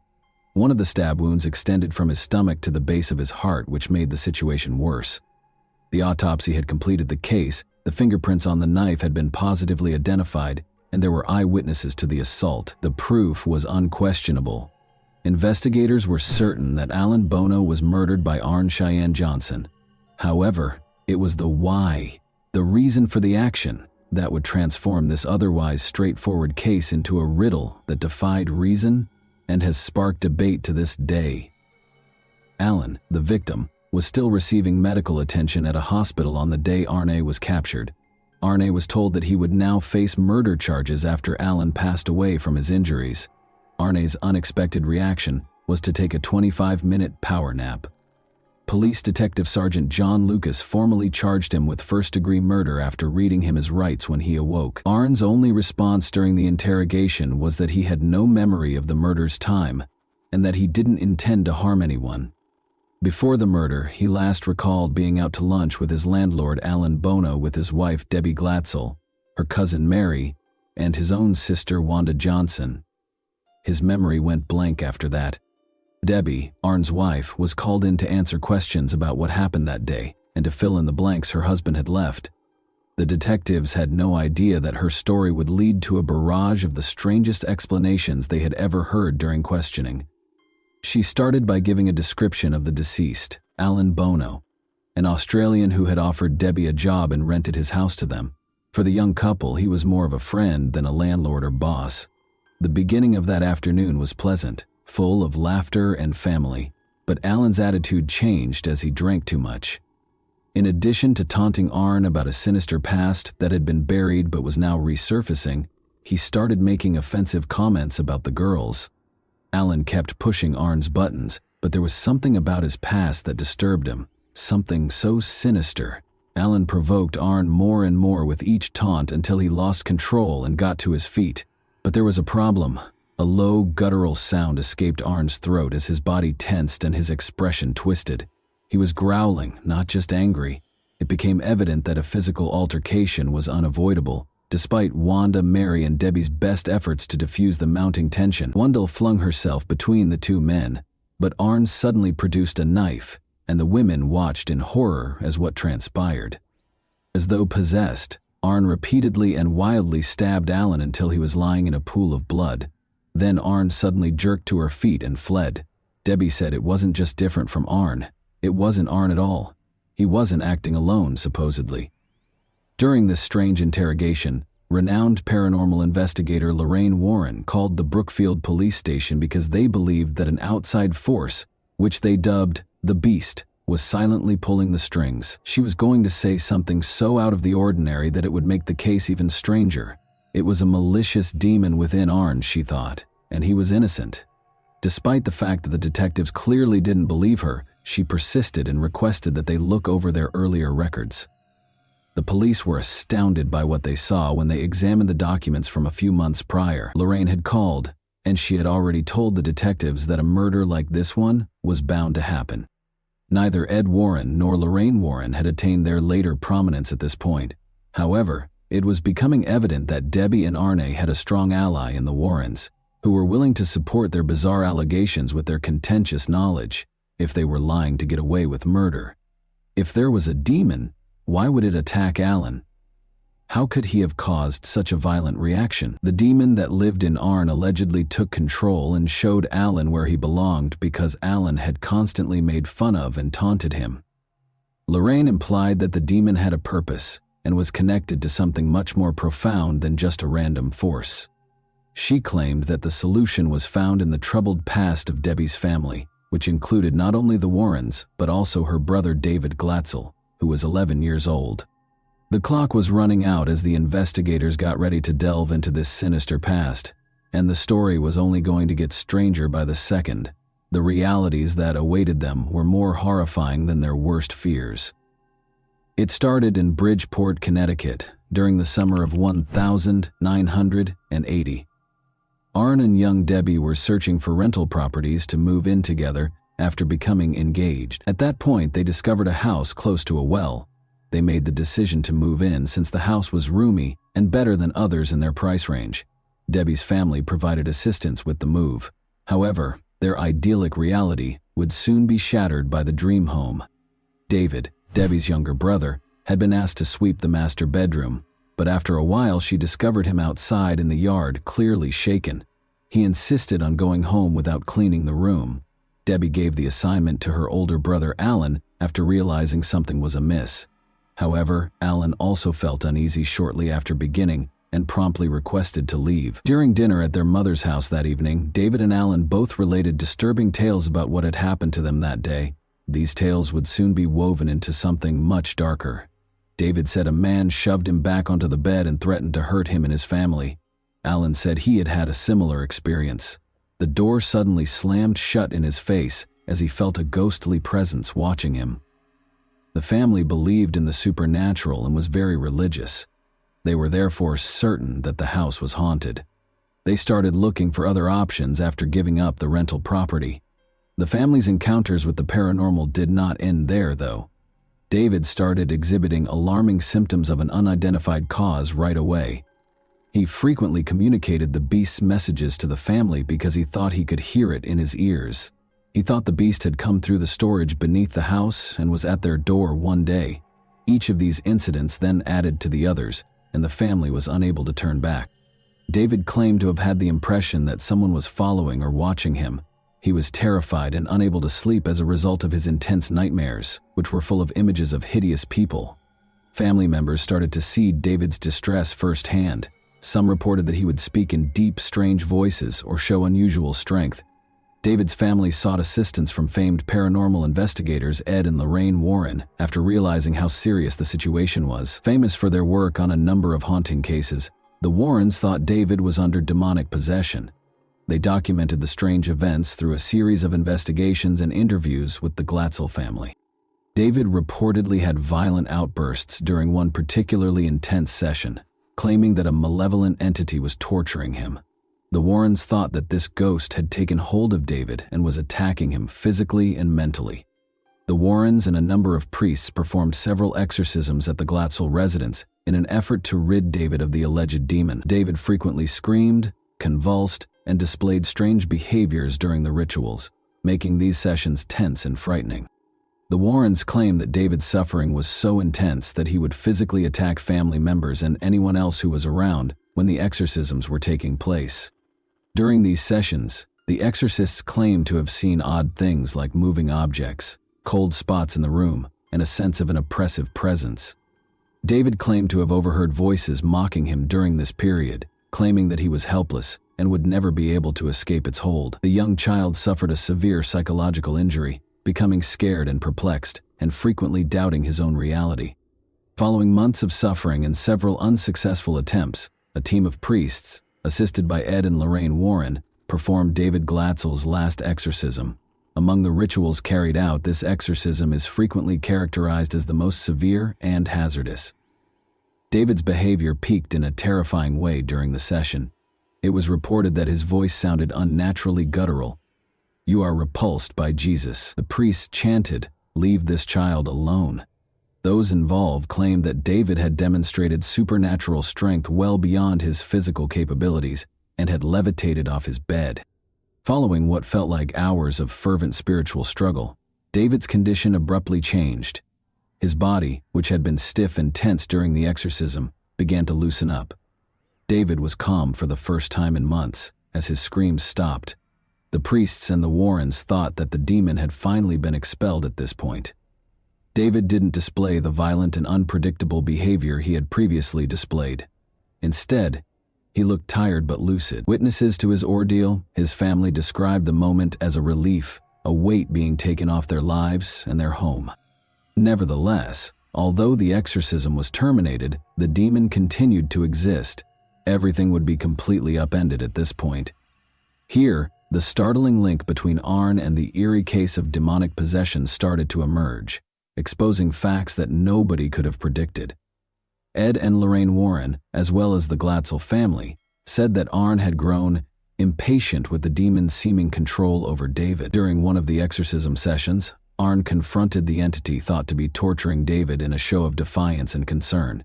He yelled at the demon, demanding that it abandon David and take possession of him instead. They said, "Take me on," Arn said. "If you're so strong, leave David alone and come into me." These words were meant to be a taunt, challenging the evil force to target him instead of young David. This challenge that Arnie presented to the demon deeply troubled Lorraine. She thought a horrible thing might happen, so she called the Brookfield police to express her fear that something terrible was going to happen. And it did. As events transpired, investigators were certain that Arnie and his followers had a story that was both frightening and humorous, but unquestionably implausible. From the investigators' point of view, the day's events were simple. After consuming excessive amounts of alcohol, Arn and Alan ended up with young girls. Alan's offensive comment about Arn's sister-in-law pushed Arn over the edge, escalating the tension. Under the influence of alcohol and his tumultuous past with the Glatzel family, Arn either lost his mind or used this as an easy excuse to confront Alan physically before leaving. The charges against him were based on this. However, what would Arn's defense entail? Did he have a crime? He would make a plea that would catch the attention of everyone on the planet, not just one of simple guilt. Ed and Lorraine Warren said during the trial, which started in October 1981, "We're going to take the devil to court." Martin Minella, Arn's defense lawyer, claimed that because Arn was under the influence of a demon at the time of the murder, he was not accountable for his actions. Such a defense was employed for the first time in American history. Manella attempted to have the Warrens testify regarding the alleged possession by Johnson and the exorcisms. Additionally, he intended to subpoena the priests who were performing the exorcisms. The defense team maintained that Arnie's actions could only be explained by demonic influence. However, the defense of demonic possession was promptly dismissed by the case's presiding judge, Judge Robert Callahan. Because it was not verifiable by any legal or scientific standards, he decided that such a defense could not be used in court. Supernatural claims are not admissible under the American legal system, which is founded on observable facts and logical reasoning. After the demonic possession defense was rejected, Arne's legal team turned to self-defense. Judge Callahan said, "The courts have dealt with the existence of God. Now they're going to have to deal with the existence of the devil." The next question on the trial was whether Arnie had acted in self-defense during an altercation with Alan Bono while intoxicated. According to testimony given during the trial, Alan started the deadly altercation by grabbing Mary Glatzel, the sister of Arnie's girlfriend, and refusing to let her go. Although the specifics of the altercation were unclear, witnesses stated that Alan had been drinking excessively and had become agitated. Assistant State's Attorney Walter Flanagan led the prosecution's argument that Arne stabbed Alan on purpose, although the prosecution argued that the murder was the consequence of a heated argument rather than any supernatural influence. Johnson had a history of good behavior and no violent tendencies. The jury deliberated based on the evidence presented in court, despite the case's sensational nature and the initial defense's reliance on the demonic possession argument. On November 24, 1981, the jury found Arne Johnson guilty of first-degree manslaughter. Following 15 hours of deliberation, the jury agreed with the defense's arguments of mitigating circumstances, such as the fight between Arnie and Alan, and rejected the notion that the murder was premeditated or that Johnson had acted with malice aforethought. Due to his good behavior, Arnie was released from prison in 1986 after serving only 5 of the 10 to 20 years that he had been sentenced to. The case has had a long-lasting impact on popular culture, in addition to the legal field. Its status in paranormal lore has been solidified by Ed and Lorraine Warren's involvement with the case. Standing by their assertions that Arne Johnson had been influenced by a malevolent force and that the devil was the one who forced him to do it, they continued to write books and give interviews. The case further cemented its place in the history of the paranormal in America when it was dramatized in the popular movie The Conjuring, The Devil Made Me Do It, in 2021. As a result, the February 16, 1981 case, which was initially thought to be an open and shut case, has been a source of fascination and wonder for many years, and is still one of the most fascinating cases to be remembered on Halloween. Why did the demon, if it was responsible, attach itself to David in spite of multiple exorcisms, but lay dormant in Arne both before and after the murder? Did Arne get away with the most egregious excuse in criminal history? How did Lorraine Warren alert the Brookfield police prior to the actual murder, if it wasn't paranormal? Those who read this terrifying story are still plagued by these questions. And that wraps up today's chilling story. If you enjoyed this video, don't forget to like and subscribe so you never miss a new upload. Also, let me know in the comments, what part of this story shocked you the most? Thank you for watching, and I'll see you in the next video.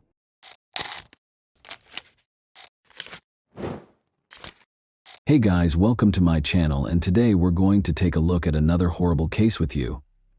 A terrible crime is depicted in the tragic events of November 28, 2014 in Fort Worth, Texas. An apartment complex resident named Ashlea Ann Harris, 31, was the target of a vicious and premeditated attack. The events that transpired on that fateful day raised troubling doubts regarding the motivation behind this barbaric deed. The incident started when a worried apartment complex resident called 911 on December 12th.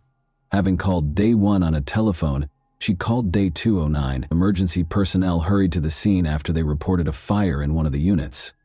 The fact that this incident would turn into a murder investigation was unknown to them. The apartment was occupied by Ashlea Ann Harris when it caught fire.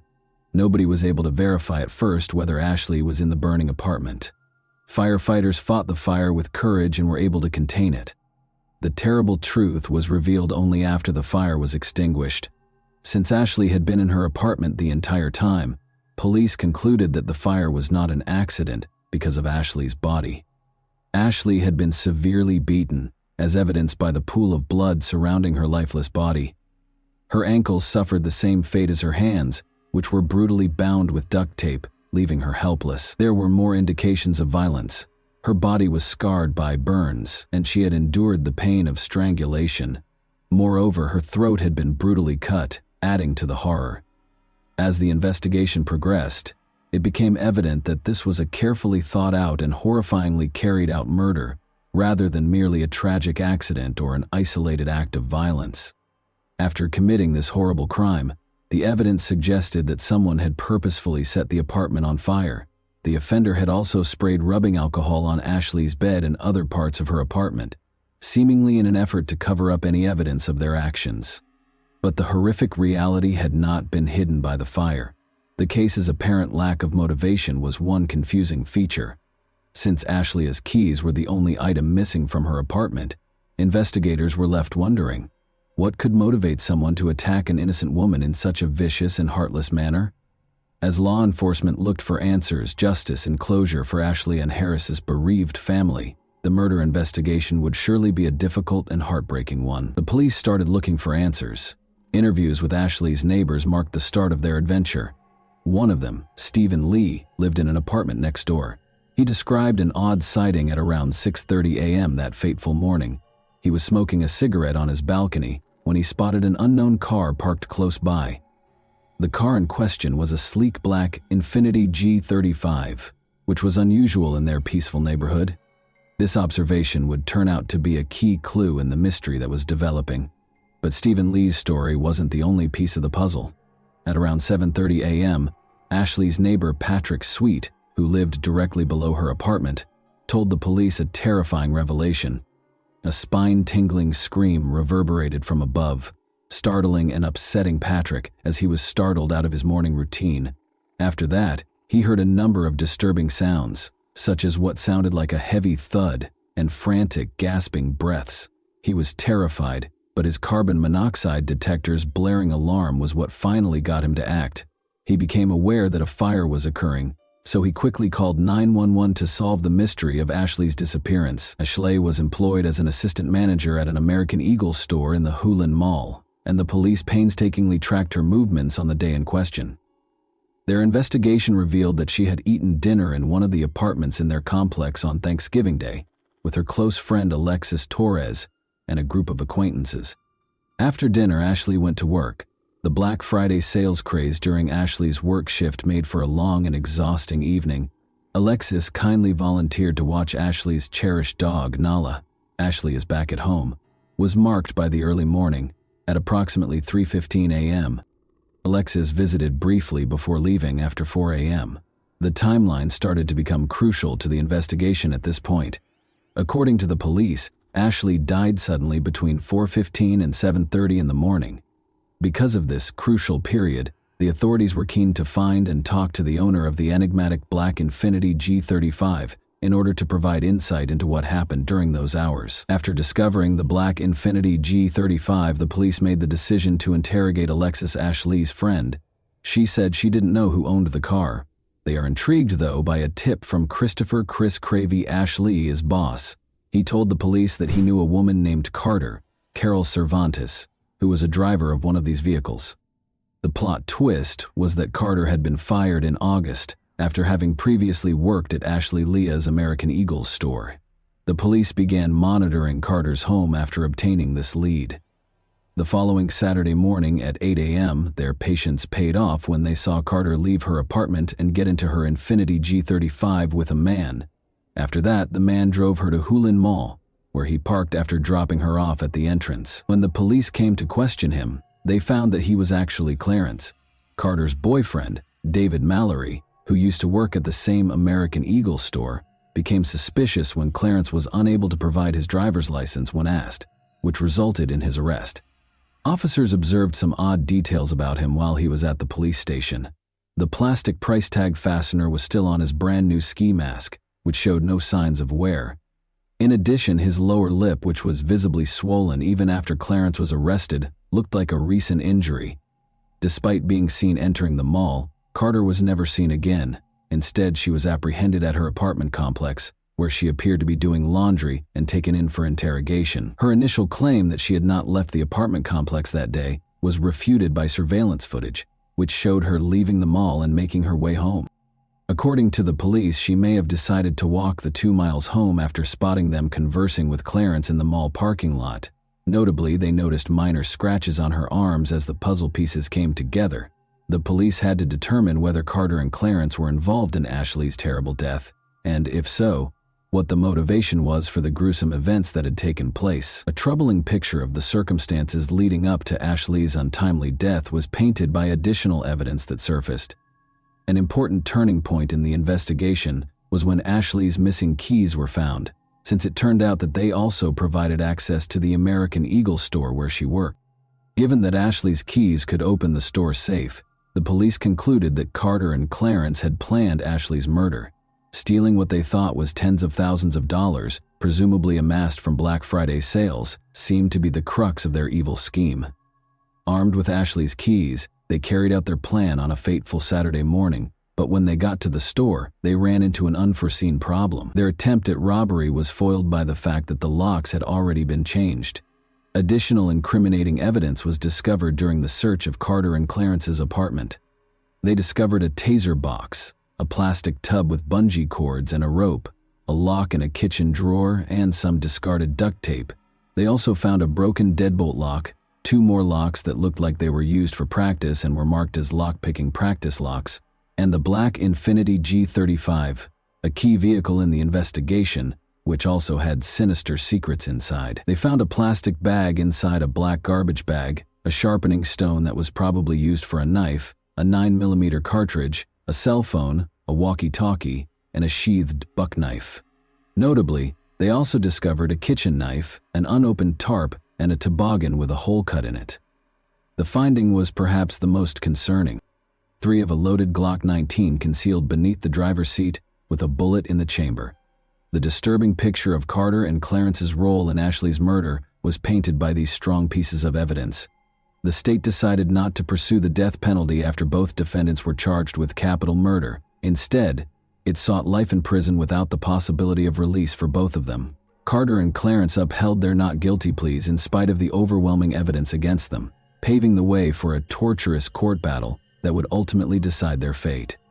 Although the prosecution gave both defendants a largely consistent story, the court cases of Carter, Carol Cervantes, and Clarence, David Mallory, developed independently. But after Carter's case was heard, attention turned to proving that she was the alleged mastermind of the crime. The prosecution believed that Carter and Clarence had several reasons for wanting to hurt Ashleigh. First, they thought the two wanted Ashleigh's keys, which would allow them to enter the store safe and the large amount of money they assumed was kept there, especially after the Black Friday sales. The prosecution also claimed that Carter and Clarence wanted to exact revenge on Ashleigh. An additional layer of personal animosity was introduced into the situation when they blamed her for their dismissal.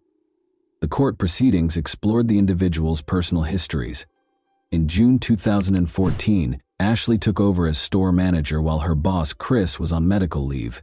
An important part of the operation had been played by Carter, the store's assistant manager. Notably, on August 24, 2014, she had also employed Clarence, her boyfriend, to work with her at the same place. A sizable amount of $18,000 inexplicably vanished from the American Eagle store's safe. When Ashleigh, who was in charge of locking the store that evening, noticed that the back door had been left open, suspicion was cast on Carter. Clarence was identified in surveillance footage as the person who had broken into the safe and stolen the cash. This finding signaled the start of a series of events that would ultimately result in a tragic conclusion. Chris, Ashleigh's boss, didn't find out that Carter had employed Clarence until after the theft. It was shocking to learn that Clarence had a history with the American Eagle brand, having worked at an Amarillo store. However, his record in the American Eagle system was marked as non-rehirable, meaning he should not be employed at any American Eagle location. Chris revealed something shocking. In order to evade detection and get around any warning signs, Carter had changed Clarence's name and social security number in the system and manipulated his personnel file. This information implied a troubling degree of Carter and Clarence's collusion. It became clear as hostilities increased that Carter and Clarence had been plotting Ashley's kidnapping and key retrieval. Images of Ashley's apartment, her apartment door, and her car were among the incriminating evidence found on their cell phones. On their cell phones, police also found latitude and longitude coordinates. The terrifying story was further enhanced by Detective Cedillo's testimony, which disclosed that one of Clarence's texts included coordinates that, when entered into Google Earth, identified a location close to Lufkin, Texas. Detective Cedillo discovered a terrifying hole at this location that was 6 feet long, 2.5 feet wide, and 3 feet deep. It looked grimly like a grave for a human. The prosecution argued that the original plan was to kidnap Ashley, threaten her with a pistol, and then kill her somewhere else. But when Ashley refused to let them into her apartment, their plans took a sinister turn, and she tragically died there. More disturbing evidence surfaced. 2 shovels, a box of plastic sheeting, and a box of Craftsman sockets were found by police when they searched Clarence's Cadillac, indicating a sinister and planned motive. These disclosures presented an unsettling image of a well-thought-out crime in which Carter and Clarence were purportedly driven by retaliation as well as financial gain. As the trial went on, the prosecution called witnesses who provided more insight into the terrible circumstances surrounding Ashley's passing. Jeff Kaiser, Ashley's close friend and neighbor, was one such witness. Jeff described the terrifying morning when he was startled awake by the sound of fire alarms, recognizing that Ashley's apartment was in danger, and he acted quickly after noticing her car was still parked outside. He hurried upstairs without thinking and kicked down Ashley's apartment door with courage. When Jeff walked in, he saw a chaotic scene. The apartment was filled with smoke, and the sprinkler system sprayed water, making the place dangerous and confusing. Even though it was dangerous, Jeff tried to crawl toward the kitchen to get to Ash, but the dense smoke soon overpowered him and he had to back off to get some fresh air. Unfazed, he made 2 more heroic attempts, but the smoke was too thick to handle. Luckily, rescue efforts were taken over by firefighters who had already arrived on the scene. Arson investigator Wallace E. Hood Jr. offered crucial information about the fire's cause. He stated in his testimony that he was able to pinpoint several places where the fire started, including Ashley's bed and the closet. One particularly unsettling discovery was the smoke detector's purposeful removal and hiding under the mattress. These discoveries suggested a malevolent and deliberate act meant to hide the fire and make Ashley's chances of surviving even more difficult.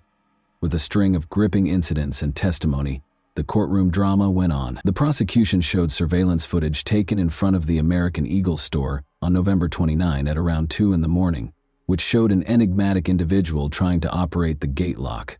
The prosecution claimed it was Carter, but the person's face was hidden. The altered locks made it impossible for them to unlock and raise the gate, despite their obvious attempts. This implied that Carter might have had plans involving the crime or the store. Unaware that the police were observing them, Carter and Clarence returned to the mall at 8 a.m. that same day, the court was informed.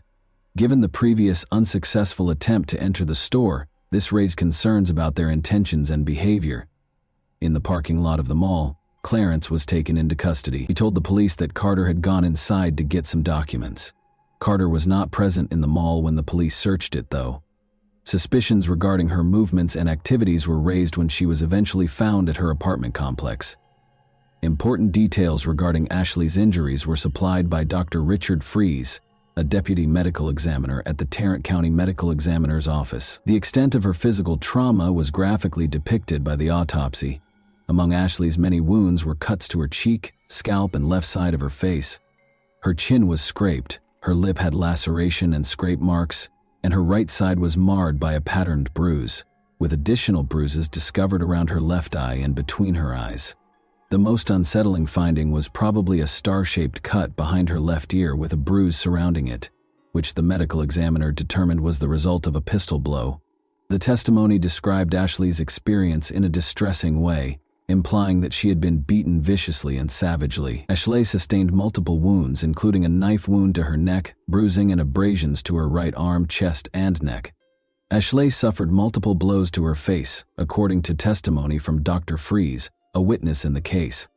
Additionally, he mentioned that Ashley's eyes had patachi, which suggested that she might have been strangled or suffocated. Dr. Fries clarified that a fractured cricoid, a neck cartilage, is more frequently linked to severe force or auto accidents and is rarely observed in asphyxia or strangulation cases.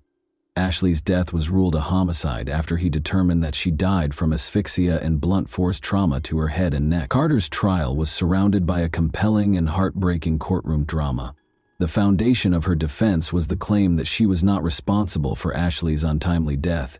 She bravely removed the layers of fear and manipulation that had surrounded her life by taking the stand to testify in her own defense.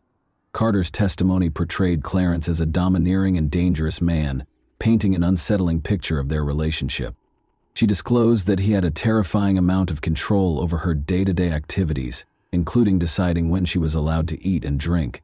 As she admitted to trying to rob the American Eagle store, the entire courtroom listened intently, but she maintained that Clarence's threatening words were what forced her to commit this crime. She told of the terrifying time he pulled out a gun and gave her the order to steal. To make matters worse for her, he claimed that if she refused to accept the money, a dangerous threat would be waiting outside her parents' house, threatening their lives. Carter's story took a darker turn when she described a horrific experience in which she was raped by two unidentified men. She claimed that Clarence himself had allowed these attackers to enter her apartment, and she had to endure the unspeakable cruelty of their acts.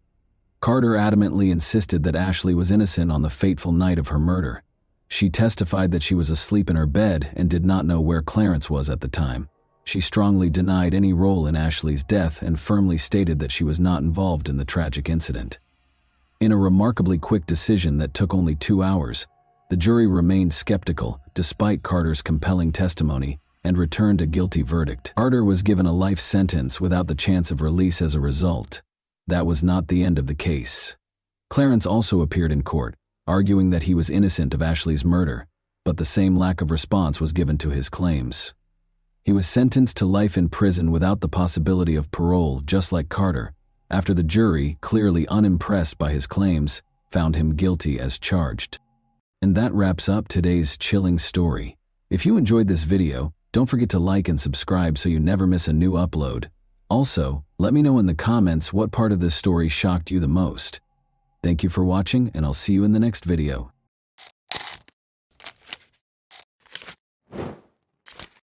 Hey guys, welcome to my channel, and today we're going to take a look at another horrible case with you. This was a mass killer confessing his darkest intentions, but the real horror was the cold, calculated execution of his crime, captured in real time. On June 5, 2014, Ybarra brutally entered the Seattle Pacific University lobby and took his first victim. He had planned a massacre, but that was not what happened. During one of Seattle's worst crises, a single small mistake set off a series of events that would change everything. There were a number of horrifying facts that were just waiting to be revealed. June 5, 2014, started out like any other day until, shortly before 3 p.m., a string of calls from the same location flooded the Seattle Police Department's helplines. The city would be thrown into an unimaginable crisis and chaos in a matter of minutes. A nightmare started when a man carrying a gun entered SPU. With each call, more terrifying information surfaced. The description initially appeared ambiguous and unremarkable, but the details were beginning to come together. He wasn't an aspiring pupil. His purpose for being on campus that day was darker. But why was he there? And who was he? They would soon find out more about his nefarious schemes. The white pickup van he was driving was seen parked on the street close to the Seattle Pacific University campus in Washington. This man, whoever he was, had no intention of going away quietly. And just as police closed in, something far worse was about to happen. Paul Lee, a 22-year-old random student, was struck by the first bullet. The question was no longer who he was. The van belonged to 26-year-old Aaron Ybarra. Now the only question was, how far would he go? A massacre was in the making, and the police seemed like they might be too late to stop it. Officers moved in, sirens heightening the tension across the campus, but no one knew what they were truly walking into, or how the standoff would unfold. Even before the police arrived, the action had already taken place, captured on camera as it all played out in real time. The man, whose identity was now confirmed to be Aaron Ybarra, could be seen walking into the hallway calmly, as if he belonged there. The CCTV captured everything. every step, every glance, but no one knew what was coming next. There, sitting innocently at the desk, was 22-year-old Tristan Ruth, unaware his life was about to hang in the balance. The man leaned in close and threatened him. "Don't move, or there will be consequences." But it wasn't just Tristan in the building, unaware of the danger.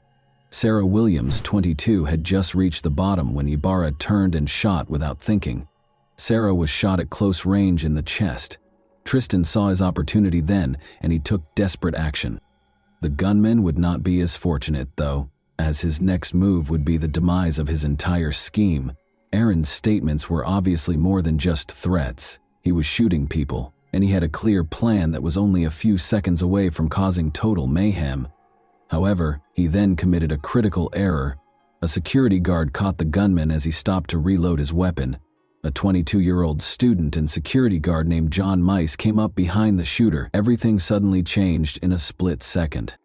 He wrestled the shooter to the ground, wrenched the gun out of his hands, and pepper-sprayed his eyes. Aaron, the shooter, was on the ground with his eyes burning, and Sarah, the injured girl, took the opportunity to step aside. John moved away with the weapon to keep it out of the shooter's reach, but when he returned, he'd find a surprise. Aaron had produced a knife from his pocket. Next, John would engage in a physical altercation with the pepper-sprayed Aaron to remove the weapon from his grip. He was going to have unexpected help. Suddenly, a second hero, Justin Sarah, kicked the weapon out of Aaron's reach, ensuring it would do no harm.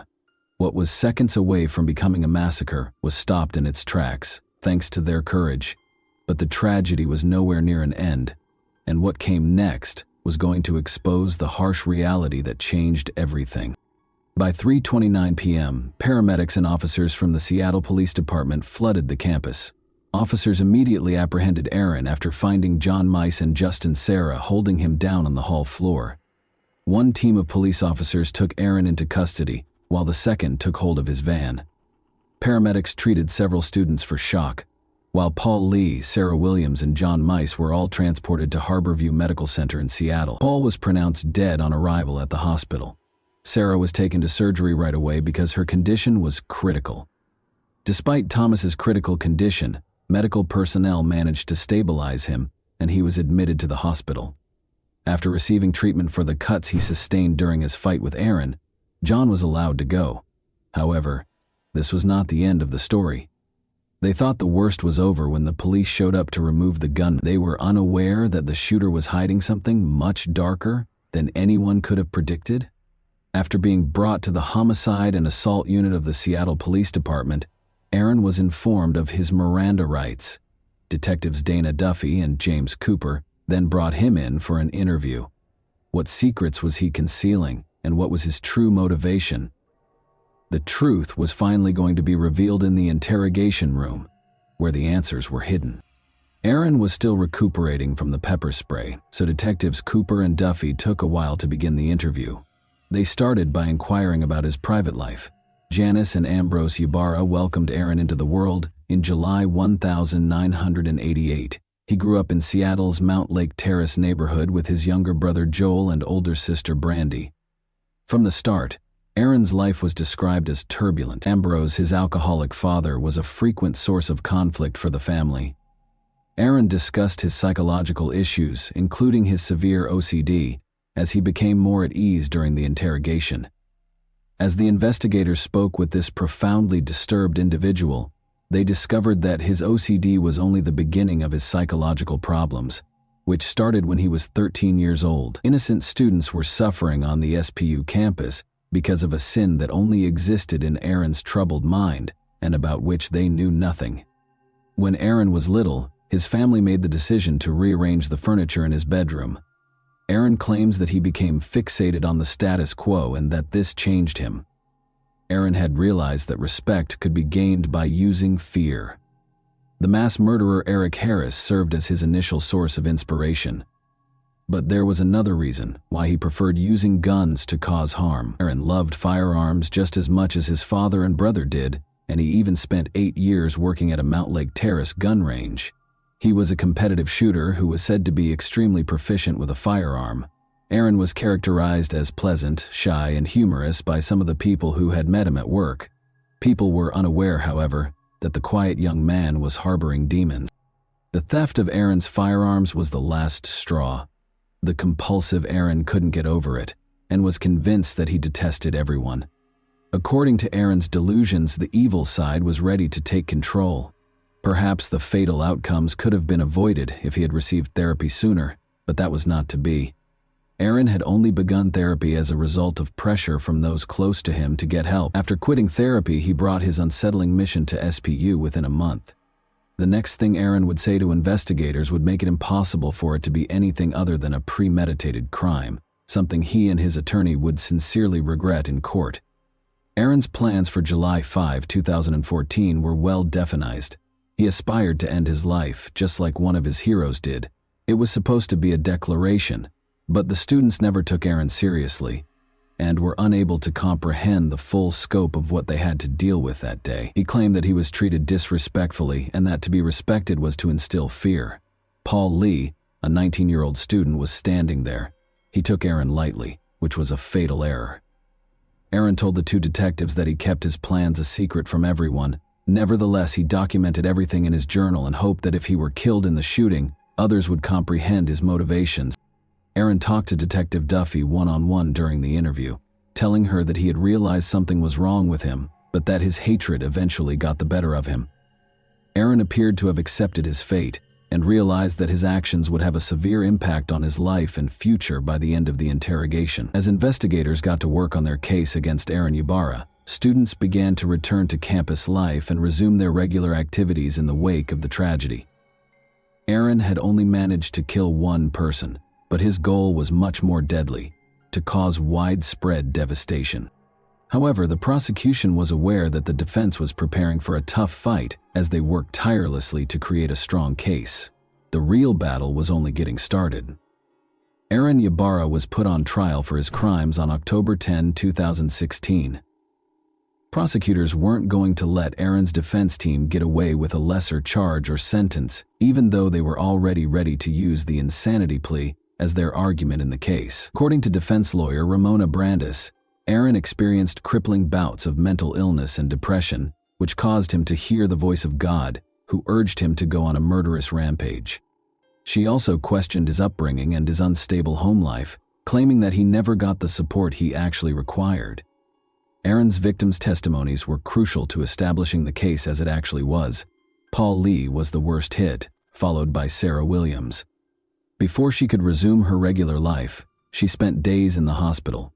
She made an effort to describe the pain she endured in court. The entire scene in the SPU lobby where he and John Mice had overpowered Aaron was described by Justin Sarah. Ramona, the defense lawyer, also contended that Aaron's actions were influenced by his upbringing and unstable home life because he had sought professional help for his years-long mental illness. Under the direction of Senior Deputy Prosecuting Attorney Kristen Richardson of King County, the prosecution team was ready for the insanity defense. Aaron's own words were going to be used against him by the prosecution. They provided evidence that Aaron had voluntarily stopped taking his medication and quit therapy in order to allow his dark side to take control, shattering the notion that he did not receive assistance for his mental health problems. The assertion that Aaron was getting assistance from at least one family member was supported by testimony from his mother, Janice. His journal also provided evidence to the prosecution that he had premeditatedly planned and executed the shootings. Additionally, the recorded interrogation by detectives Cooper and Duffy was made available to the jurors, demonstrating Aaron's complete awareness of his actions and the repercussions. Aaron tells detectives in the video that he was inspired and motivated by Sung Hui Cho and Eric Harris, but he makes no mention of hearing the voices of God or Satan. Although the prosecution acknowledged that Aaron had serious mental health problems, they made it abundantly evident that Aaron planned and chose to carry out the shooting. Now that the sentence was just a few seconds away, everyone was wondering if the jury would feel the same way. Following weeks of testimony and arguments from the prosecution and defense, the jury returned a guilty verdict on November 16, 2016. Aaron was convicted of 1 count of assault, 3 counts of attempted first-degree murder, and premeditated first-degree murder. Judge Jim Rogers sentenced Aaron Ybarra to 112 years in prison on February 17, 2017, for the shooting at Seattle Pacific University. Aaron spoke to the courtroom full of SPU employees, students, family members, and surviving victims during his sentencing. Aaron was the center of attention, but nobody was emotionally ready for what he said next. He apologized for the horrible crime he had committed. In addition, he expressed regret for killing Paul Lee, whom he hoped was still alive. Speaking to the survivor of the attack, Sarah Williams, he told her that she did not deserve the events of that day. Aaron expressed his desire to go back and change everything, but he acknowledged that it was too late. He will be housed at the King County Adult Detention Center for the duration of his sentence. John Mize was awarded the Congressional Medal of Honor in 2015 for his valiant efforts to apprehend the SPU shooter. Since the 2014 shooting, Aaron Ibarra's family has stayed out of the spotlight. The public and social media spheres still contain scant if any information about his family members and their lives. Paul Lee's legacy endures in the lives of his family and friends. Soon after Paul's memorial service in June 2014, the Lee family established the Paul Lee Foundation.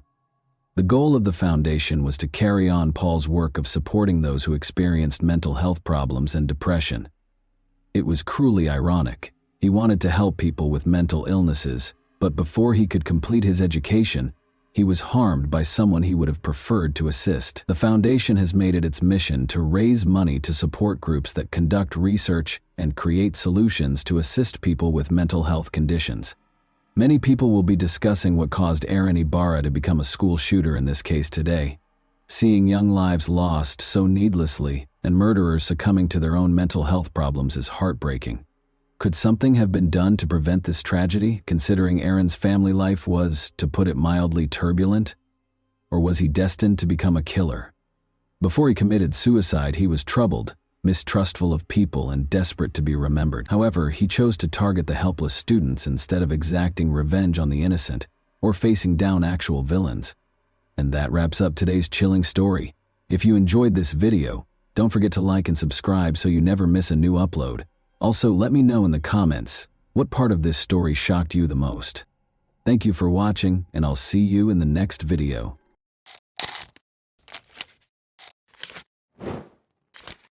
Hey guys, welcome to my channel, and today we're going to take a look at another horrible case with you. Arthur Labanjo Hughes, then 7 years old, would give up on life at this very moment. 5 hours later, the world would hear the most tragic story on the internet. That of Arthur Labanjo Hughes, after an emergency 999 call was placed. He was discovered in a state that could not be explained by a fall, even though he had fallen and struck his head. He was remembered for his superpower, his smile.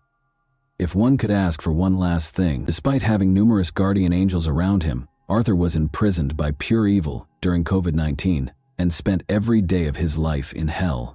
Soon, the Midlands, England Police Department would find horrifying hidden footage and videos that they would prefer not to view. June 17, 2020 was the date of the call. The voice on the line was panicked. 6-year-old Arthur Labanjo Hughes had fallen down the stairs. When paramedics arrived, he was having trouble breathing. Arthur's life slipped away in spite of all the attempts to save him. Before the doctors noticed something that would haunt them for years, it appeared to be a tragic accident. Horrible injuries were found, which contradicted the caller's account. Arthur's severe brain injuries had caused his death. According to the doctors, the damage was comparable to an automobile accident.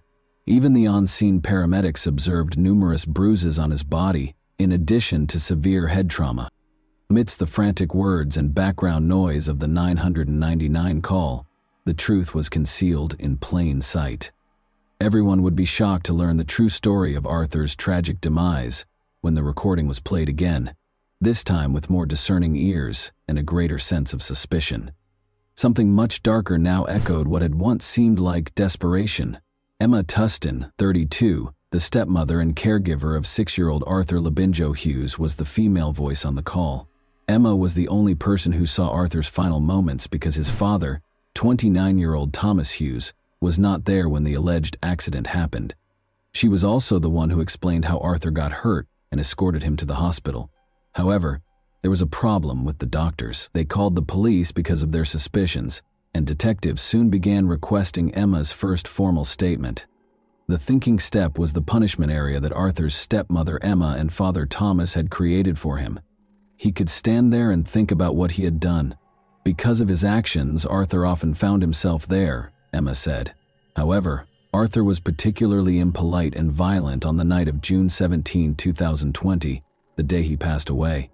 Emma started crying as she described the mischievous child who had mistreated her. She asserted, like many other stepmothers, that her love was not returned. However, the narrative did not match Emma's story, which remained mostly unchanged from the details in the 999 call. Although more research was necessary, the results would reveal a disturbing truth that would haunt the investigators for the rest of their careers. By 1 a.m., Arthur was placed on life support. After determining that there was nothing more that could be done, life support was turned off the next day. A forensic analysis conducted as the investigation progressed showed that Arthur had more than 130 distinct wounds, from head to toe, in varying stages of recovery. Each and every part of his small body was injured and bruised. Long-term physical stress caused his thymus gland and one kidney to shrink significantly. However, a total detachment of the retina in his right eye and bleeding on the brain were the cause of death. The experts had no idea that this was only the beginning. He had extremely high sodium levels when he was first brought to the hospital. These levels did not change 7 hours later, suggesting that his body was unable to adequately absorb the excess salt he had consumed.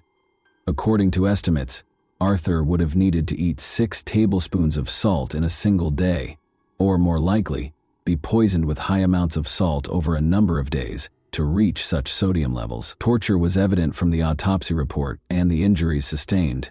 However, that wasn't even the reason this case was the most well-known in Middleton. It was the horrifying findings that had not yet been made during the inquiry that had the public's attention like a wildfire.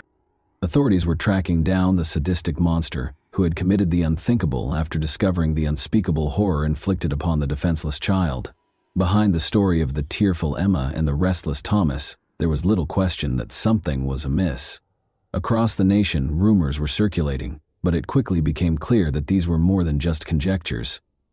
Discovering the atrocities that had taken place behind the scenes was the difficult part. A search warrant for Emma's 2-bedroom home, where she lived with her boyfriend Thomas Hughes and their children from prior marriages, was swiftly obtained by the Middleton police.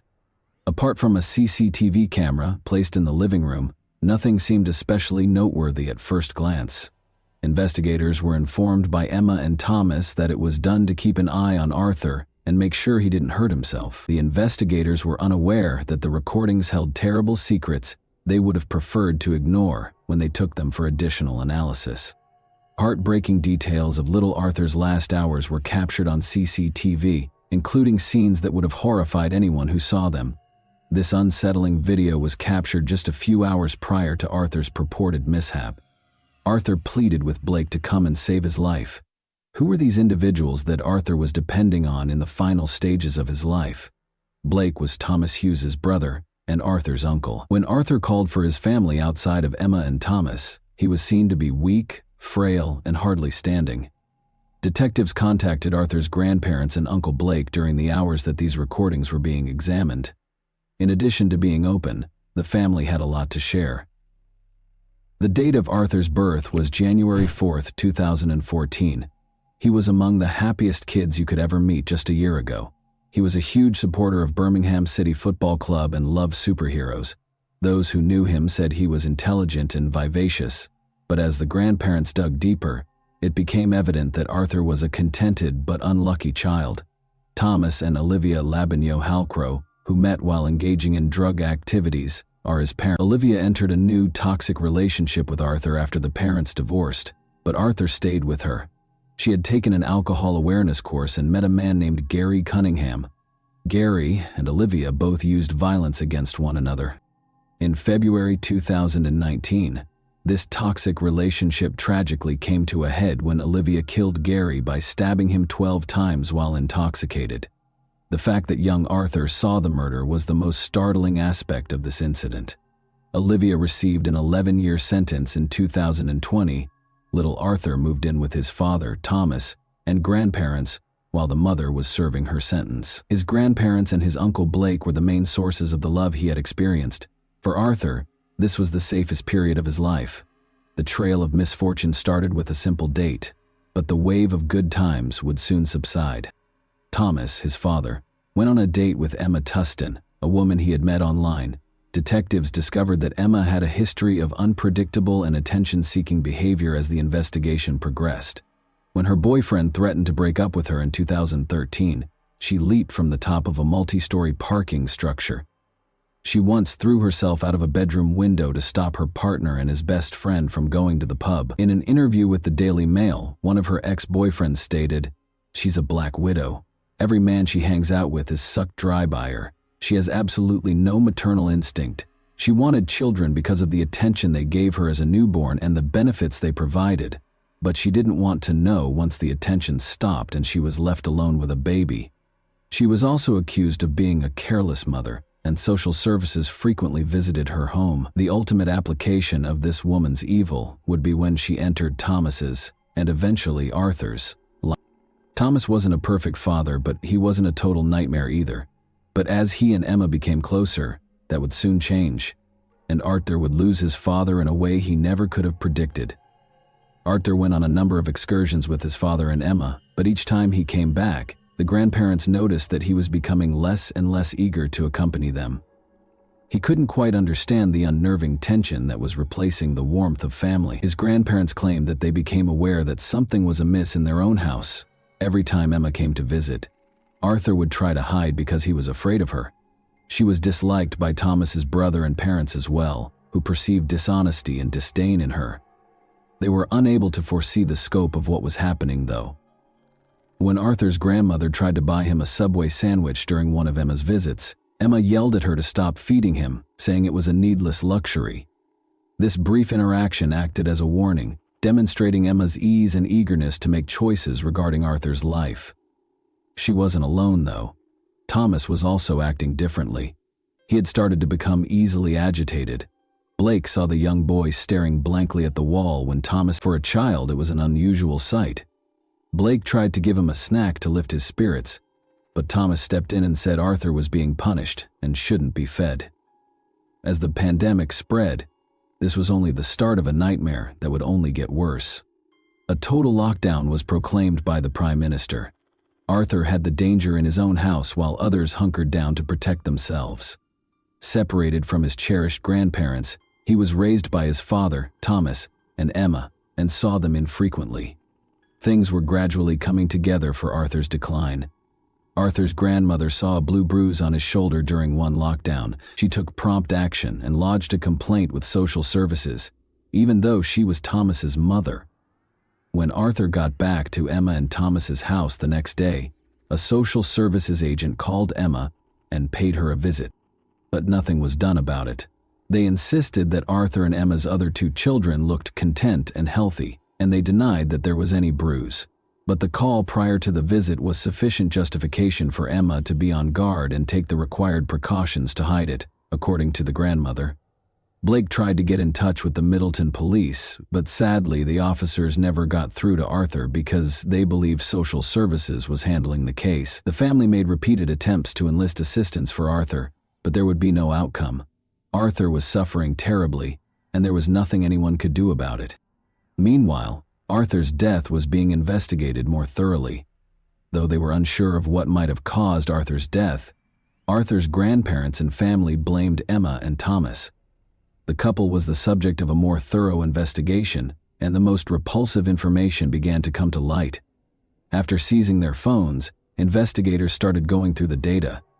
They found shocking information in the audio recordings and text messages between Emma and Thomas. The weight of what had been concealed behind closed doors became painfully evident with every new line that appeared on the screen. Emma and Thomas's messages exposed the depth of their perverse collaboration, and they were complicit in this nightmare. The messages described Arthur's living conditions, which included physical abuse, loneliness, and hunger. Emma vented her frustrations and documented her increasing cruelty towards the boy in the majority of these texts. She punished Arthur by depriving him of food and liquids and making him stand in the hallway for hours on end. The young boy's pleas for sustenance and solace were ridiculed. He referred to his desperation as misbehavior. For Emma and Thomas, the conversations were a perverse kind of reinforcement in these messages. When Thomas wasn't home, she would frequently record Arthur's anguished cries and send Thomas audio snippets, seemingly to get his approval for her severe treatment. Thomas would reply by expressing his own annoyance with Arthur and urging her to be even harsher, telling her to just end him or recommending violent means to stop his screams. The boy was left to suffer alone in his room or cry himself hoarse in the hallway while the couple, at times, were only a few feet away from Arthur and texted, their phones buzzing with nasty conversations. Emma complained that Arthur was acting out or spoiling him because of his need for affection. Emma and Thomas talked about how Arthur should be disciplined for small transgressions or denied certain foods. Neglect was not the only form of abuse. There were numerous instances of name-calling and verbal abuse in these messages. Both sides' hatred was clearly visible in these messages. The messages made it abundantly evident that there was physical torture and intimidation in the home. Arthur had been attacked several times. According to one of the messages, Emma and Thomas had a falling out, and Emma said she could accept Thomas but not Arthur. In a stern reply, Thomas insisted that she would have to take Arthur and him together or not at all. Since Emma's rejection of Arthur only made Thomas more irate, this exchange exposed the problematic dynamics of their relationship. This tension suggested that Thomas's rage could quickly grow and result in more abuse of Arthur.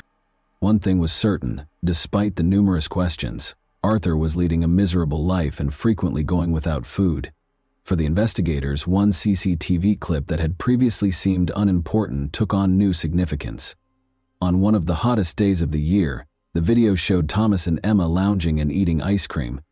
Arthur, meanwhile, was made to stand on the stairs, hot and hungry, without water, and in a bulky onesie that made him feel even more uncomfortable. Emma stooped to eat McDonald's in front of a starving Arthur, who was left defenseless in the hallway, while Thomas sat cross-legged. The question came up. Did Emma's children all experience the same level of suffering? The investigators learned from Arthur's grandparents that Emma's children were frequently abandoned and left hungry for extended periods of time, while Emma remained in her room. But Arthur's ordeal was particularly horrifying. Emma's children didn't seem to experience the same degree of abuse as Arthur in any of the video. Subsequently, Emma's kids would inform investigators that if they attempted to assist Arthur, they would also be punished. As another heartbreaking clip awaited their review, the unsettling details of this case seemed to go on forever. Arthur was seen standing and shuffle-footing in these clips. It appeared innocuous at first, until they discovered he had been upright for as long as 14 hours. Police clamped down on Thomas and Emma as the horrific details surfaced, interrogating them about Arthur and the devastating information in the recordings. The details of Thomas and Emma's accident story started to shift piece by piece, but Thomas would be the first to reveal the truth, which was even more terrifying than they already knew.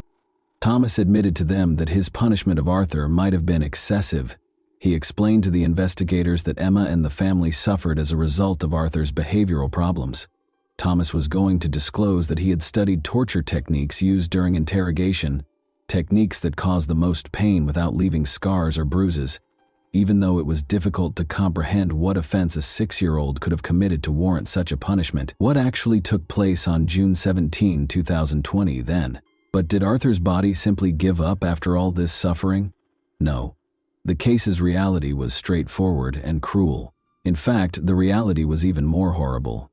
Arthur was left behind as usual, weak and starved, while Thomas had gone to the grocery store with Emma's kids. Emma texted Thomas that Arthur was causing trouble and instructed her to discipline him, even though Arthur couldn't have done anything that she couldn't manage on her own. In a matter of hours, Emma made the decision to act independently and guided Arthur to his demise. Emma repeatedly slammed Arthur's head against the wall, knocking him out by the time Thomas got back. After several unsuccessful attempts to get Arthur to get up, Emma called 999 and told them that Arthur had beaten himself before falling. Thomas blatantly admitted to the investigators that he was to blame and that Emma ought to be released. He explained to them that Arthur died because he was unable to control him and was subsequently carried away. Emma wasn't at fault. From Middleton to Parliament, the unsettling case rocked the nation. The authorities eventually realized that Emma and Thomas had lied after Arthur died, and the injuries were obviously not self-inflicted. Both were taken into custody and accused of killing Arthur. At Emma's trial on December 3, 2021, the judge gave the following account of the deadly assault. You, Tustin, committed the last act of killing. You gave him a shake that caused his head to flex and become hyperextended on his neck while repeatedly striking it against the wall or the floor. Your degree of violence caused his body to be subjected to forces comparable to those involved in a high-speed traffic accident. Emma was found guilty of murder and given a life sentence with a minimum of 29 years in prison because of the severe and devastation of her injuries. Thomas Hughes, who did not witness the deadly assault, was convicted of manslaughter and given a 21-year prison term. It was announced in December 2020 that their sentences would be examined to determine whether they were excessively light, potentially resulting in longer terms for both. Only the two youngest of Emma's 4 children from prior relationships were still living with her when she first met Thomas. Emma had already been reported to social services multiple times by that point because of worries about the welfare of her children. But she had mastered the art of controlling these circumstances. She would use emotional strategies, crying and playing the victim whenever social services came to visit. The authorities would always depart without doing anything more. Although social services had always been mentioned in the story, their non-participation was an unexpected plot twist. How come Arthur's ongoing suffering went unnoticed despite social services getting involved in this case so early? How did social services contribute to Arthur's demise in your opinion? What, in your opinion, ought to have been done to save young Arthur from his cruel destiny? And that wraps up today's chilling story. If you enjoyed this video, don't forget to like and subscribe so you never miss a new upload. Also, let me know in the comments what part of this story shocked you the most. Thank you for watching, and I'll see you in the next video.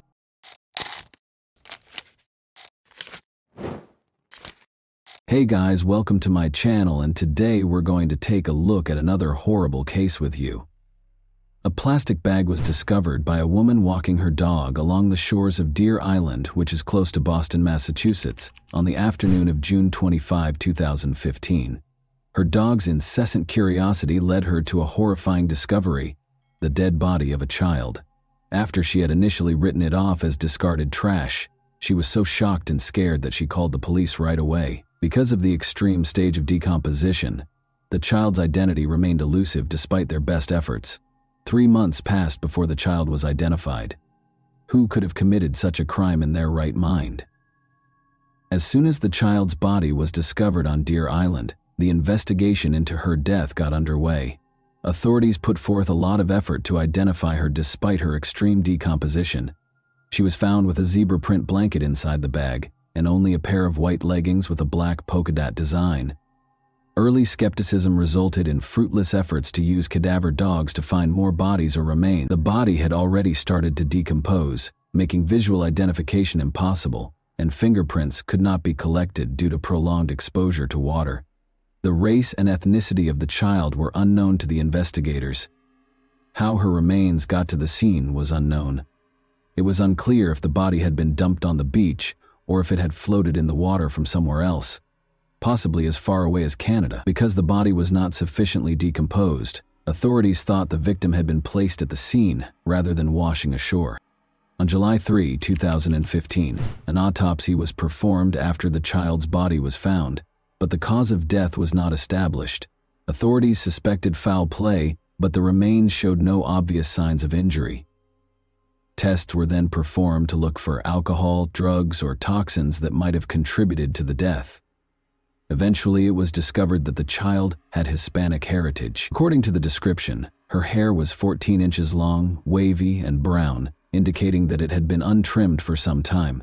She weighed about 30 pounds and was estimated to be between 3'1" and 3'6". There were no noticeable scars or birthmarks on her body. The blanket was thought to be from Cannon Mills, possibly sold at Kmart, while her clothes, which were estimated to be a size 4T, were made by the Serco company and might have been purchased at Target. There was also an elastic hairband. Despite her unknown status, she didn't show any symptoms of malnutrition and seemed to have had a good life. After earlier attempts to identify the body failed, the National Center for Missing and Exploited Children digitally recreated the child's face to help identify her. Adobe Photoshop was used to create the reconstruction, which included stock and mortuary photos to approximate her appearance in life. In an effort to gather more details, flyers with pictures of the child and her possessions were handed out. On July 4, 2015, information about the child's discovery and physical measurements were added to the National Missing and Unidentified Persons System, NamUs. Despite ruling out more than 200 missing persons, no matches were found. No one came forward to identify the victim or take responsibility for the crime, despite a lot of effort. The investigation relied heavily on forensic testing. Although DNA samples were taken from the body's teeth and hair, none of the profiles found in databases of known missing people matched. The University of North Texas received additional samples for more detailed profiling. Despite the lengthy process, it was concluded that she might have traveled to any of the 6 New England states, as well as possibly other places. She could have traveled across the nation, according to tests on her hair and enamel. In an interview, television host John Walsh discussed the case and encouraged viewers who have information to come forward. Authorities received a lot of tips, but many leads did not result in meaningful action. The establishment of a 24-hour hotline and fax hotline allowed people to submit information anonymously, and as a result, submissions came from all over the United States and beyond. The child was identified as Bella Nevaeh Amoroso Bond on September 18, 2015, following 3 exhausting months of ceaseless searching. On August 6, 2012, Joe Amoroso and Rochelle Bond welcomed her into the world. After Laura Springs, Rochelle Bond's neighbor, revealed a connection between Bella and the baby doe, Bella was identified. Michaela Springs, Laura's sister, was worried about Bella's ongoing absence from the home. She confronted Rochelle and Michael McCarthy, her boyfriend, who said the Department of Children and Families, DCF, had taken Bella away. This was later shown to be false, though. On September 17, 2015, Michaela called the police believing baby doe to be Bella. At Rochelle Bond's residence in Dorchester, Massachusetts, a search warrant was carried out. Joe Amoroso, Bella's biological father, had spoken to her over the phone but had never met her. Amoroso expressed skepticism about Rochelle's involvement and conjectured that her boyfriend might have given her heroin to sedate her.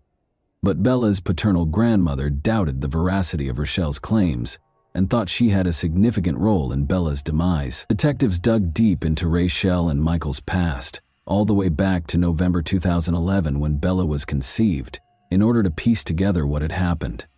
Her mother, Rochelle, was heavily involved in the local drug scene, had a strong heroin addiction, and used illicit means to finance her addiction. Joe Amoroso, Rochelle's partner, was also battling addiction in spite of the difficulties. When Joe learned that Rochelle had cheated on him, their relationship soured. He never saw his daughter and vanished before Bella was born. Rochelle was adamant about keeping Bella, even though her addiction had previously cost her custody of her other children. Bella was born at Boston Medical Center on August 6, 2012. Rochelle's determination to be a responsible mother was reinforced when she saw her daughter for the first time. However, allegations of neglect surfaced in spite of her efforts. She found an apartment in the neighboring city of Dorchester and made an effort to give Bella a secure home. Even though Rochelle loved Bella, she battled her addiction, and sometimes her old habits came back. Carelessness was still being reported, which was indicative of Rochelle's ongoing struggle with heroin addiction and how it affected her capacity to look after Bella. As the months went by, Rochelle received calls from the Massachusetts Department of Children and Families in 2012 and 2013 regarding the domestic situation. Feeling the pressure of being a single parent, Rochelle continued to speak with Joe on the phone. Although he re-established contact with the family, he never made it back to see Bella in person. In January 2015, Rochelle started dating Michael McCarthy because she was looking for a partner. Everything appeared to be normal at first, but Michael's behavior quickly began to become unpredictable. He lived with Rochelle and Bella and was obsessed with supernatural subjects. Their relationship rapidly deteriorated as they both became addicted to drugs.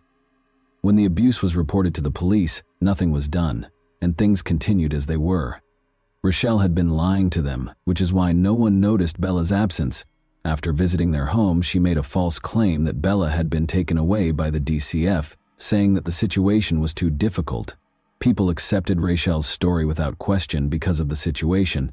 Investigators obtained a search warrant and questioned Rachel and Michael because of their suspicions and Rachel's false claims about the DCF removing the child.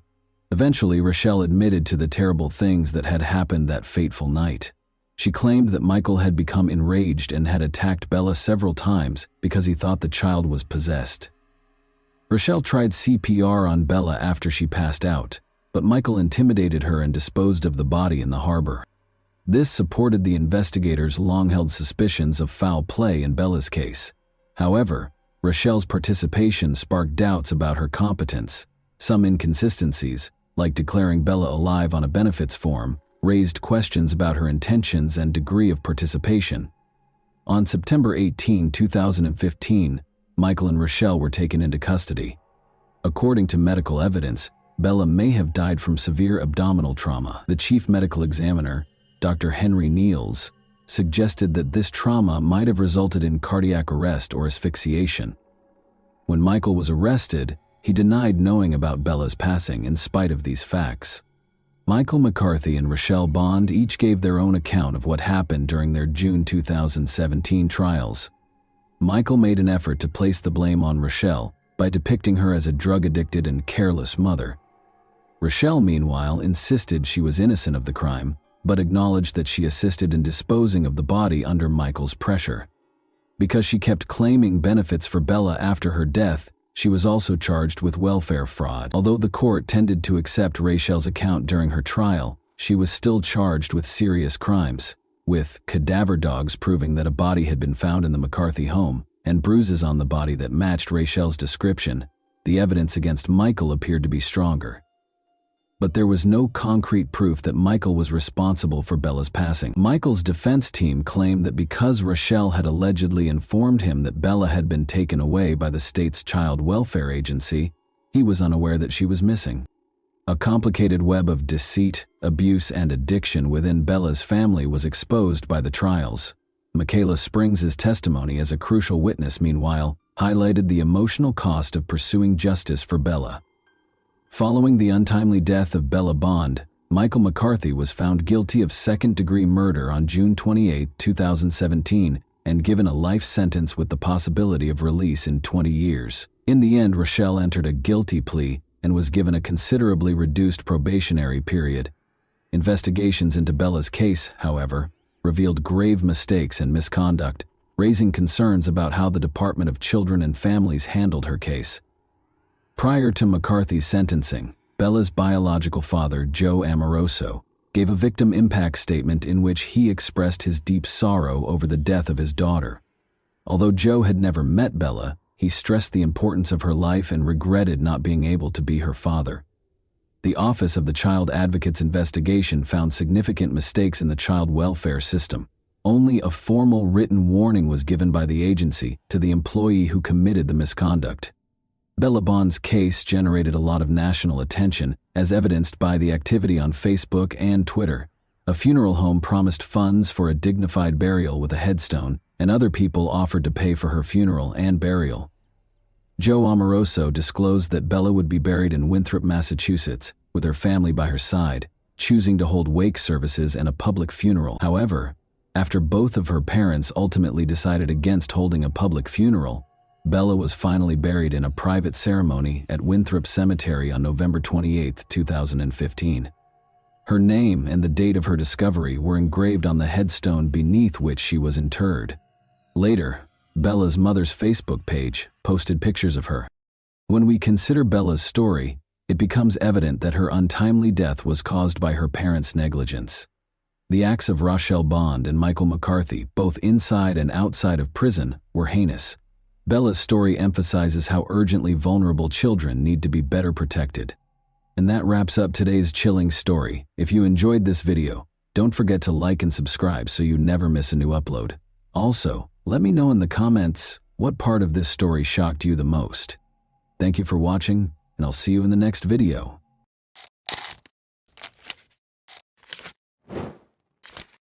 Hey guys, welcome to my channel, and today we're going to take a look at another horrible case with you.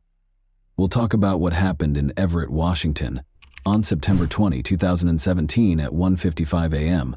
when multiple people called 911 after hearing loud explosions as soon as the police showed up. They discovered a horrifying image on the doorstep 10 minutes later. Directly outside the door was Alicia Canales McGuire, 24. Sadly, she had already passed away. Thanks to CCTV footage and social media, investigators were able to solve this tragic case. Alicia was born on October 29, 1992, in Mount Vernon, Washington, to Manuel and Michelle Canales. She spent a significant amount of her adult life working as a caregiver because she enjoyed caring for others and always wanted to assist everyone. Raised on a farm, Alicia began working at the age of 5. She frequently went back to assist on the family farm because she understood the importance of hard work. Alicia loved spending time with her family, and she saw and talked to them often, always remembering to say "I love you" when she said goodbye. She and her spouse, Bradley, resided in Bird's View. In July 2017, Alicia and Brad tied the knot in a stunning beach ceremony at Deception Pass. As a result, investigators quickly discovered that Alicia did not reside in the home where she passed away. It belonged to her sister, Amanda Canales, who shared it with her 3 kids. Amanda asked Alicia to watch her kids while she was away because she had to travel to New York for work. Alicia was glad to assist because she loved her nephew and nieces. 2 months prior, she had tied the knot and was eager to begin a family of her own. One of the people who called 911 was the stay-in nanny who was in the house with her. When she went downstairs after hearing gunshots, she discovered Alicia motionless and lying at the front door. When the police officers got to the scene, they looked at the house first. They had to see if the criminal was inside. They made sure that the only people in the house were Amanda's kids and the nanny. By closely inspecting everything, the police began searching for evidence after the terrified kids were removed from the house. The house had a car parked in front of it. Beside it were shell casings. It indicated that the person who shot Alicia was standing close to the vehicle, just in front of the front door. The door frame was struck by several bullets. Just outside the door, Alicia was lying face down. It did not appear to be a robbery. The house was not a mess. Furthermore, it appeared that the criminal had not even gone inside the house. However, why and by whom would someone wish to kill Alicia? The detectives suspected that it was a case of mistaken identity after learning that it was her sister's home. The investigators questioned Amanda, who may have been the target, but she was in New York when the nanny, who was also present in the house when the crime was committed, relaxed. They inquired as to whether she knew who would want to harm her or if she saw the person who shot Alicia. The nanny claimed that when she heard gunfire, she was upstairs. She noticed that Alicia was motionless and face down on the floor when she looked down. She called 911 because she was afraid and didn't see the person who had shot Alicia, the nanny.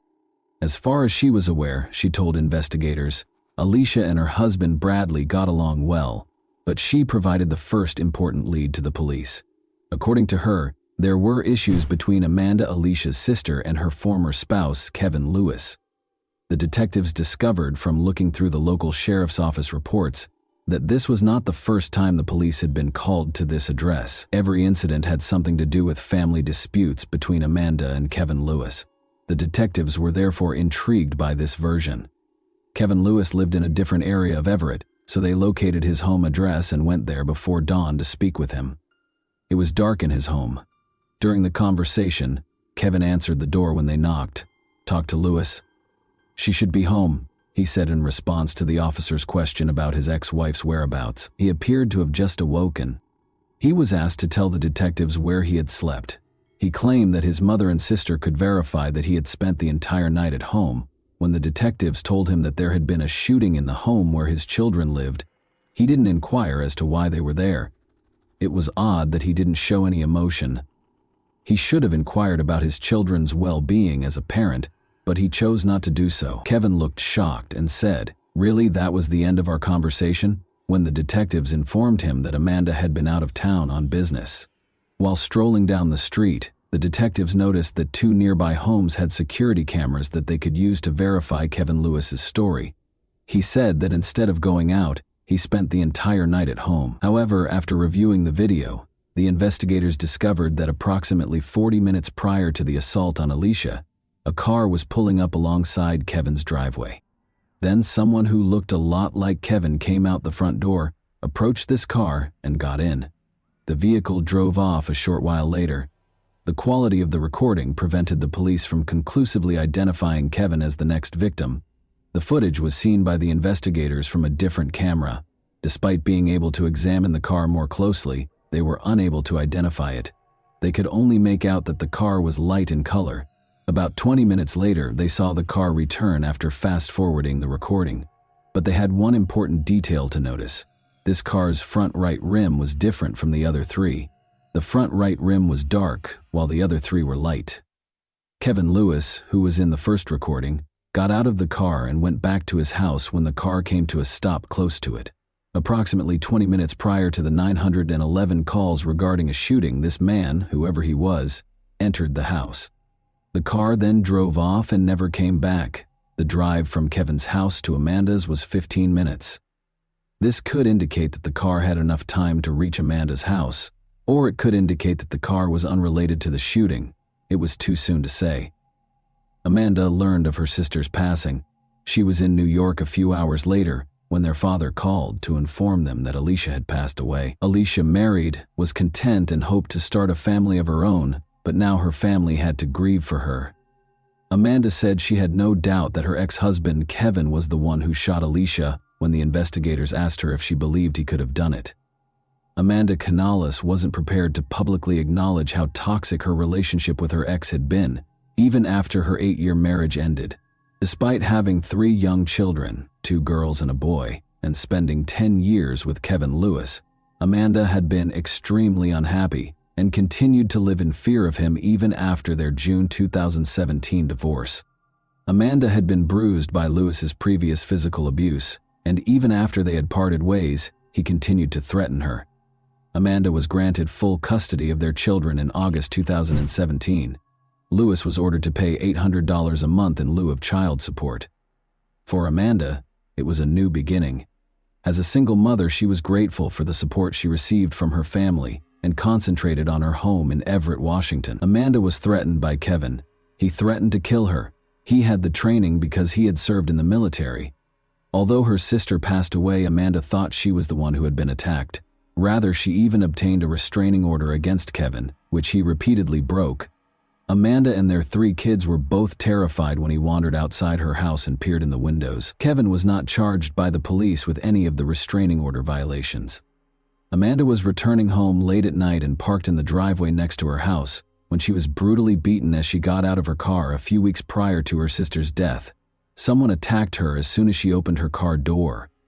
She didn't have time to see the attacker's face because everything happened so quickly, but given everything, she was certain that Kevin Lewis, 30, was responsible for Alicia Canales McGuire's death. The investigators thought he was planning to kill his ex-wife. At the time, Kevin was unaware that she was in New York. He was unaware that Alicia had been asked by Amanda to watch her kids while she was away. Today, though, this version contained an error. Kevin would have been at his house when the shooting occurred, if the man in the video was indeed him. He was also given an alibi by his mother and sister. As a result, the police kept looking into the incident and took into account various theories. After going back to Amanda's house to take another look at everything and analyzing the bullet trajectory, experts came to the conclusion that Alicia was shot while the door was partially open and that the shooter fired at least 7 shots that entered the house from the outside. According to the evidence found at the scene, someone fired a shot while standing next to the garage, then proceeded to the house's door and fired once more inside. Multiple gunshot wounds to the head and torso were determined by the medical examiner to be the cause of Alicia's death. She was hit by 5 shots. There were gunpowder stippling injuries in 2 of the wounds. The last 2 gunshot wounds to the head were most likely the last 2 wounds administered, according to the medical examiner, who testified that he was unable to ascertain the order of the 5 shots. The 7 shell casings discovered at the crime scene were fired from the same firearm, the experts concluded. Alicia was shot at close range, resulting in head injuries. After examining this version, the investigators were unable to locate any proof to support this. Due to the rarity of this particular brand of shell casings, the police were also interested in the ones discovered at the crime scene. These casings were produced in Russia and sold under the Tulimo name. The investigators hoped to identify the seller of these cartridges and possibly the buyer, because the brand was not very popular. The investigators found that this brand of cartridges was sold by Walmart. The crime scene was close to one of these shops. Walmart representatives informed the detectives that they had CCTV footage showing a man paying for 9mm Talamo cartridges that he had recently purchased. The detectives went straight to Walmart to view the video. They thought Kevin Lewis might be the buyer when they made the recording on September 18, 2 days before Alisha passed away, but they were mistaken. The police now knew the identity of the man in the video, who wasn't Kevin, because he used a credit card to make the purchase. When the investigators looked into this man, they discovered no relationship to the nanny, Alisha Amanda, or Kevin Lewis. They now had to find fresh evidence. The investigators looked through every version that was available at the time before turning to Amanda for fresh details about Kevin. They had a good relationship at first, she said. Kevin was restrained in his behavior during the honeymoon. She didn't anticipate that he would start hitting her and grow more hostile over time. After their relationship ended, Amanda was granted full custody of the children, a restraining order was issued, and they got divorced. However, a distraught Amanda was aware that Alisha wasn't supposed to be killed in the shooting and thought it was a case of mistaken identity. She told police that Lewis had somehow planned the attack and that Kevin was home when it happened. The footage from the night of Alisha's death has been examined by the investigators once more. They saw something now that they had never seen before. The man who left his house, Kevin, can be seen approaching the car and settling into the back seat behind the driver in this grainy video. Why, though, did he not take the front passenger seat? As the investigators searched for a solution, they came to the conclusion that someone else was already occupying the front passenger seat. As a result, by the time the car arrived at Kevin Lewis's house, there were most likely 2 people inside, which may have been the reason he had to take the back seat. There was insufficient evidence for the police to connect Kevin to Alisha's demise. But after gathering proof of Kevin's assaults on his ex-wife Amanda, they detained him in November 2018 and gave him a 3-year prison sentence. In the meantime, Alisha's case was still unresolved over a year after her death. The only break in this case came in 2019 when a woman with crucial information called the police station. A girl from nearby Spokane who had attended a party and boasted about being hired to kill someone on York Road, the street where Alisha was shot, was the source of the detective's tip. Given that Spokane was roughly 5 hours away from Everett, the police were unsure of what to believe. According to the caller, she was at a party when a young woman walked in. Angelica is who she is. The latter boasted about her involvement in the crime with her boyfriend. This woman claims that Angelica stated that a person died as a result of being shot in the head. They were hired to shoot from around the corner by the children's father. Additionally, according to Angelica, they killed the wrong person. A case of mistaken identity was involved in the incident. The specifics of this case have never been made public by the police. Alicia's head injury was only known to the investigators and her family. Angelica's knowledge of numerous details about the crime piqued the police's interest as they searched for her. Her true name, Alexis Hale, was discovered by the investigators. On her social media, they discovered pictures of her brandishing a 9mm handgun. It might have been the crime's weapon. Additionally, there were multiple videos with a man in the background. It was Jaredon Phelps, Alexis's boyfriend. Alexis Hale shared a video taken through a car's windshield that examined the road signs the night before Alisha passed away.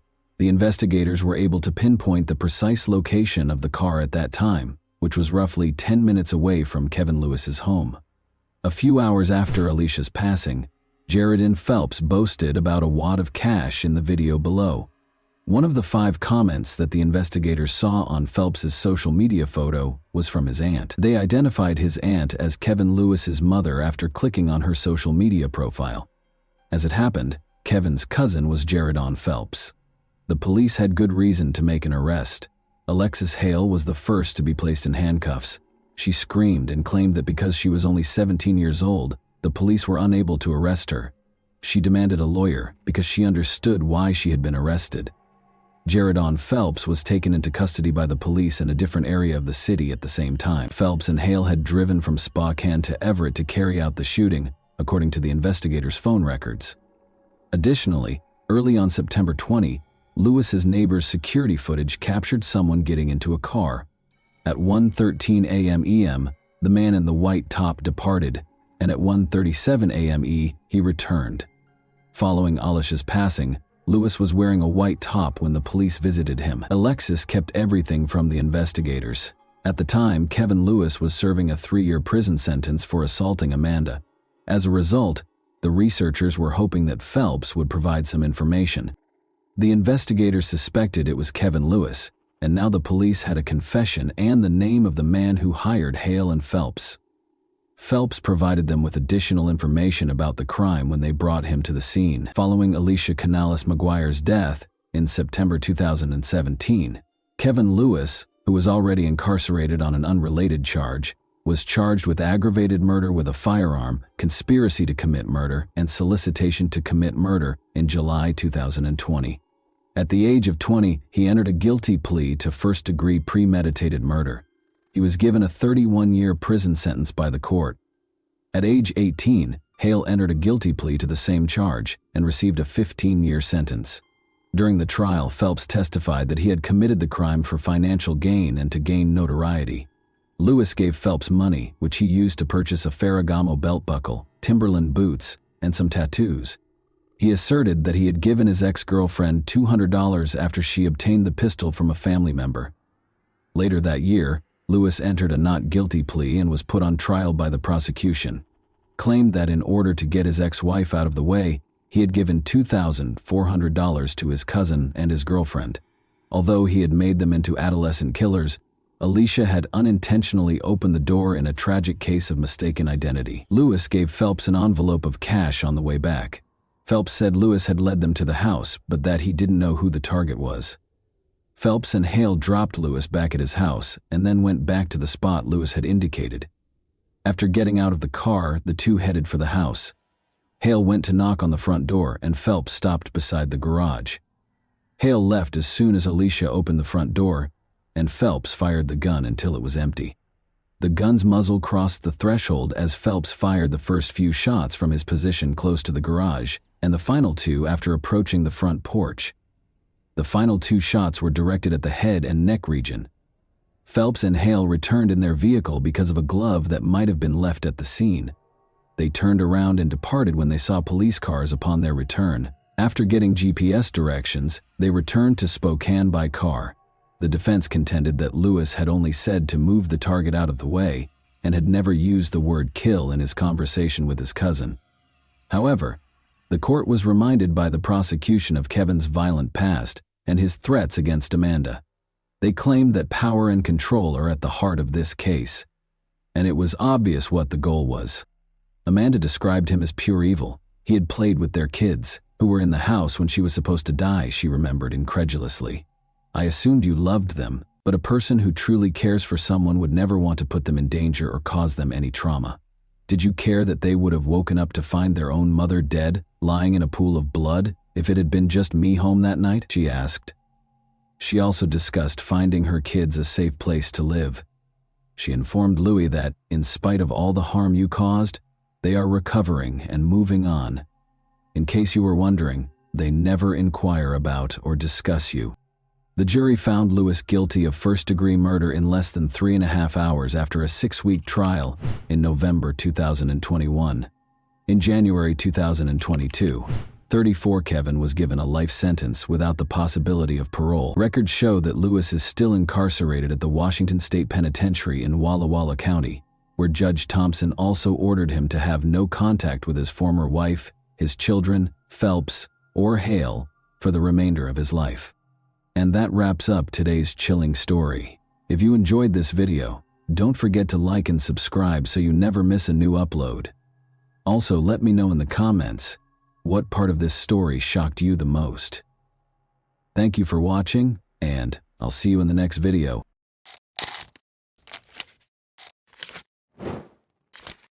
Hey guys, welcome to my channel, and today we're going to take a look at another horrible case with you. After making a late-night roadside help call in January 2013, 26-year-old Texas father Brandon Mason Lawson disappeared. When his car was discovered abandoned, what had started out as a typical night took an enigmatic turn. Brandon's voice shook in terror as he called 911 in a panic, whispering that he was being pursued and desperately needed assistance.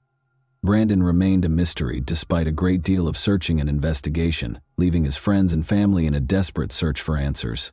What actually transpired that evening, and who was he fleeing from? Let's investigate the enigma. Brandon Lawson was an oil field worker from San Angelo, Texas at the time of his disappearance. According to reports, he was a devoted partner to his girlfriend, Ledessa Lofton, whom he had dated for 10 years, and a loving father to 4 children. Ledessa was the stepmother of Brandon's oldest daughter and the mother of their 3 children. Brandon's recent drug relapse, which resulted in his inexplicable absences, caused Ledessa great concern. Their bond was forged over years of shared experiences and the difficulties of raising a family together, despite the usual ups and downs in their relationship. But Brandon, like a lot of young people, had his share of difficulties. He had previously abused drugs, particularly methamphetamines, but according to reports, he had been clean for roughly 6 months prior to the night of his disappearance. His friends and family knew him as a strong, industrious man who was trying to change his life. However, he had previously been overcome by the hold of addiction, and he was burdened by the strain of juggling his demanding work in the oil industry with his family life. The events leading to Brandon's disappearance began on the evening of August 8, 2013, when he and Ledessa got into a fight. It started off like any other evening. After a long day of work, Brandon got home in San Angelo between 10:45 and 11 p.m. Brandon and Ledessa got into a heated argument. Although it was initially unclear what specifically started the argument, Ledessa later disclosed that she became irritated and suspicious when Brandon failed to come home the night before. After the argument grew more heated, Brandon made the decision to leave the house at 11:30 p.m. About 3 hours' drive from San Angelo, he called his father and said he was coming to his home in Crowley, Texas. He left Ledessa behind and climbed into his silver Ford F-150 at 11:54 p.m. At the time, she didn't think much of it and assumed he would calm down and come back. Ledessa later reflected on the altercation in a 2018 interview, explaining that it was caused by a number of factors: the recent birth of their youngest son, which created additional stressors between them, and Brandon's rigorous work schedule, which involved more than 60 hours per week, were major contributing factors. Ledessa acknowledged the emotional weight of her words and conveyed her sincere regret for the argument. She acknowledged that she put a lot of the blame on herself. The memory of their most recent altercation still plagued her, and she remarked, "I will never get those words back." Brandon called his brother Kyle at around 12:30 a.m. on August 9 to let him know that he had run out of gas on Highway 277 close to the tiny town of Bronte. The town of Bronte is surrounded by a broad, rocky region of desert and hills. It is surrounded by rough, harsh terrain, including dry riverbeds, rocky outcrops, and steep hills. There aren't many people living there, and it's secluded. There aren't many services in the area, and cell phone service is scarce. During the night, the sky is so dark that only the stars can be seen. The wind is the only thing breaking the heavy silence. Being stuck in a location like this can quickly turn into a major issue. Brandon Lawson experienced precisely this on the evening of August 9, 2013. Just outside of Bronte, on Highway 277, his truck ran out of gas. All of a sudden, he found himself isolated in a remote location, vulnerable to the hostile surroundings. All he could do was wait for his brother. Kyle remembered that Brandon sounded uncontrollable during one of their calls. He informed Kyle that he was being pursued, which clearly caused concern. Brandon clarified that the Mexicans in the neighborhood were pursuing him when Kyle asked for more information. Kyle, still perplexed, inquired as to whether Brandon was hallucinating as a result of drug use, but Brandon denied it. Kyle didn't know what was happening, but he was worried. In order to assist Brandon, he hurried to Ledessa's house with his wife and their 4-year-old child to get a fuel can. Kyle continued to try to contact his brother while they were driving. However, Brandon never seemed able or willing to engage in a full conversation when they spoke. Kyle tried his hardest to communicate and gain a comprehensive understanding of Brandon's predicament, but their brief and fragmented exchanges added mystery to an already perplexing situation. One of the most important and perplexing pieces of evidence in the case is the distressing 911 call that Brandon made at 12:50 a.m. Due to routing errors, the 911 call was sent to a nearby nursing home in Robert Lee, Texas. Brandon's voice was erratic and panicked during the call. Some phrases stood out among his difficult-to-understand words. The dispatcher tried to question Brandon, who was obviously perplexed by the call, but his answers were jumbled and ambiguous. He appeared to be in a panic and said that he was being chased into the woods and that he needed help right away. Even though the call was unclear, it was clear that Brandon was upset and thought someone was chasing him. The phone logs that precede Brandon's disappearance are broken down as follows. Kyle left a voicemail at 12:51 a.m. after Brandon claimed he was being pursued. After their argument, Brandon attempted to call Ledessa, but was unsuccessful because she had left her phone in her car. When Kyle's wife called Brandon as well, and Kyle called him again without getting a response, the urgency increased. Brandon called his neighbor at 12:57 a.m., but this did not provide any answers. Brandon was contacted by a nursing home dispatcher regarding his previous 911 call at 1:04 a.m. Brandon then called Kyle 3 more times at 1:09 a.m. He informed Kyle that he was bleeding while running through a field during one of these calls. In a subsequent interview, Kyle stated that he didn't believe Brandon was gravely injured. He thought his brother had just tripped or been in a small mishap.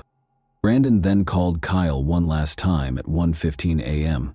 This would be the final calls he made from his phone before it became silent. That night is depicted as chaotic by this series of calls. Brandon was obviously in distress and was attempting to contact his neighbor, brother, girlfriend, and even 911. However, meaningful communication was almost impossible because of bad cell reception, his panic, and perhaps the hazardous and dark terrain. The uncertainty surrounding his last moments was further compounded by the confusion between his calls and his family's efforts to find him. When a truck driver called to report that Brandon's truck was parked dangerously on the side of the road, a Coke County Sheriff's deputy arrived at the scene at around 1 a.m. Kyle had also arrived at the scene by the time the deputy did, but Brandon was nowhere to be seen.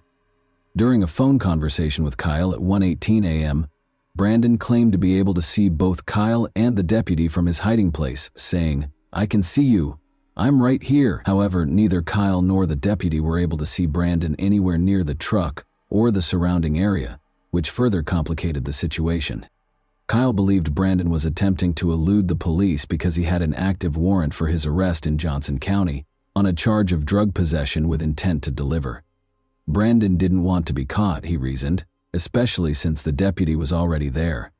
Kyle and the deputy didn't have all the information necessary to comprehend what was actually going on, because they were unaware that Brandon had called 911 earlier. Later, Kyle stated that he didn't believe he was in danger.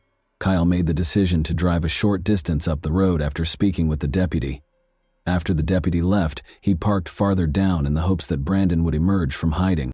After waiting there for 30 to 45 minutes, Kyle decided that everything was okay and departed for San Angelo. When Brandon failed to appear, Kyle went back to the location where his truck had run out of gas at around 5 in the morning on August 9. Once more, Brandon failed to show up when he called for his brother. A deputy reported that a small private search team had been assembled to find Brandon on August 11. A few days later, they searched until about noon without discovering anything significant, having begun at about 8 a.m. The only hint they found was a tiny spot beneath a tree where it appeared someone had taken a seat. This location was visible from his truck and near the road. There were no additional indications of Brandon or his whereabouts, despite Kyle and the search team's best efforts, leaving his family with more questions than answers. Many theories have been proposed in the years following Brandon's disappearance. Some stem from the peculiarity of his last phone conversations, while others are based on the case's facts. The notion that Brandon might have been the victim of foul play is one of the most talked about theories. There has been conjecture that Brandon came into contact with someone or something dangerous on the evening of August 9, 2013, after he reported being chased into the woods in his 911 call. Some have even proposed that drug use may have played a role. People question whether Brandon was in danger, possibly a drug deal gone wrong or a run-in with violent people while stuck on the highway, given that he had used methamphetamines just before the incident.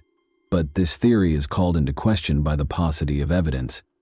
There were no reports of other cars in the vicinity at the time, and no evidence of a struggle was discovered close to his truck. Many people were left wondering whether foul play was involved, where it occurred, and who was involved, because the scene surrounding the truck was oddly undisturbed. The idea that Brandon may have intentionally vanished is another theory that has gained some traction. At the time, his life was complicated. Maybe he took extreme action because of his tumultuous relationship with his girlfriend, personal problems, and legal troubles. According to some, Brandon might have taken advantage of the circumstance to flee his life and start over somewhere else. There is some circumstantial evidence to support this theory. The key to Brandon's pickup truck, which had been left partially over the white line on the road, was in his possession, alone. Law enforcement started looking into the incident shortly after the truck was towed on August 9, 2013, at around 8 a.m. Assigned to the case, Deputy Neal looked for indications of activity at a number of nearby properties. The deputy wanted to find out if Brandon might have sought shelter or water on any of these properties, many of which were only used during certain seasons, but Neal couldn't find any evidence that Brandon had been there. After LaDessa formally reported missing on August 13, Texas Ranger Nick Hanna, who was now in charge of the case, searched the area in a helicopter. Brandon was nowhere to be seen when they flew over the area close to Highway 277 and the Colorado River. One intriguing finding from the helicopter search was that there was enough exposed ground for someone who was lying down or hiding to have probably been seen from above. Deputies came to the conclusion that Brandon Lawson had left Coke County as a result of this. The deputy wrote in his final report that he didn't think Brandon was hiding or lost in the area. He based his conclusion on several factors. According to Kyle Lawson, Brandon was probably hiding in the brush close to his truck so the deputy wouldn't find him. Nevertheless, the truck and its surroundings showed no indications of foul play. Above all, Brandon and LaDessa's text messages from the night of his disappearance suggested a furious dispute. Neal thought Brandon most likely walked back to the road and hitched a ride from a passing car after he and Kyle left the scene. The idea that Brandon purposefully vanished has only grown stronger as a result of his ongoing absence over the years. The region was going through a serious drought when he vanished. They were able to identify small items like corn sacks from the air during aerial searches. They could have easily seen Brandon if he had been on the ground. In addition, the river in the region was incredibly low, only reaching knee-deep in its deepest sections. These circumstances implied that Brandon would have been discovered during their searches if he had been in the region. Brandon's active warrant for possession with intent to deliver was also mentioned by the deputy as a potential explanation for his disappearance. He surmised that Brandon might have chosen to flee in order to stay out of legal hot water. The fact that Brandon cashed in his $401,000 with Renegade Oil Services shortly before going missing, potentially as part of a disappearance plan, lends more credence to this theory. Kyle Lawson was asked to meet with Sheriff McCutcheon, Ranger Hanna, and a Johnson County investigator at the same location where Brandon's warrant had been issued several months after Brandon vanished. They interrogated Kyle about his role, asking whether he had hurt or assisted his brother in getting away. In the end, Kyle asked for a polygraph to clear his name. Kyle claims that he passed the test on hurting his brother, despite some inconsistencies brought on by coughing during the exam. The accidental death or lost in the wilderness theory is another explanation for his disappearance. Arid and rocky, Highway 277 is home to cacti, thorny bushes, and dangerous creatures like wild hogs and rattlesnakes. This belief appears to be supported by the thorough searches that have been conducted, but every lead has ended in disappointment, with no sign of him. According to the final theory, Brandon's recent use of methamphetamines may have caused him to suffer from drug-induced hallucinations or paranoia. Severe paranoia, disorientation, and unpredictable conduct are all possible side effects of methamphetamine, especially if the user has been up for a long time. Brandon may have fled into the wilderness in a confused state, and his references to people chasing him may have been the product of a drug-induced hallucination. The term paranoia describes a strong mistrust or fear of other people, frequently coupled with illogical ideas or convictions that someone or something is trying to hurt them. Even when there are no actual external threats, paranoia in the context of drug use can show up as an elevated sense of threat or danger. Brandon's strange phone calls may be explained by this theory, but it doesn't address the question of what happened to him after he fled his truck. Did the weather get to him? Did he get stuck somewhere inaccessible or fall into a ravine? His family was left in a difficult position after Brandon Lawson vanished. caught between hope and the harsh realities of life. Brad Lawson, his father, struggles with mixed feelings. He is plagued by nightmares in which Brandon is still alive, possibly coerced into slave labor by a cartel. Even though he is aware that the likelihood of Brandon surviving is remote, the possibility of foul play seems limitless, and Brad can't get rid of the thought that his son might still be out there somewhere. Is it possible that Brandon was being followed that evening? Did he encounter death when he entered private property? Or was it a crime of opportunity, where someone walked by, saw his weakness, and took advantage of him?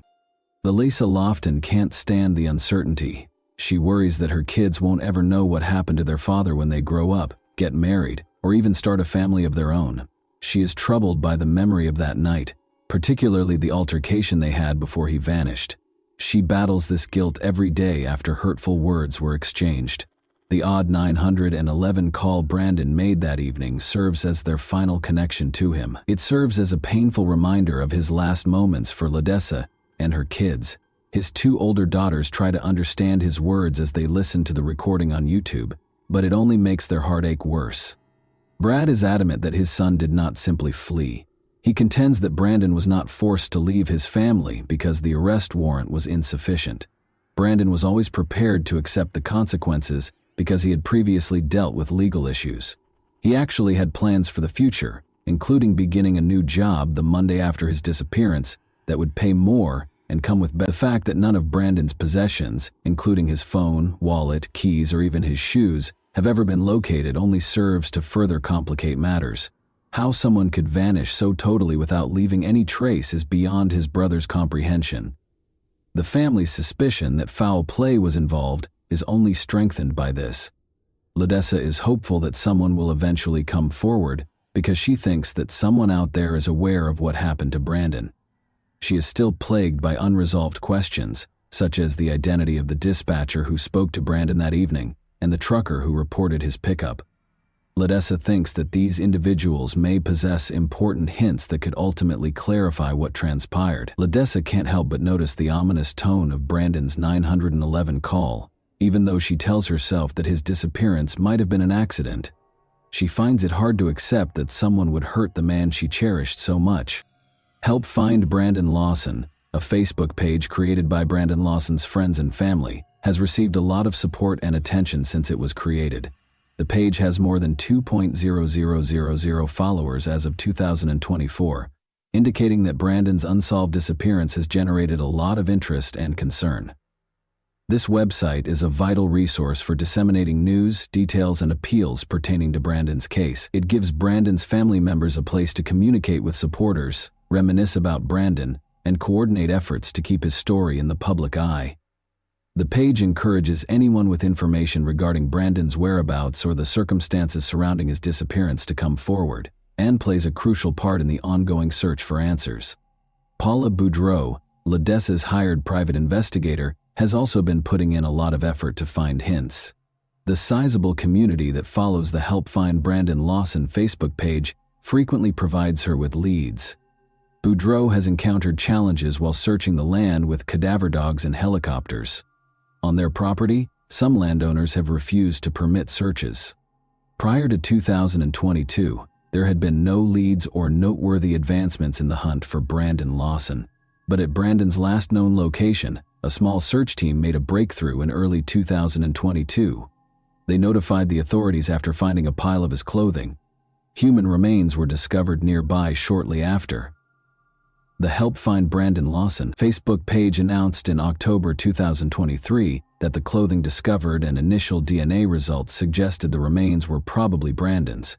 To compare the genetic markers from the remains with Brandon's father's DNA, more tests were being conducted. The Texas Ranger in charge of the case said he was cautiously optimistic that the remains would be identified. There have been no new developments regarding the identification as of October 2024. 11 years have passed since Brandon vanished, and his family is still looking for answers. Unfortunately, because of their advanced state of decomposition, these remains have not yet been definitively identified, leaving little material for identification. A portion of the remains are destroyed each time a sample is taken out and examined. For upcoming DNA testing, It is therefore imperative to preserve as much as possible. In an attempt to extract enough DNA, the remains have been sent to 2 labs, but the results have been negative thus far. The family is unable to provide additional information regarding the investigation's current status or the other options the Texas Rangers were considering in June 2023 for identifying the remains. The finding of Brandon Lawson's remains is likely to put an end to the tragic and enigmatic case of his disappearance. Even with this possible resolution, there are still a lot of unsolved questions regarding what happened that evening. Even though they are thankful for some closure, his family might never find all the answers they are looking for. The anguish of not knowing a loved one's fate and the unpredictability of life are both highlighted in Brandon's story. It highlights the necessity of continual enhancements to search and rescue operations, particularly in isolated regions such as West Texas. The memories of Brandon Lawson will live on in the hearts of his loved ones and everyone who has followed his tragic story, even though the whole truth may never be known. And that wraps up today's chilling story. If you enjoyed this video, don't forget to like and subscribe so you never miss a new upload. Also, let me know in the comments what part of this story shocked you the most. Thank you for watching, and I'll see you in the next video.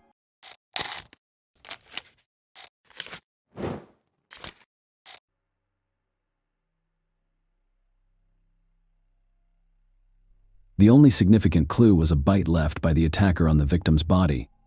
It took the police over 20 years to discover the horrifying truth, but such a turn of events sparked outrage and criticism because no one expected such a result. Sherry Rasmussen was born on February 7, 1957 in the state of Washington. She grew up in a big, friendly family with 2 sisters and loving parents. They later moved to Tucson, Arizona, where Sherry attended the local school. Sherry was an excellent student who completed elementary school a year ahead of her peers. During her summer vacation, she completed the entire 7th grade program by herself. After graduating from high school in 1973, she enrolled at a California college where her older sister was already a first-year student. Sherry decided to pursue a medical education and become a nurse, which required her to complete additional courses at another institution. After graduating from college in 1975, Sherry decided to pursue a master's degree at the University of California, Los Angeles, where she also worked as a nurse to fund her education. She received her master's degree at the age of 23. Her father purchased an apartment in the Los Angeles suburbs for her, but Sherry refused to live on her parents' income, so she wrote her father a check every month for the full amount of the mortgage payments. She also got a job at a local hospital, where she led the nursing department that cared for seriously ill patients.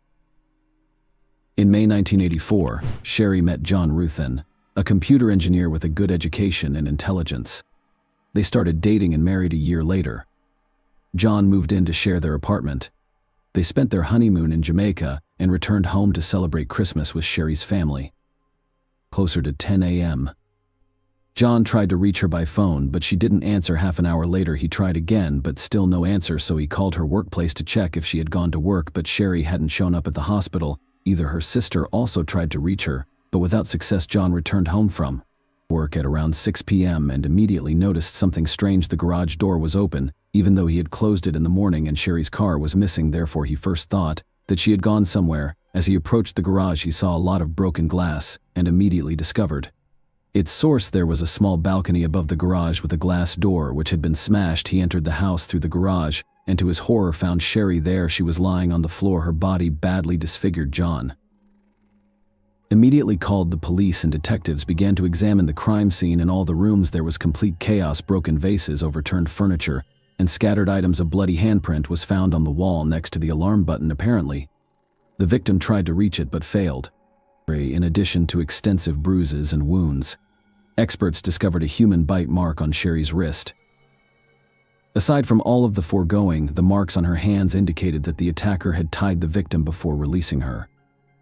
The death was caused by 3 close-range gunshot wounds. Detectives discovered a blanket with bullet holes in the apartment and concluded that the attacker had wrapped the gun in it to muffle the sound of the shots. Detectives immediately concluded that the attacker and Sherry had engaged in a prolonged struggle. This was demonstrated by the number of scattered and broken items throughout the apartment, as well as a bloody near the alarm button. The lead investigator quickly stated that they were dealing with a failed robbery. In his opinion, At least 2 criminals broke into Sherry's apartment, but they didn't expect her to be there. A struggle ensued between them, and Sherry fought for her life until the end. Several facts supported the robbery version, the first of which was the disappearance of Sherry's car from the garage. Second, someone had placed the stereo equipment and player near the staircase leading to the second floor. According to police, the robbers intended to take them and leave, but after the scuffle and murder, they fled the scene. However, there were some questionable scenes in this version.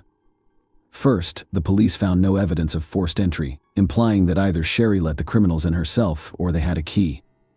Second, the perpetrators did not touch all of the valuable items, including the jewelry box that was in plain sight. Detectives interviewed all of Sherry's neighbors but found no new leads. Residents reported hearing a struggle but no gunshots, and no one entered the woman's apartment. Experts collected blood samples and fingerprints, but DNA analysis was not possible in 1985. The lead investigators soaked a piece of cotton in the trace of the bite on Sherry's body, hoping that the attacker's saliva could be left behind as a clue to catch the killer. Furthermore, he informed the police about the disappearance of the document. Detectives were unable to find an explanation for this unusual occurrence. After a week and a half, they discovered Sherry's car in a parking lot 4 kilometers from her apartment. It was unlocked, with the keys in the ignition. Forensic experts attempted to locate fingerprints, but were unsuccessful. Either the criminals only touched it while wearing gloves, or they removed all fingerprints. A robbery occurred 2 months after the murder, which took place just a few hundred meters from Sherry's home. Detectives immediately discovered numerous parallels. 2 criminals broke into a stranger's apartment through the garage, threatened the owner with a gun, and took stereo equipment. The lead investigator suspected that these 2 were responsible for the woman's murder, so the police searched for them through witness accounts. They made approximate composite sketches of the suspects and discovered that both men were Latino, but they were never found. However, investigators showed little interest in finding out the truth, which irritated Sherry's parents. Her father visited the police station on a regular basis, inquired about the investigation's status, and requested that the detectives consider various versions. He even asked them to look closer at John's ex-girlfriend Stephanie Lazarus, who was also a police officer. Sharia repeatedly told her father that she was obsessed with John, but the investigators laughed it off and told him to watch fewer detective shows. Stephanie couldn't accept John's departure after learning he was going to marry another woman.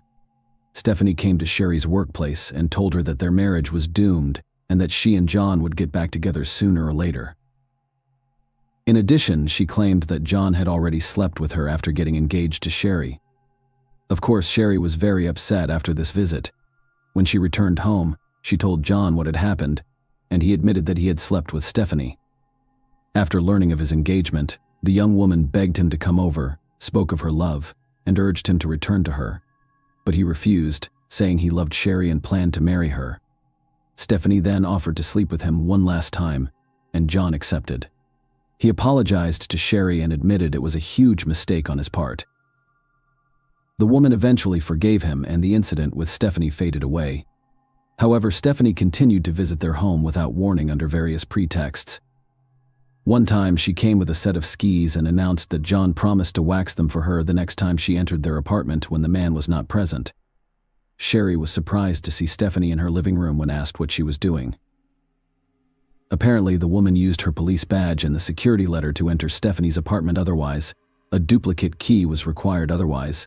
She could not have entered without breaking the log. Sherry also noticed that someone was following her while she and John were sitting in a restaurant, and the woman saw someone staring at them intently. When she looked at this person, he immediately left. Sherry couldn't see his face because it was covered with a hood. Unknown calls also frequently arrived on their home phone, and Sherry suspected it could be Stephanie. The victim's father told detectives about all of these incidents, but they ignored his words because they were certain that the murder was committed by the 2 Mexicans who robbed an apartment near Sherry's house. 3 months after the murder, some documents from Sherry's case disappeared from the police station, including detectives' records of the investigation progress. The police were unable to locate the journals, but there were no significant leads. The case has remained unsolved for years. 7 years later, the lead investigator on the case retired, and the victim's father decided to meet with his replacement. hoping that he would take his job more seriously. Furthermore, it was 1993, and police were already actively using DNA analysis technology to solve crimes. Sherry's father requested a DNA analysis and offered to pay for it, but the detective declined due to the lack of a single suspect to compare the obtained profile to. Meanwhile, John started a new family and reunited with Stephanie. They planned to go to Hawaii together, but something unusual happened before that. The man called the detective and asked if they had any new evidence. Stephanie was a rising star in the police department, earning higher ranks, twice becoming Detective of the Year, and maintaining an impeccable reputation. Despite her marriage to another officer, she continued to sleep with John. In 2001, a separate unit was formed in Los Angeles to work on unsolved murders. They were assigned Sherry's case, along with thousands of similar cases, and the detectives began their investigation, left behind after a bite 2 years later. Detectives took up the case and sent all available evidence to the lab. Due to high demand, they had to wait nearly 2 years for the results, which came in January 2005. The evidence included nail fragments and blood samples from Sherry's apartment. Forensic scientists only needed to study the sample from the bite mark on her body. However, they couldn't find the vial for a day until they discovered it by the wall of a large refrigerator. After studying the sample, experts discovered foreign DNA belonging to an unknown woman. This lasted until February 2009, when a new detective took over Sherry's case and began studying the materials left by previous investigators. He questioned the robbery theory after discovering DNA from another woman near the victim's bite mark. Detectives reasoned that the motives for this crime could be very different, so they compiled a list of all the women who could be linked to Sherry's murder. As a result, they were able to collect 5 names, including Stephanie, the victim's work colleague, and 3 other young women. The detectives initially questioned Stephanie's involvement, citing her reputation and successful police career. For this reason, he decided to investigate the other suspects first. Together with other investigators, they quickly concluded that 3 women on this list had no connection to Sherry's death, they lacked motives, and had alibi. Following that, they began investigating the nurse who worked with Sherry. File stated that their relationship was tense, and the police obtained a sample of her DNA from the trash she threw away. Experts extracted the profile and discovered that it did not match the saliva found at the bite mark location, leaving the detectives with only 1 suspect. Stephanie and several colleagues agreed to keep this information secret until they could obtain solid evidence or disprove this theory. None of them wanted to accuse a police officer with an impeccable reputation of murder, and Stephanie could easily ruin their careers using her connections. They began secretly gathering information on her, trying to find any connection to the murder. Interestingly, the woman worked in the same building on the same floor as them. Because of this, the investigators had to take many precautions and not even mention her name in their notes. Soon, the detectives discovered the first interesting fact during the years of the murder. Stephanie owned a .38 caliber revolver, the same type of gun that was used to shoot Sherry. They also learned that the victim had repeatedly complained about strange and even aggressive behavior from Stephanie. The fact that the police officer came to Sherry's workplace in her uniform and said rude things to her seemed suspicious. Even more suspicion was added by the fact that Stephanie had broken into Sherry's gated community and even into her apartment several times. After analyzing the reports and photos from the crime scene, the detectives concluded that the possible robbery seemed staged. Nothing was taken from the apartment, not even the valuable items that were prominently displayed, but instead only a player and stereo were taken away. Moreover, the shooter had to be well versed in how the gun worked in extreme conditions. They were able to wrap the gun barrel with a blanket in such a way that the neighbors did not hear a single shot. It is unlikely that a low-level thief of players could possess such skills, but a trained and experienced police officer could. Another fact indicating Stephanie's involvement was a stolen marriage registration certificate found in her apartment. Why would some random burglars look for this document and take it with them, leaving a whole box of jewelry behind? But for Stephanie, it could have had significant symbolic value. Perhaps killing Sherry was not enough for her, or she had planned to break into her apartment only for this document, but the woman caught her in the act. In the end, the detectives learned that 2 weeks after the murder, Stephanie came to the police station and filed a report of theft. According to this information, someone had broken into her car, which was left near the pier, and stolen several items, including a sports bag, clothes, videotapes, and a .38 caliber revolver. Given all the facts presented, the moment with the gun seemed very suspicious. Detectives suspected that she intentionally got rid of the weapon, disguising it as a theft. Furthermore, she filed a report at a different police station where nobody knew her, which seemed very strange since her colleagues would have taken the case with the utmost responsibility. As a result, the detectives decided to obtain a DNA sample from Stephanie. Several officers undercover followed her for a week until they finally had the opportunity to get it. On May 28, 2009, Stephanie and her stepdaughter stopped at a cafe for a snack. As soon as they left, the officers took the glass she drank from and sent it to the lab. The next day, the result was ready, a full match. Despite the many factors pointing to Stephanie's involvement, the detectives were still shocked. It was hard for them to believe that a high-ranking and respected police officer was connected to the murder, but the DNA results were indisputable. However, at that moment, they did not have time for these thoughts, and investigators began developing a plan to arrest her. None of them wanted to do this in the middle of the police station in front of hundreds of officers.